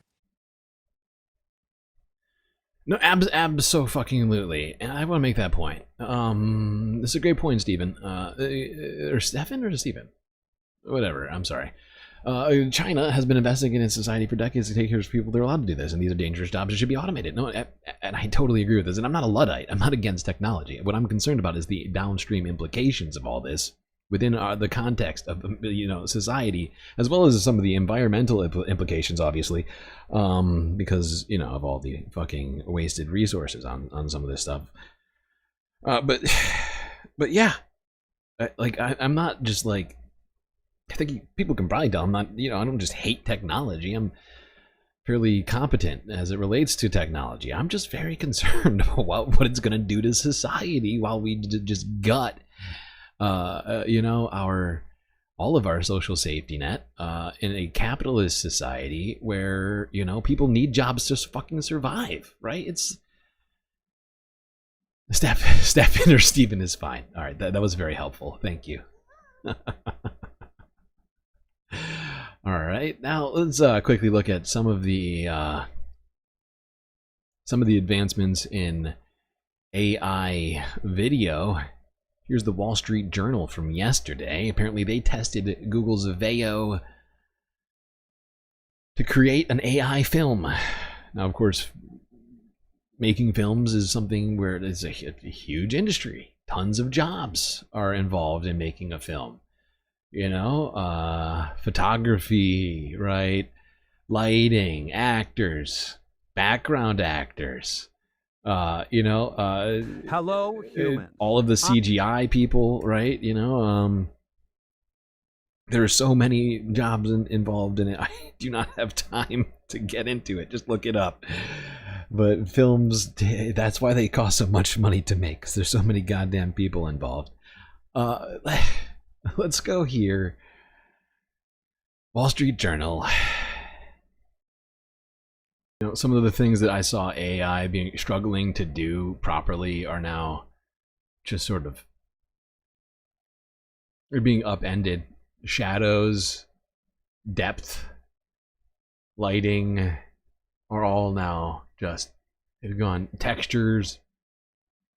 Like I have some experience in computer design, and CGI stuff, and this is terrifying to me. I can't do this. That one thing I noticed, if you look at it, the drill bit doesn't actually move. This is like because it spits out a bunch of garbage AI slop along with some decent stuff. That forces people to query over and over and over and over and over again, which increases the amount of energy being used to create. Oh boy. Why is that robot feeling her up? Don't be creepy. Yeah, lots.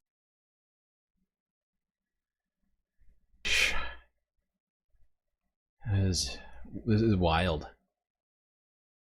The advancements in AI are really starting to get concerning. Some of the other stuff I've seen, and it's going to have implications for information, something which people are already struggling to distinguish between reality and fake. You know, people already have a really low media literacy rate in the United States. People are pretty stupid. And also there's a lot of old people as well who aren't necessarily stupid, but, you know, are perhaps just not as familiar with technology or, you know, this or that thing on the internet, and it just becomes, you know, it's a slippery slope where you're heading down, just sort of tumbling down. Okay. All right. That's going to wrap up our AI discussion of the day. Hopefully everyone is not entirely terrified. How much CO2 got released by them re-entering prompt after prompt? That's yeah, hard to say. Hard to fucking say. I mean, you know, if a simple text search, you know, or prompt creates, you know, 20 times, 30 times, however much, as, you know, just a simple search on old Google, who knows what this all took, but it had to be massive. Had to be fucking massive. Boy.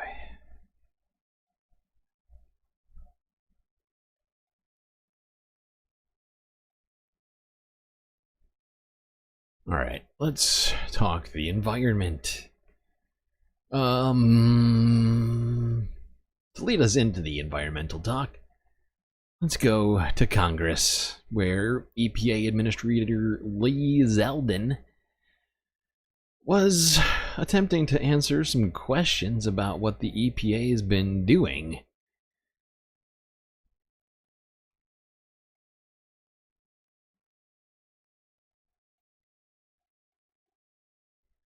Gentleman yields back. Now recognize the gentleman from California, Mr. Mullen, for 3 minutes. Thank you, Mr. Chair, and thank you, Mr. Administrator, for being here. East Palo Alto is a vibrant community in my district on the San Francisco Bay. The people there have an incredible spirit and history of advocating for their community. It also happens to be down the street from the Meta headquarters and Stanford University.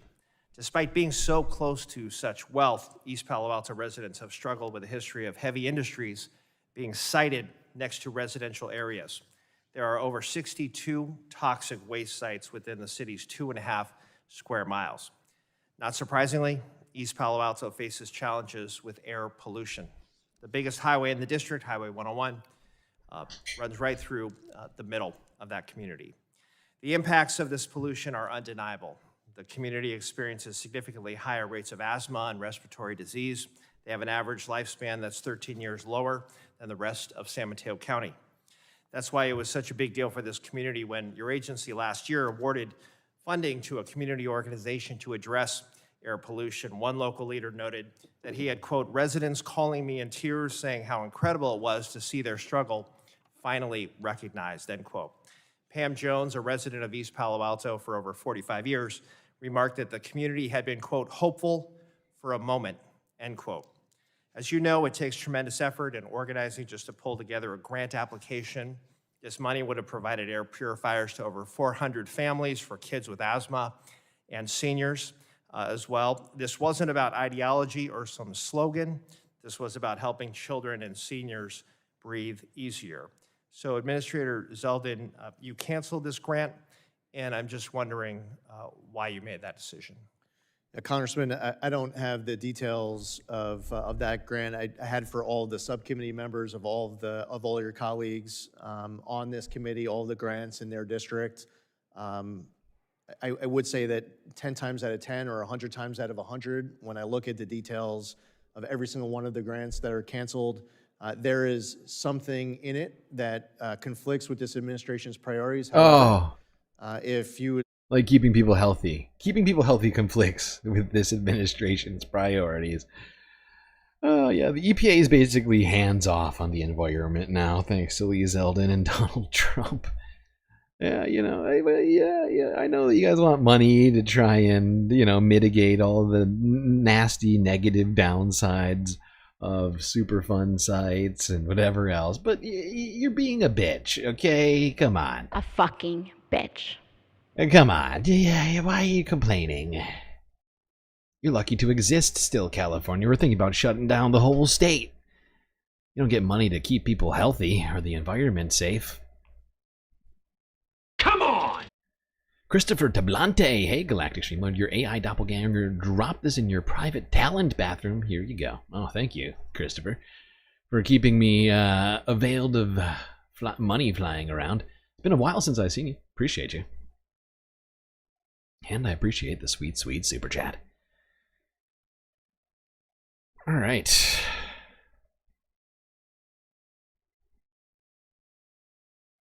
All right. Now let's keep going, talking about the environment, starting with BBC News from yesterday. Global temperatures this year could break the heat record, according to the BBC. Let's go here, see what they're talking about. Sure, it'll be fine. Don't worry, everyone. Don't worry. It's not like your power bills are going to go up from all the AI and the air conditioning you're going to have to use. That won't somehow be a nasty feedback loop. Global temperatures are expected to continue at or near record levels for the next 5 years. That's according to the UN's Climate and Weather Service, the World Meteorological Organization. The UK's Met Office, which provided analysis for the report, said it's a sign that the planet is profoundly ill. Here's our climate editor, Justin Rolat. The bank holiday weekend brought a change in the weather, with rain across much of the country. But it follows the driest spring for more than 60 years here in the UK. And the entire world should prepare for more hot weather in the years to come. Just look at the odds. The World Meteorological Organization is predicting there is a 4 in 5 chance, 80%, that at least one of the next 5 years will be the hottest on record. And it says there is a 7 in 10 chance, 70%, that the average temperature over the next 5 years will be more than 1.5 degrees Celsius above pre-industrial levels. L'accord de Paris pour le climat est accepté. 1.5 degrees was the famous target to limit global warming the world agreed to try and aim for at the UN Climate Conference in Paris a decade ago. The Paris Agreement refers to a 20-year... Unfortunately, we haven't really committed super hard to that goal. I know we said we would aim for it, but that was more aspirational rather than sort of like something we dedicated ourselves to in the last few years or so. Actually, it's been longer since then, but yeah, it's not... Yeah, we're heading down a terrible path, everyone. It's true. Oh boy.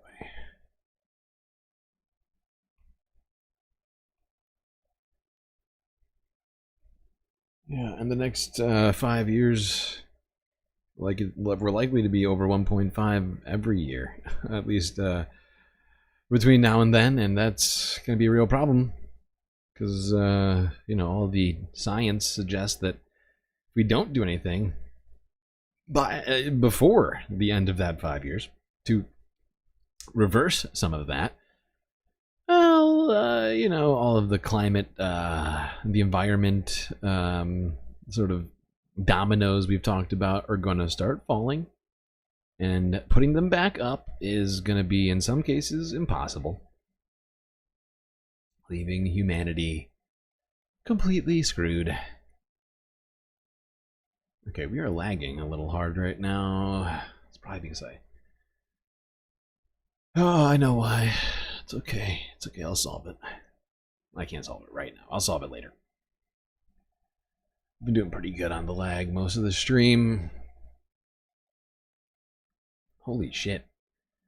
Shorts? The short stream got 4,000 views today? Holy shit. We're only 5 hours in. That's wild. That's too much, man! All right, let's go to something else that's hot. Volcano. Mount Kilauea in Hawaii.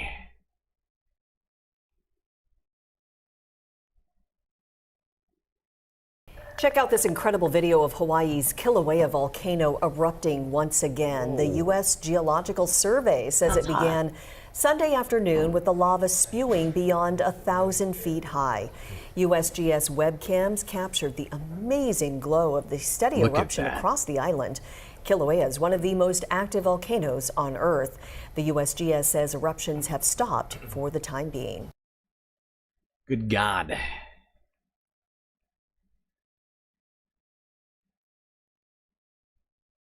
We already covered that one last stream, but I got a different angle of it, and I had to watch it again because it's so Governor cool. Josh Green today I mean, it's bad. It's bad for the environment, of course. You know, it introduces a great deal of heat as well as carbon dioxide emissions into the atmosphere, but boy, oh boy, is it something to behold and to witness. All right. All right.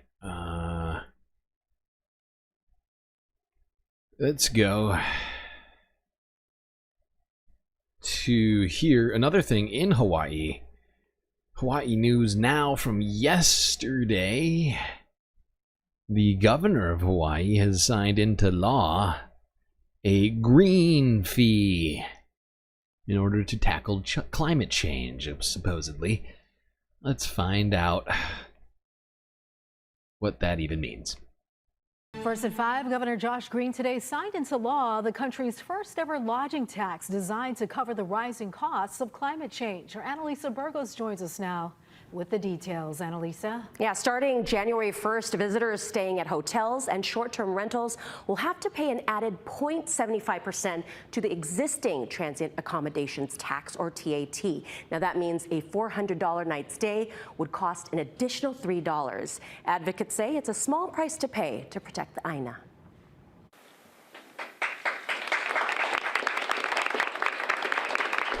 Government and tourism leaders and environmentalists touted what they called landmark legislation, aimed to get tourists to pay their share of the impacts of climate change.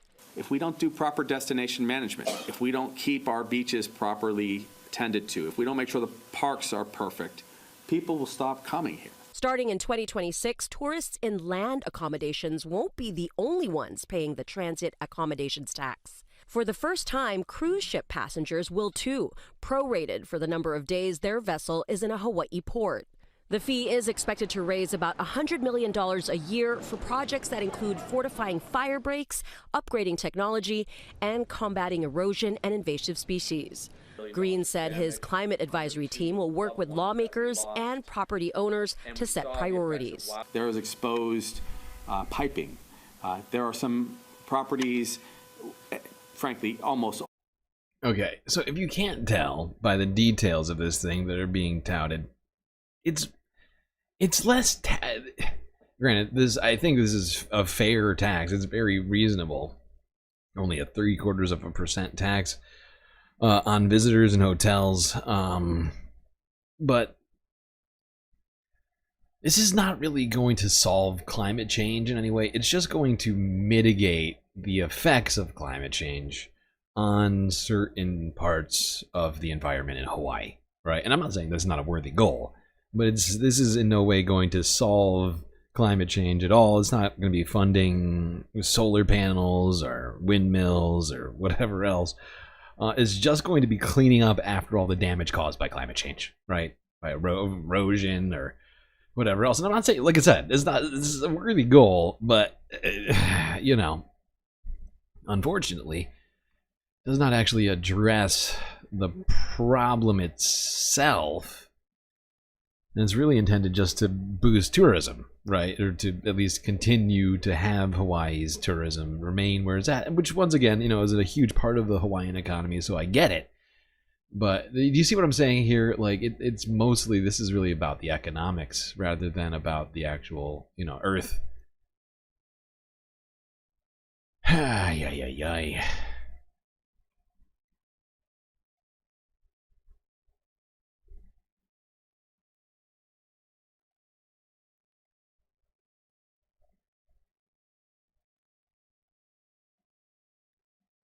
Yeah, I know. I agree. I agree with this tax on Airbnbs and rentals. It's perfectly sensible. I feel like we just need bigger. We need big, beautiful, better attacks on climate change itself, rather than just sort of continuing to try and fill the hole. You know what I mean? Like this constant backfilling that we're doing, trying to solve the effects of climate change rather than actually addressing it. And the fact is, the same guy earlier put a tax on EVs. It was like 2 months ago, I think, that Hawaii added a tax on EVs, which in a way sort of disincentivizes people to use green technology, right? Not that EVs are perfect green technology, but they're certainly better than, gas run vehicles. And, it's, I don't know, maybe I have high expectations for us, but, I believe in us. I think we can be better. I think we can do better. It's fine. That's all I'm saying. All right, let's go east from Hawaii, northeast, to Seattle, to Washington. King 5 Seattle from yesterday. Wildfire burning north of a place called Leavenworth.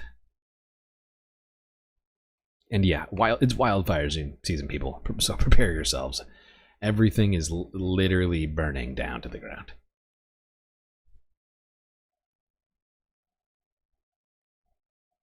An update tonight on a new wildfire that sparked near Leavenworth this afternoon. The Second Creek Fire, as it's called, is burning about 8 miles north of the city. After getting a better look at the perimeter, crews now say that fire is just about 63 acres. Earlier today, they had upped the estimate to about 150 acres. A level 1 advisory is in effect for that area. That basically means neighbors should just be on alert. At this point, nobody is being evacuated. Okay. Thank you. Quick clip. It's not contained yet, but they are working on it, as you can see from that photo we just saw. But I'll try and keep you available. Excuse me, sir. I need you to shut up. 1,300 people have fled the town of Swan. What did I just say to you? I said I need you to shut the fuck up. God damn it. What was I doing? Oh, right. All right. Let's leave Washington for Manitoba, as Canada is also on fire, and this fire is not tiny like that last one, which was around 150 acres, I think they just said. This one is much, much bigger at this current time. Now, it started off kind of small, but it has grown much, much bigger. Let's start off from the beginning, though. Here's CTV from 2 days ago, where it was at 13 less. Actually, no. Take it back. Whatever, let's just go here. CTV News. Take it away. Well, the wildfire situation also continues to evolve. 1,300 people have fled the town of Swan Hills as a fire burns out of control nearby. The evacuation order was issued. Whoopsies. What just happened? Issued at supper time yesterday. The Edith Lake wildfire burning about 7 kilometers from the town right now, estimated to be about 2,000 hectares in size, which is bigger than the city of Wetaskiwin. The fires also forced the closure of Highway 33 east of Swan Hills. Before leaving, people were told to collect important documents and medication and at least 3 days worth of food, water, and other supplies. A reception center has been set up at the Allen and Jean Miller Center in Whitecourt. Wildfire officials say warm, dry weather is creating risky conditions across Alberta. This time of year, it's pretty typical to see some heat events like this that will cause the wildfire danger to increase very rapidly. And then until we get a downturn in the weather with some cooler temperatures and some rain, we're going to... Yeah. Now, this was a pretty optimistic outlook from her, or, well, hopeful, perhaps, in terms of less windy and cooler weather. That did not happen, as it turns out. Now, of course, hectares are smaller than acres, larger than acres, so the 2,000 acres was actually 5,000 acres. 2,000 hectares was 5,000 acres. Just trying to do some conversions for everybody right now.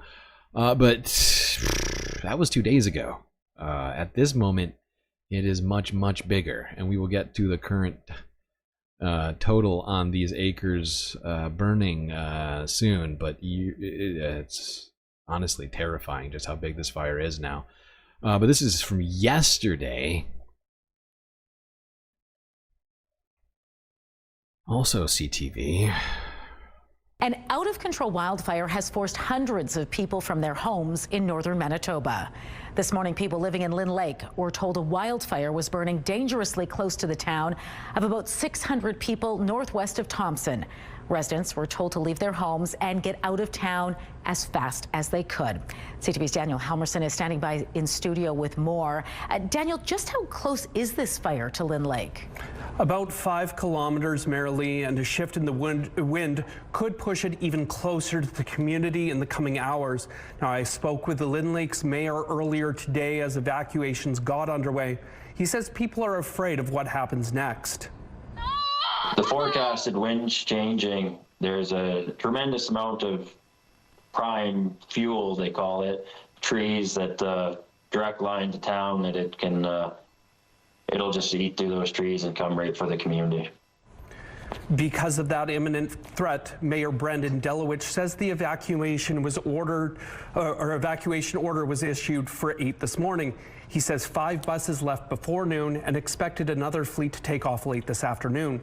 Delowich says Wildfire Services is concerned the 7,000 hectare blaze could jump Provincial Highway 391, the only roadway in and out of Lynn Lake.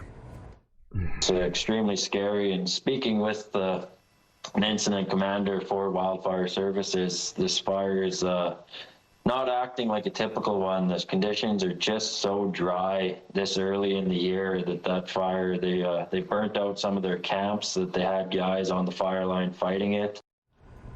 Those buses I mentioned are heading southeast to Thompson, where a reception center has been set up for Lynn Lake residents. Mayor Delowich says a small crew of essential workers are sticking around town. So yeah, it jumped from 2,000 hectares to 7,000 hectares in 24 hours, which is like 19,000 acres, I think, at that point. And you're wondering why we're going between Manitoba and Winnipeg, is because, well, they share a border. And this fire, technically it was, I think, over the border. But it has grown, oh my God, it is just wild. It is wild. We'll get to it. Back to Manitoba. CBC News 1 day ago. More evacuations, forced evacuations in northern Manitoba communities.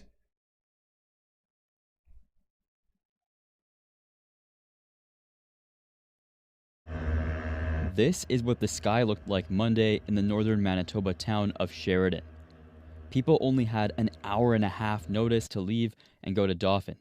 The deputy mayor of the community of less than 100 is thinking about the people forced out. Oh my God, look at that photo. We were told that the fire is 121 feet high, and it's progressing quickly. We're a very, very small northern community. We have one road access. Matheson says winds changed and threatened vital road access. Yeah, That's when why there's only those who are fighting the fire are allowed to stay.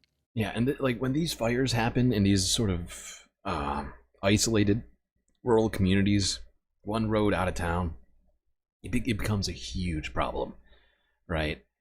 In terms of like human safety, right? People, you know, especially if people do not evacuate promptly, right? If people God, I can barely. If people like procrastinate or, you know, sit around and then all try to leave at the same time while fire trucks and other emergency vehicles try to enter, oh God, it becomes a huge problem. Okay, keep this going. The winds change, potentially there could be a total loss.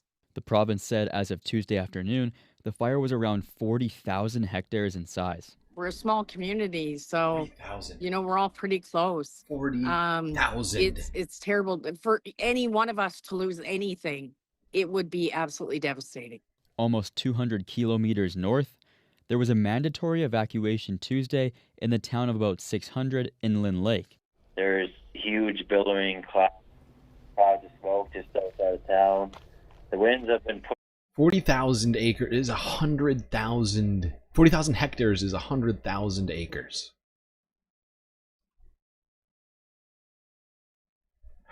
And it gets worse. I am sorry to say. Let's go here. CBC News from yesterday. Manitoba declares a province-wide state of emergency over wildfires.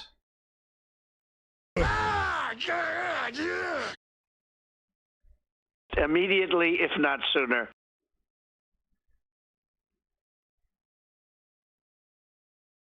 And I just realized that there's actually 2 separate wildfires going at the same time. And like, okay, let's check in very with close Cameron distance. McIntosh in Winnipeg. And Cam, Actually, I tell think us there's more about 3 what's now that I've- happening in your province.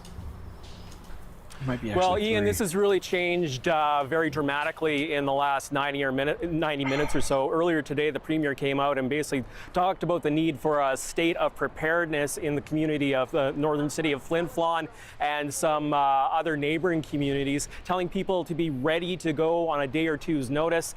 Now that is a full-on evacuation order for Flin Flon, so that's about 5,000 people.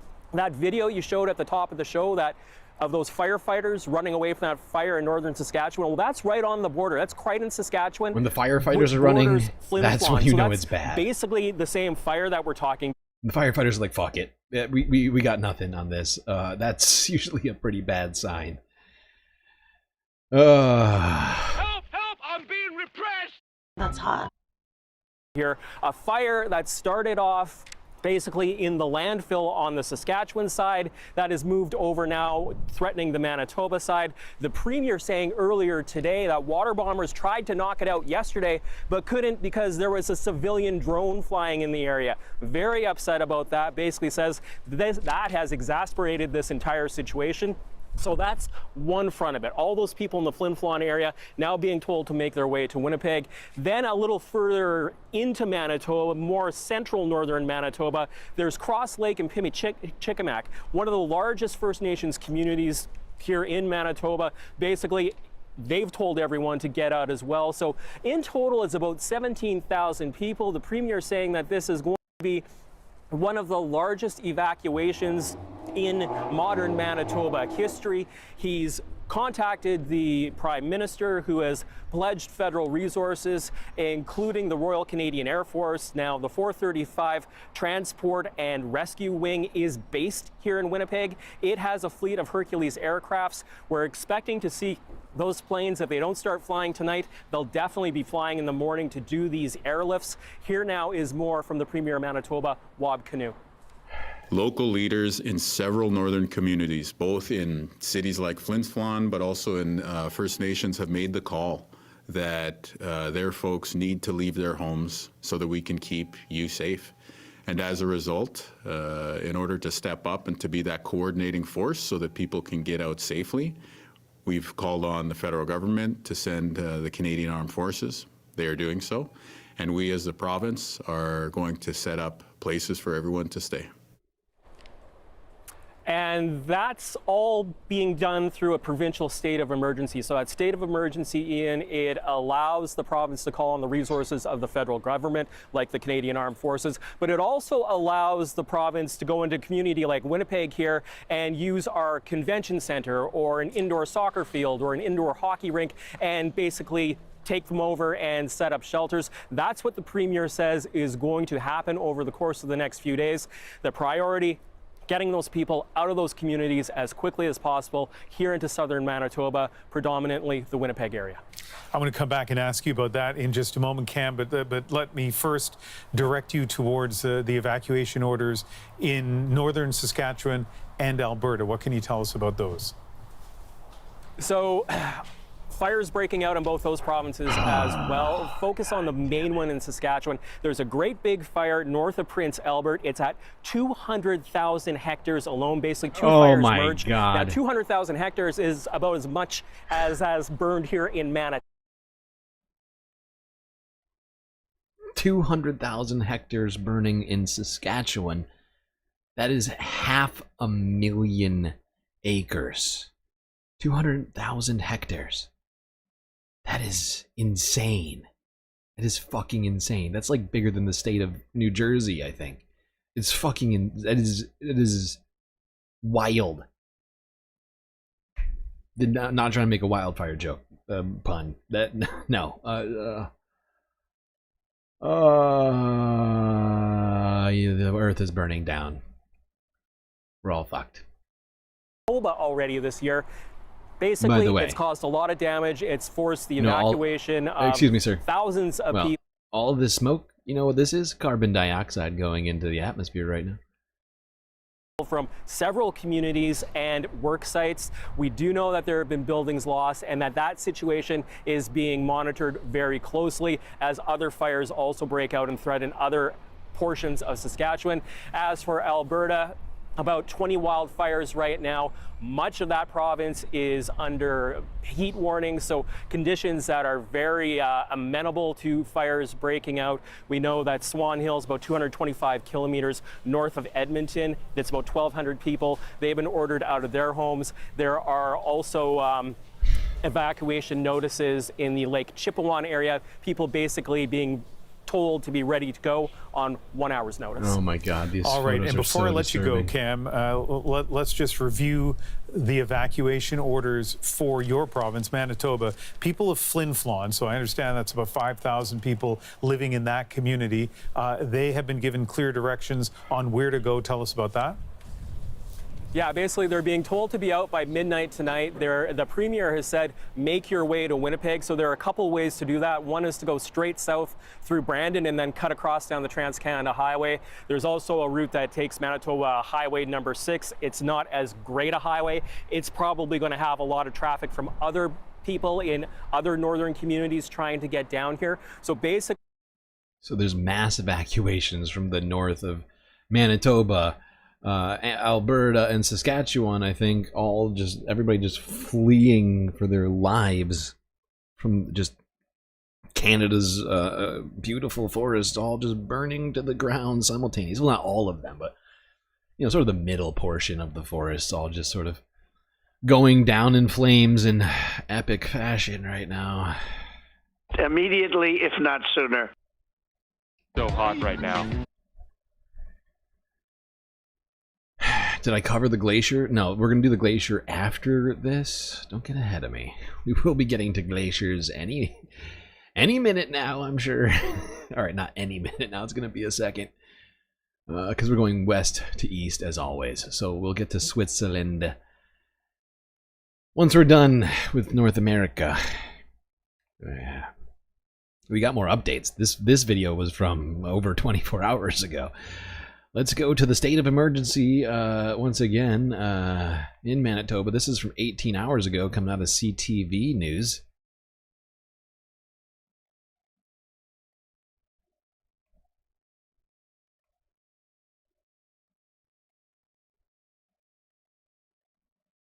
A province-wide state of emergency has just been declared for the next 30 days over the rapidly evolving wildfire situation. Premier Wobegon just gave an update on the situation at the legislature minutes ago. CTV's Jeff Keel was there for it and joins us now live with more on what the Premier had to say. Jeff, what is the latest? Mayoral, there is a mass evacuation effort underway as we speak here. 17,000 people will be impacted by multiple evacuation orders that fall under this state of emergency. This includes Flin Flon, Pimicikamak Cree Nation, Puckatawagan, and Cross Lake. The Premier says that the fire intensified this morning, wind shifted and got closer to the community in Flin Flon. Flin Flon was on alert, but now it is reality. Those people have to get out. They are being urged to leave. The Premier says that he spoke with Prime Minister Carney today and asked for help from the armed forces, and he says the Prime Minister agreed. So the military will be helping with flights to get people out. The Premier says that most evacuees will be housed in Winnipeg. He's saying if you're, leaving the POF or Flin Flon, for example, and you're driving, come to Winnipeg. That's the message to people right now. And some of the First Nations, listen to your local leadership on where to go. So the city of Winnipeg is involved in this, and people will be housed in in indoor arenas, soccer fields, community centers, basically city of Winnipeg facilities. If you have someone like a friend or family you can stay with, obviously go there. But right now, people aren't being asked to open their homes or anything. Yeah, this is a genuine state of emergency in the middle of Canada right now. All right, one more on these fires. This is our last update. This is from 10 hours ago out of CBC News. 17,000 Manitobans now under immediate wildfire evacuation order. 17,000 people all getting on the road.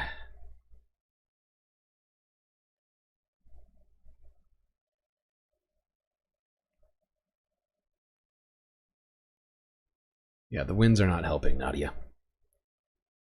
The wildfire situation in Western Canada is growing more dire. Manitoba is under a state of emergency as fires spread. About 17,000 people are under orders to evacuate. It is the province's largest mass evacuation in recent memory.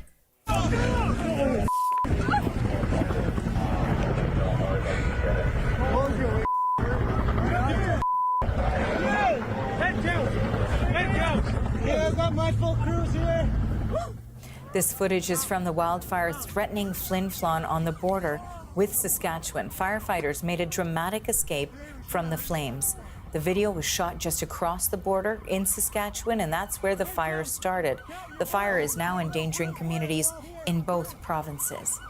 And the CBC's Mark Carcassole is tracking this story for us. Okay, so what's the latest development on the wildfire situation? Well, that alert in Manitoba came out around 5:30 local time yesterday. Many of the people, particularly in Flin Flon, will be driving 8-9 hours if they decide to go to Winnipeg as directed for shelter.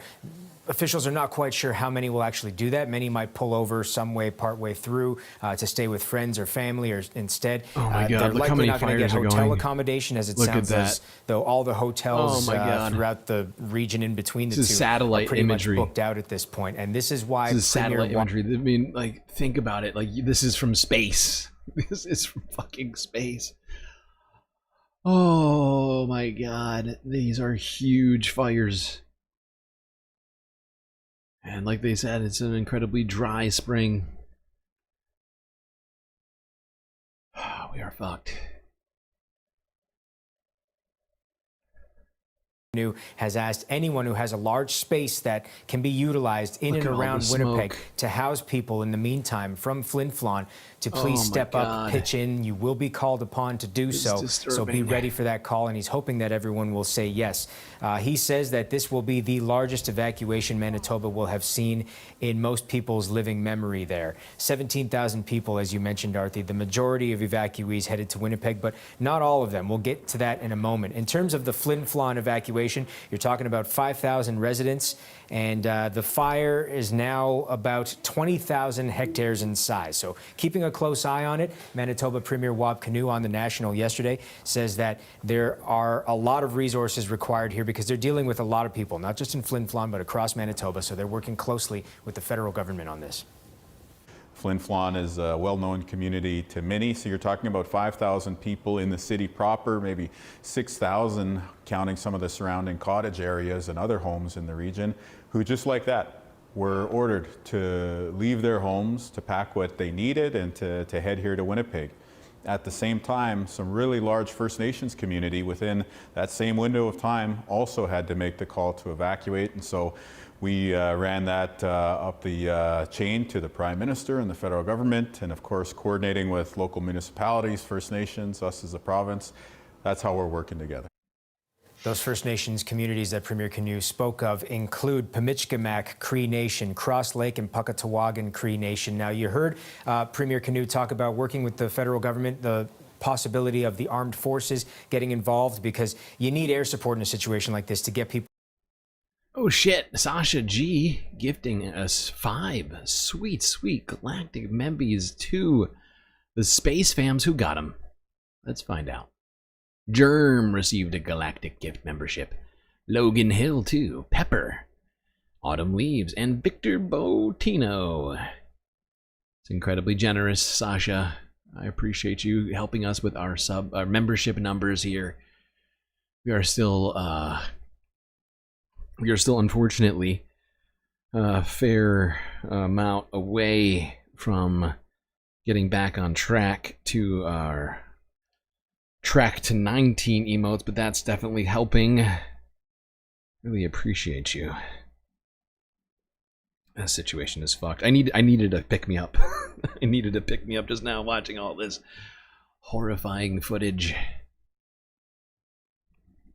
By the way, I'm noticing that Shorts chat, well, not Shorts chat, but the vertical stream is less laggy than the horizontal stream still. Like, it's perfect over there on Shorts right now. But we're having some latency problems on the horizontal right now. It's probably because I had to undo what I did earlier today. Well, I didn't mean to undo it, but like it was undone somehow. And I looked at it. I was like, wait, how? Like the number switched back. Like I had switched the bit rate down. Whatever. Trials and tribulations of multi-streaming.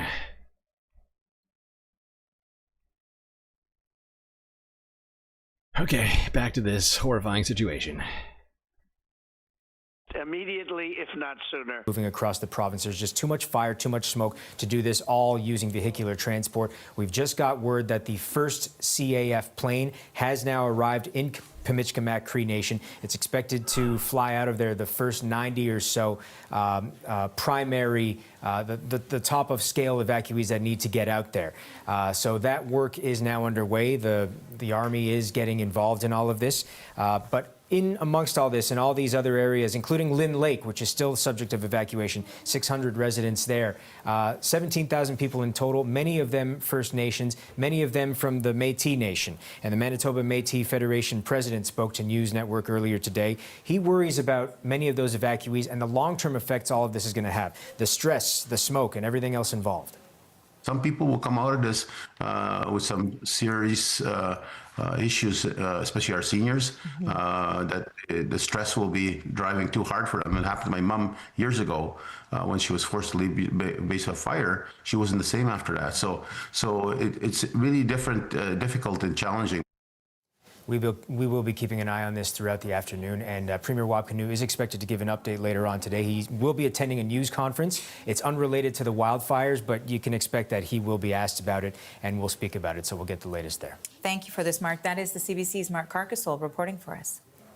As you heard, Pimicikamak Cree Nation is northern Manitoba, is one of the communities trying to get people out. An evacuation order is in place there. So for more on this, we've reached Ryan Castell. He is Pimicikamak Cree Nation's incident commander. Thank you for joining us.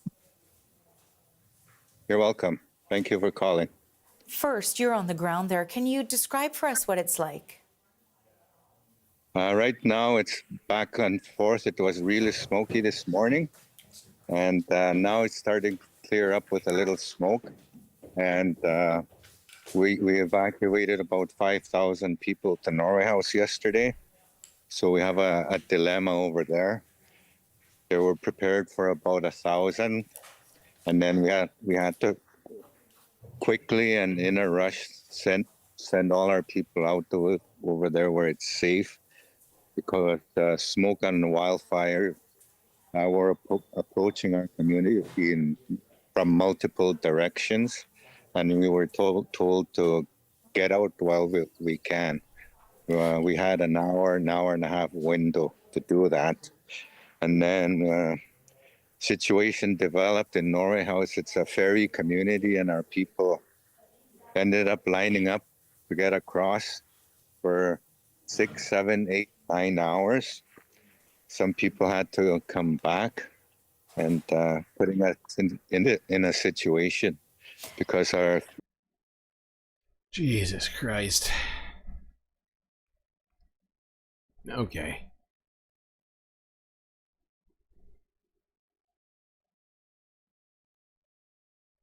All right, that's going to be it on the Canadian wildfire news. That's rough.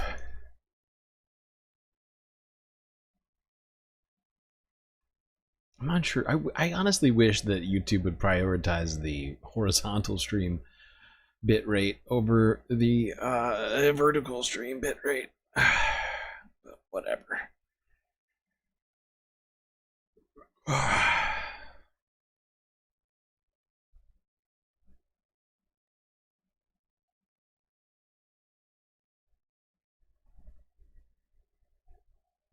I'm not in charge of what gets prioritized over there.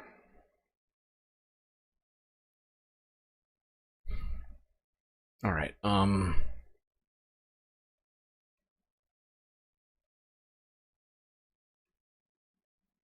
Let's go south to CBS, Colorado.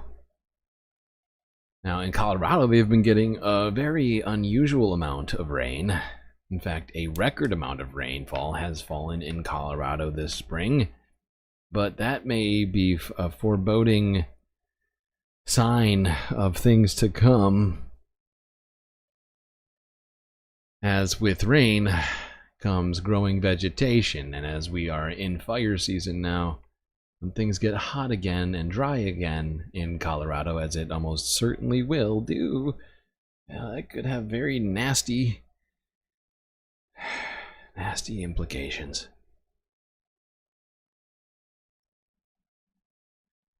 All right, take it away, CBS Colorado.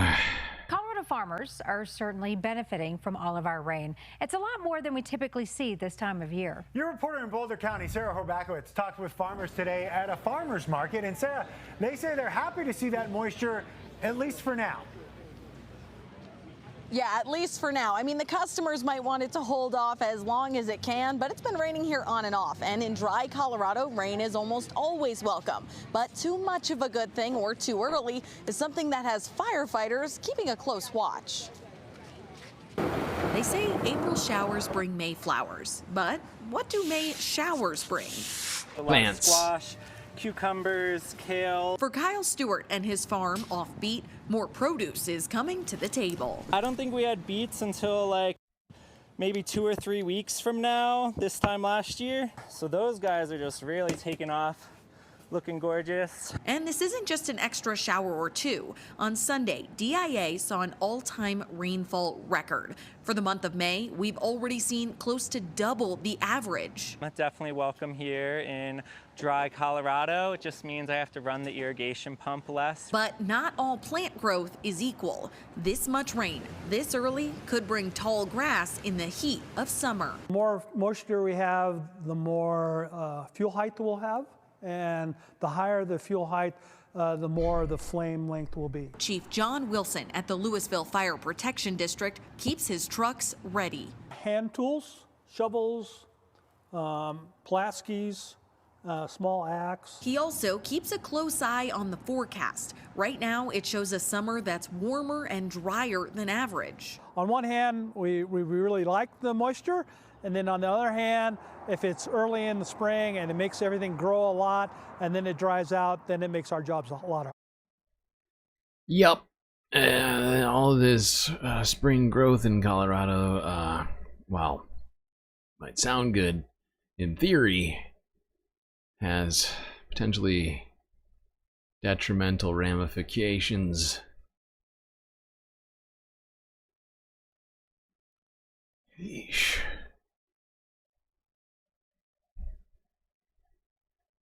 Okay, what do I got here next?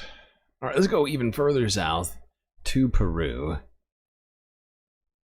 where one Peruvian farmer has, for some time, been attempting to sue German energy firm RWE over climate change.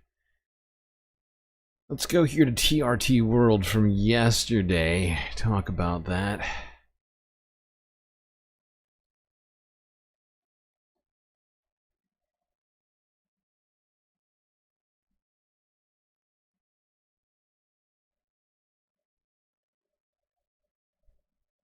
The scenic high Andes of northern Peru are melting due to rising temperatures.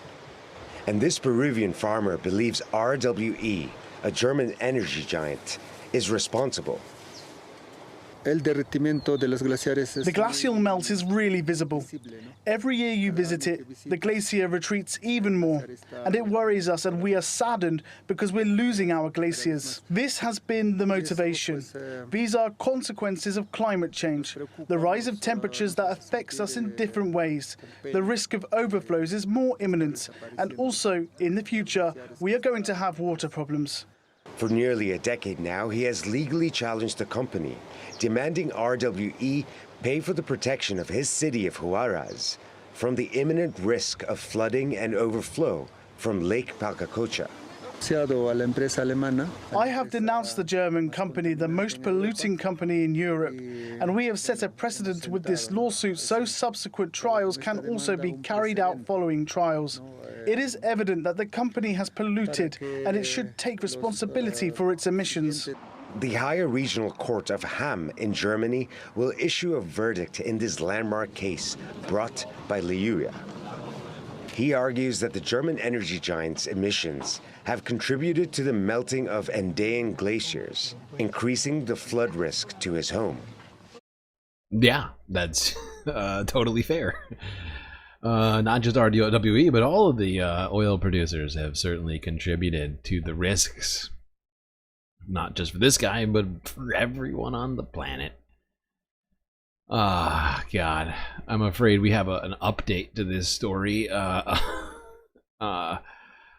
You know, the reason this story was posted is they were expecting a ruling in coming days. Well, we got a ruling, and I'm afraid to tell you it was not good. But there is an implication. There is an implication, though. Was a silver lining in a very bad ruling from this court in Germany, which I think we need to take full advantage of in the future.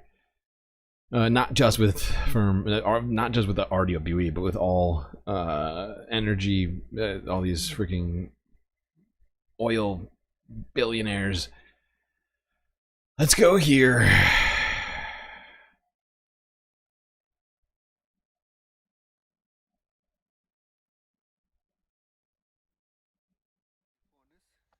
A German court on Wednesday threw out a Peruvian farmer's lawsuit seeking damages from RWE for the German energy utility's alleged role in putting his home at risk through climate change. The decade-old case of farmer Saul Luciano Luya claims RWE's emissions have contributed to the melting of Andean glaciers and to higher flood risk to his home. The presiding judge at the Hamm court said experts' estimate of the 30-year damage risk to the plaintiff's house of 1% was not enough to take the case further. The judge stated, however, had there been a larger adverse effect, a polluter could have been made to slash emissions or pay damages. An opinion 44-year-old Luya and his representation believe is worth celebrating. Yeah, okay, so let's unpack that. This German court threw out this case because there has not yet been enough of an impact that has been had on these particular people, right? But there is a caveat, right? In the wording of that language, it essentially opens up a massive hole for people to fill up with more lawsuits for people who've already experienced climate change related disaster, damage, whatever, right? So basically, I mean, anybody who's had problems due to climate change, right? I mean, I'm thinking people like, you know, all the victims of Helene or whatever else, you know, there's so many people that could, I think, file lawsuits now, essentially. I mean, that's just my take from it. It's not just my take. They also say it during this video. But so the idea here is that while this farmer has only experienced a tiny bit of downside, essentially, they said it was like 5% losses of his property due to this. It's not enough. But you could just extrapolate that over all the people who've had 100% losses to their homes, to their livelihoods, to whatever else. I think this basically opens up the door for that. And so I think people just need to start, you know, filing lawsuit after lawsuit after lawsuit against RWE or against all the other producers, although it's going to be, at least in this particular case, only German energy firms. But this is huge, and it has huge implications, and in some ways good. I feel bad for this guy not getting any restitution, but it's at least tiny sliver of hope inside of this ruling. And I've got some ideas. Maybe people in Switzerland, for instance, not far away at all from Germany. Oh, before we go to Switzerland, let's go to, let's start with Ghana, actually, in Africa, where people are certainly experiencing more than 5% losses in places like this.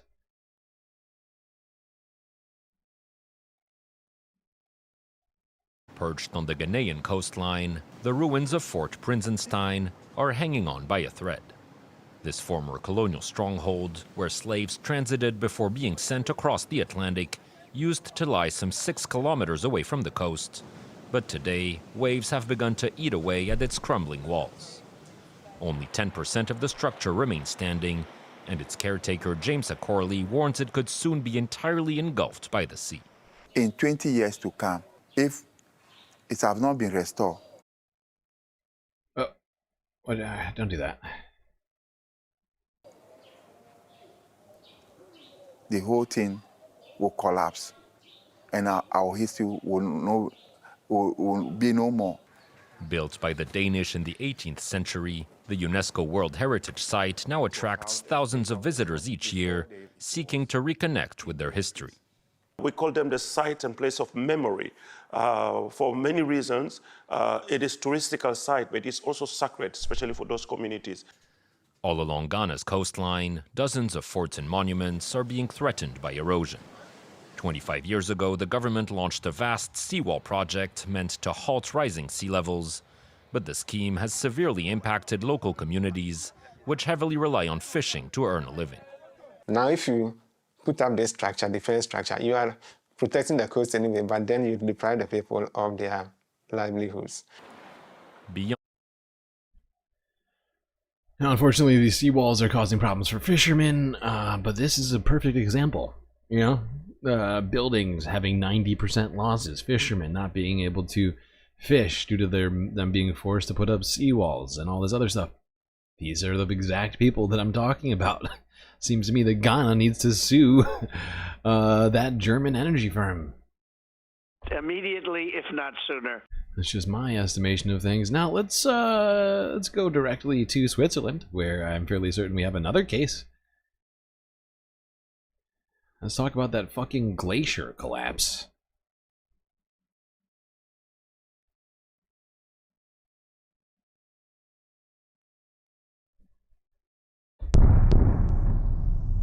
Swiss glacier collapse buries mountain village. And this footage is fucking wild. Look at it. This is just horrifying.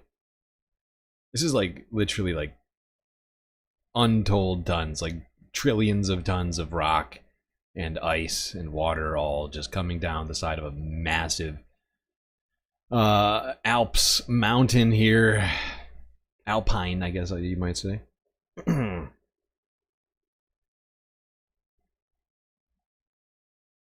Just look at this shit. Oh my fucking god. Oh my god. And look how high the cloud is. After it hits the bottom of the valley, it shoots up into the air thousands of feet. Like a fucking volcano or something. Oh my god. This is wild. So yeah, it's a glacial collapse. An entire glacier came down the side of this mountain. Reuters has another video on this. Swiss mountain village buried in mud and rock after a glacier collapsed. Authorities say they monitored the movements for weeks and had evacuated residents. Jetzt ist dieses Worst-Case-Szenario geschehen. Now, this worst-case scenario has happened. Millionen Kubikblöcke, die auf den That means the 3 million cubic meters of rock that fell onto the glacier have all come down with the glacier. And that is very, very rare. Sehr, sehr selten. Wir können nicht. Yeah, of course it's rare. Glaciers aren't supposed to just suddenly collapse. You know, there's... These glaciers have been there for an incredibly long time.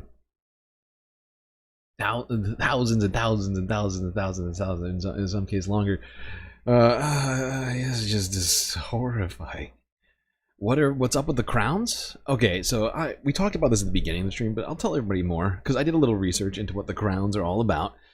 A little work looking into it, and so this is YouTube's new community participation system. You are awarded points for how long you're watching the stream, how engaged you are with the stream, whether or not you're donating with super chats or super stickers or memberships,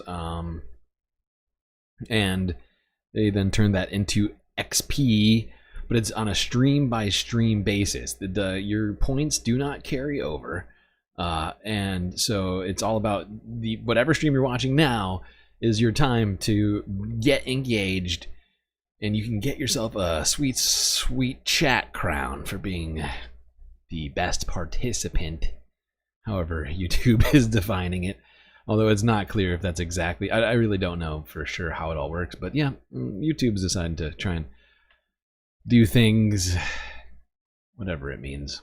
Do we have one more on this? I think I have a third video from it. Is it a different angle? I can't remember. Let's just watch this glacier collapse again. It's just insane. The crowns are a trap.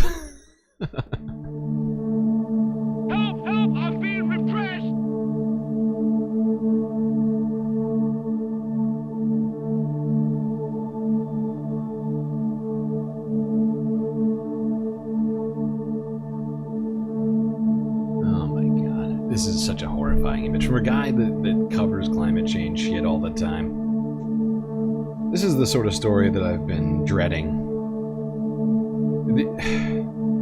Like, this is one of the dominoes, okay?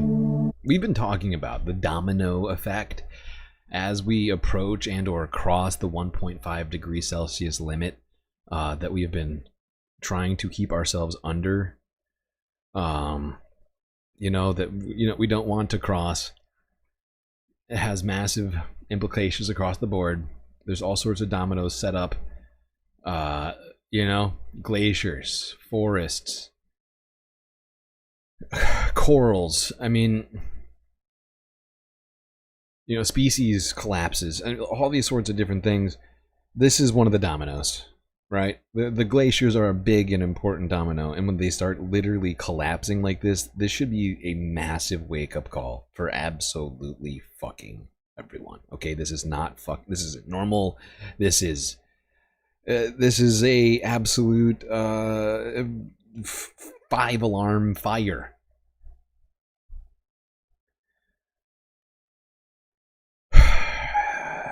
And if we don't do something yesterdoodle, we are just done. Meanwhile, we're gonna drill, baby, drill. Actually, it's fine. We don't need glaciers. I don't know why people are always complaining about glaciers. We don't need that. Actually, we do. We very much do need those glaciers. They're an intrinsic part of our goddamn ecosystem. And we are screwed without them. This is basically where we get all of our fresh water. Without them, we just live on a desert planet. It'll be like, what's it called? The Denzel movie. I can't think of it right now. I keep wanting to call it Life of Pi, and that's definitely not the name of the movie. Somebody help me.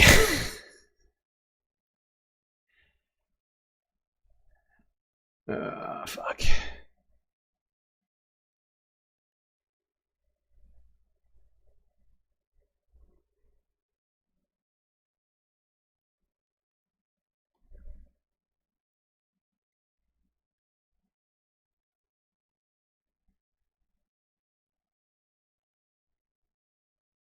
Fine, I'll look it up.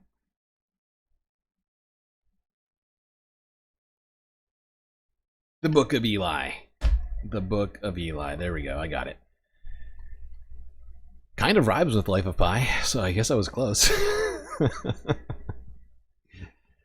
Here we go. All right. What do we have next?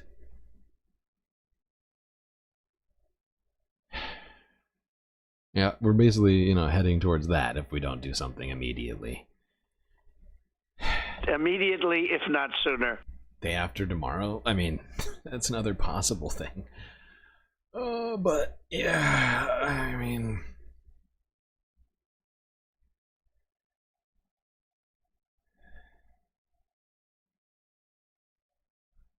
Okay, we're gonna keep talking about glaciers and glacier preservation.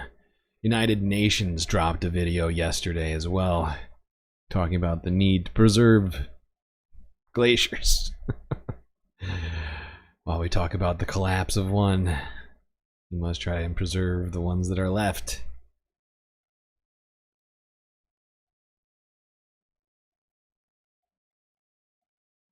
When glaciers melt at an accelerated rate due to climate change, it disrupts the entire natural water cycle. This not only impacts the water availability, but also intensifies the risk such as floods, landslides, and these disruptions pose significant threat to ecosystems, economies, the livelihood of countless people around the world. We have about 275,000 glaciers worldwide and holding up to 70% of the global freshwater. So that's massive. Since 1975, we have seen that 9,000 gigatons. Oh, it's a disturbing image. So to put this into perspective, this is the size of Germany and the height of 25 meters. In Switzerland, for example, in the last 2 years, in 2022 and 2023 alone, 10% of the Swiss glaciers melted away. Melting glaciers also directly impact the sea level rise. We genuinely need, we need to start throwing ourselves on the gears of the system that is feeding this fucking environmental collapse. We cannot allow this to fucking continue. We are on the fucking we are falling off of the precipice right now. We're not just on the precipice. We are like 1 foot over the edge. It's fucking terrifying. 10% of the Swiss glaciers melted away. Yeah, well, we just saw some more of them melt away. Like this, literally, they posted this. What's so incredible about this video is they posted this before the glacier collapse happened in Switzerland. Incredibly prescient timing from the United Nations. Because actually, I just looked at it. I just looked at it again. I was wrong. This was not from yesterday. This is from 2 days ago. It's just fucking wild. In the last 2 years. Whoopsies. 2022 and 2023 alone, 10% of the Swiss glaciers melted away. Melting glaciers also directly impact the sea level rise. It's the second largest contributor to the rising levels of sea, and with every millimeter of sea level that's rising, somewhere between 200 and 300,000 people are exposed to annual flooding.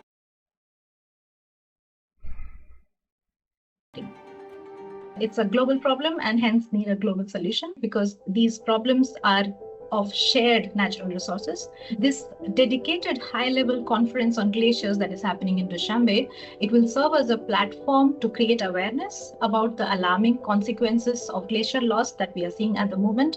But at the same time, we also hope that this will generate massive political momentum. At the end of the conference, there will also be an adoption of a final comprehensive declaration, and the declaration will outline actionable commitments, partnerships, initiatives to implement. This document will be formally presented in the UN General Assembly later this year. So this is going to be one of the major outcomes of this conference. We need to act now, and the only way to preserve our glaciers is to stabilize the climate and to reduce global warming. Jesus Christ. I just got shivers down my fucking spine.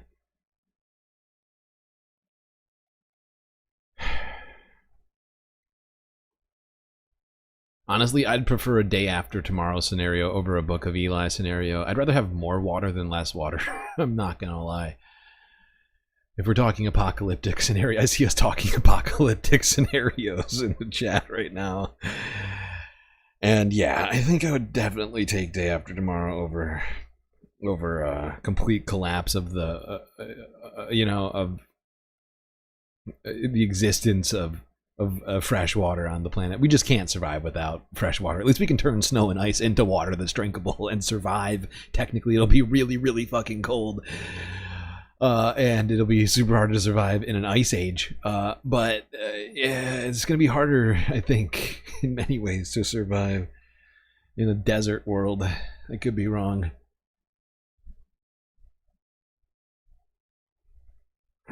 Jesus Christ.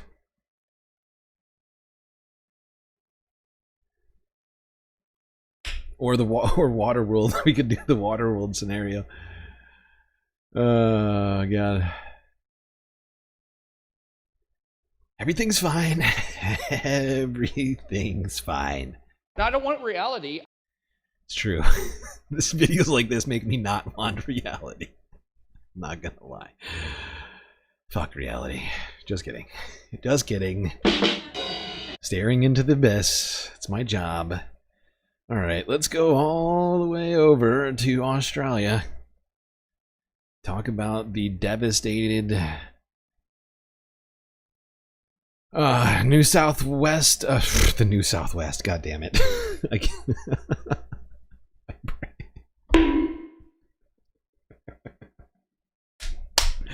New South Wales territory in Australia, which of course, as we've been talking about in the last week, was devastated by record historic flooding, 4 months worth of rain in 48 hours, and a catastrophe has been declared. Here's SBS News from 2 days ago.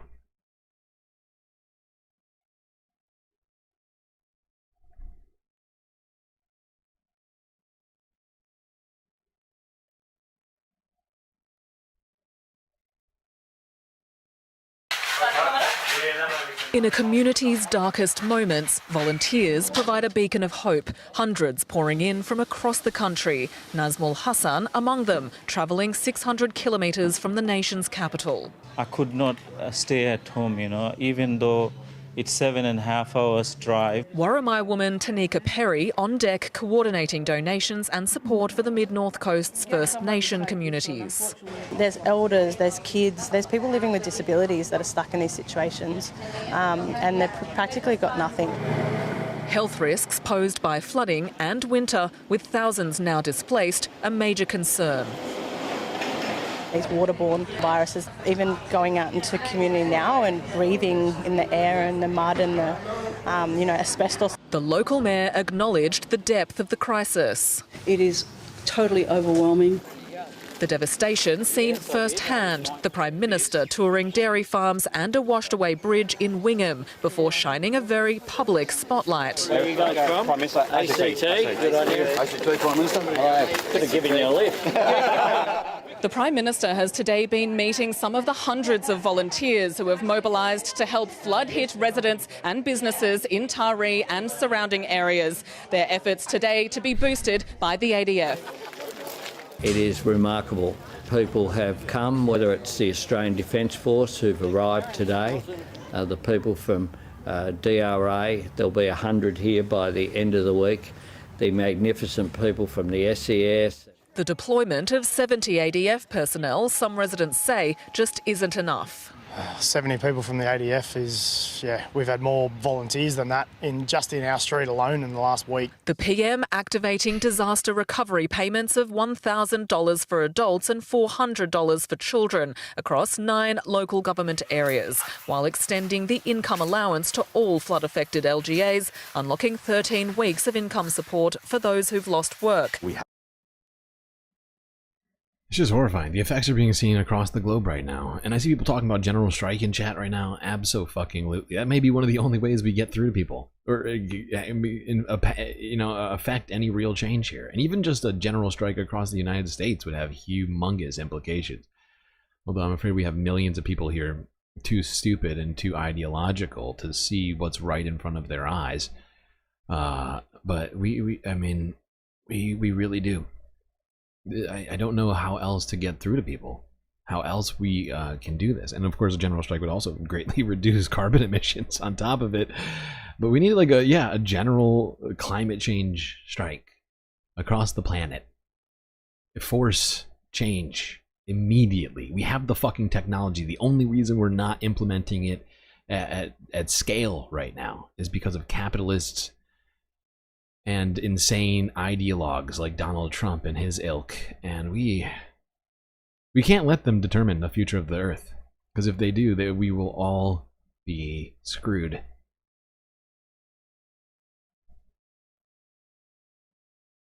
All right. That is a good place for us to take a quick break, as we got space news and Earth news left here. But don't worry, we'll be right back with the stream after these brief space messages.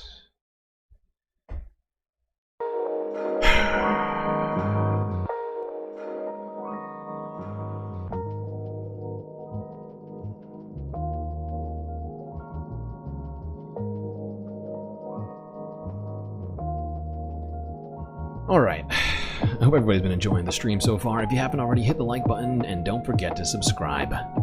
Hit that bell icon too if you want to make sure that you don't miss a single episode of this here Spacecast. While you're at it, do also consider contributing to the Galactic News Network, as we are completely funded by viewers such as yourself. So many great ways, of course, for you to show your support. YouTube, Super Chat, Super Stickers, memberships, and now you can do gifts on the vertical stream since we got that going too. We got Twitch with the bits and the subscriptions. We got Cash App and PayPal if you prefer your money go directly to funding this stream rather than YouTube or Twitch taking a big old cut of that. But of course, the best way to get the most space benefits for your Earth dollars is to go on to Patreon and become a Galactic Patron. $3 a month will get you access to a myriad space benefits unseen by the rest of the goddamn Milky Way galaxy. So make your choice. How do you want to support this here stream here? Totally up to you. All the things listed are great ways to show your galactic love. Alright chat, that's enough for me on the messaging. Enjoy this short break, grab yourselves a drink, maybe a snack, and I will be right back.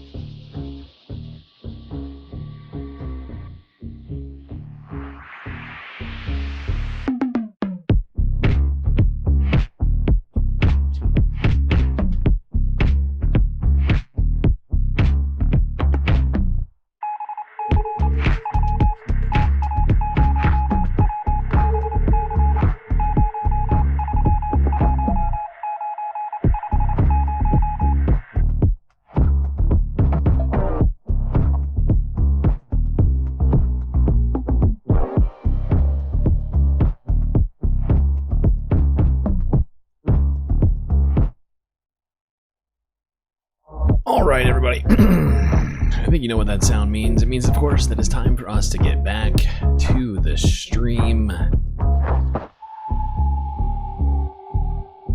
Now, I am going to end the short stream. Sorry for anybody that was over there.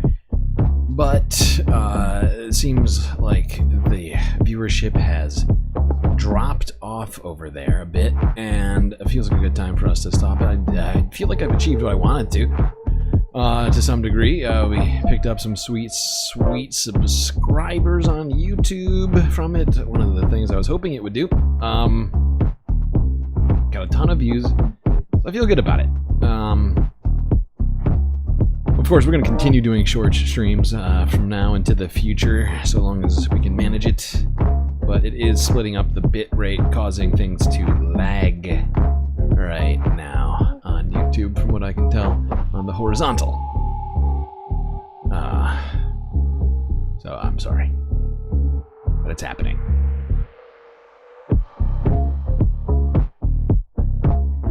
Give me a second before we actually get back to the content. Just need to do this. It's lagging pretty hard on the horizontal stream.